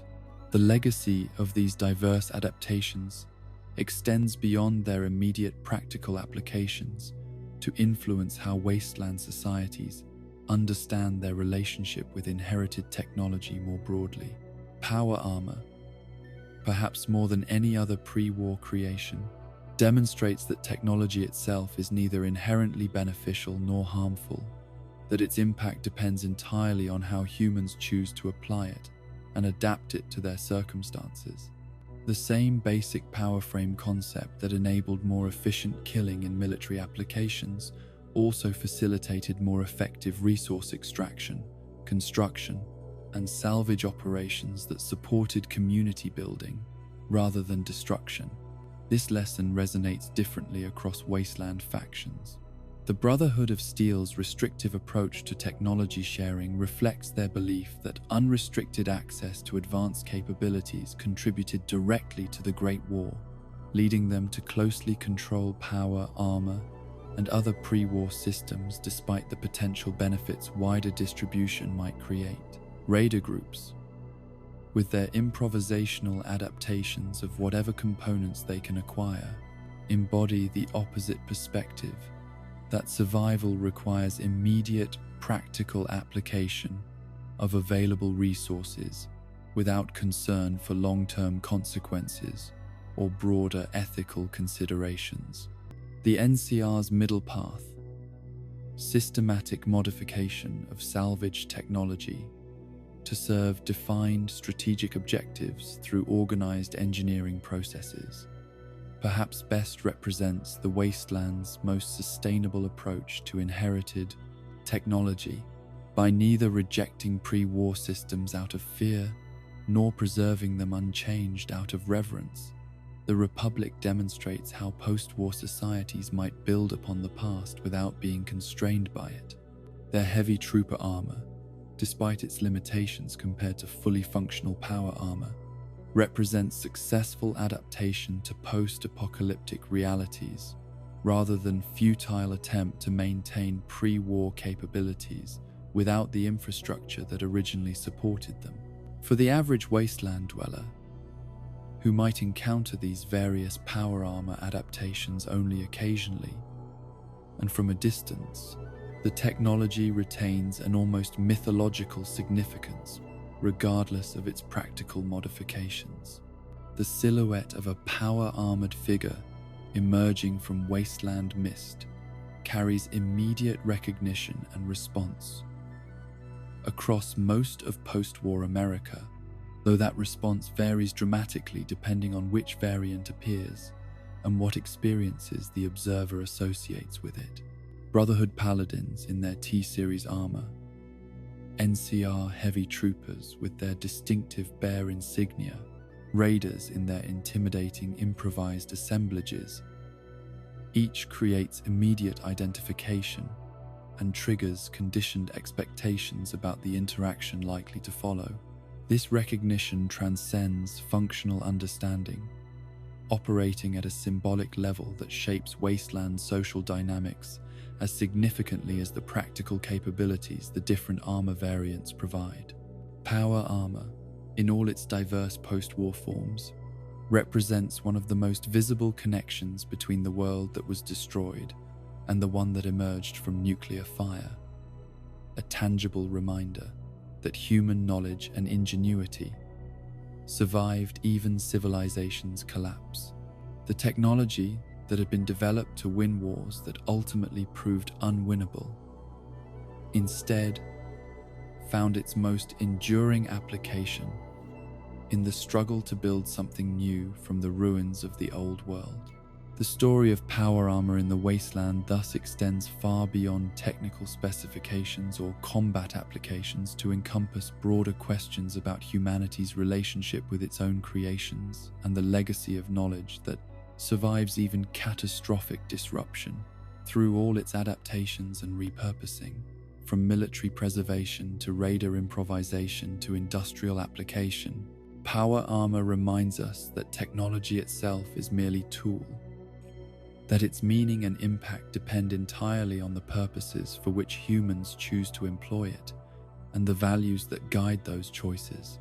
In this way, the diverse power armor variants that roam the wasteland serve as physical manifestations of the different approaches to rebuilding human society after apocalypse, from the Brotherhood's careful preservation of pre-war knowledge to the NCR's pragmatic adaptation of inherited systems to new circumstances, to Raider's improvisational creation of new forms from salvaged components. Each represents a possible path forward from devastation, a different answer to the question of how humanity might rise from the ashes of its greatest failure to build something that honors what was lost without being imprisoned by reverence for a world that can never be perfectly restored. As we've walked together through the armored history of humanity's last great technological marvel, perhaps you've found yourself drifting, your consciousness protected by layers of story, just as a power armor frame shields its wearer. The steady rhythm of technological evolution from T-45 to Hellfire has carried us across decades of triumph and tragedy, of protection and destruction. These steel giants stand as silent sentinels to what was lost and what endured beyond the nuclear fire. Their fusion cores may eventually run dry, their frames may eventually rust away, but their legacy continues in every wasteland legend, in every Brotherhood initiate's training, in every scavenger's dream of finding a complete set hidden away in some forgotten bunker. Sleep now, fellow traveler, and dream of steel guardians watching over you through the wasteland night. Let the hum of servos and the whisper of cooling systems guide you into peaceful slumber, protected in your own personal sanctuary, as surely as if you wore the most advanced power armor ever designed. The wasteland awaits your return when you awaken. But for now, rest secure in the knowledge that humanity's greatest shield continues to stand against the darkness, just as it has since the world first burned.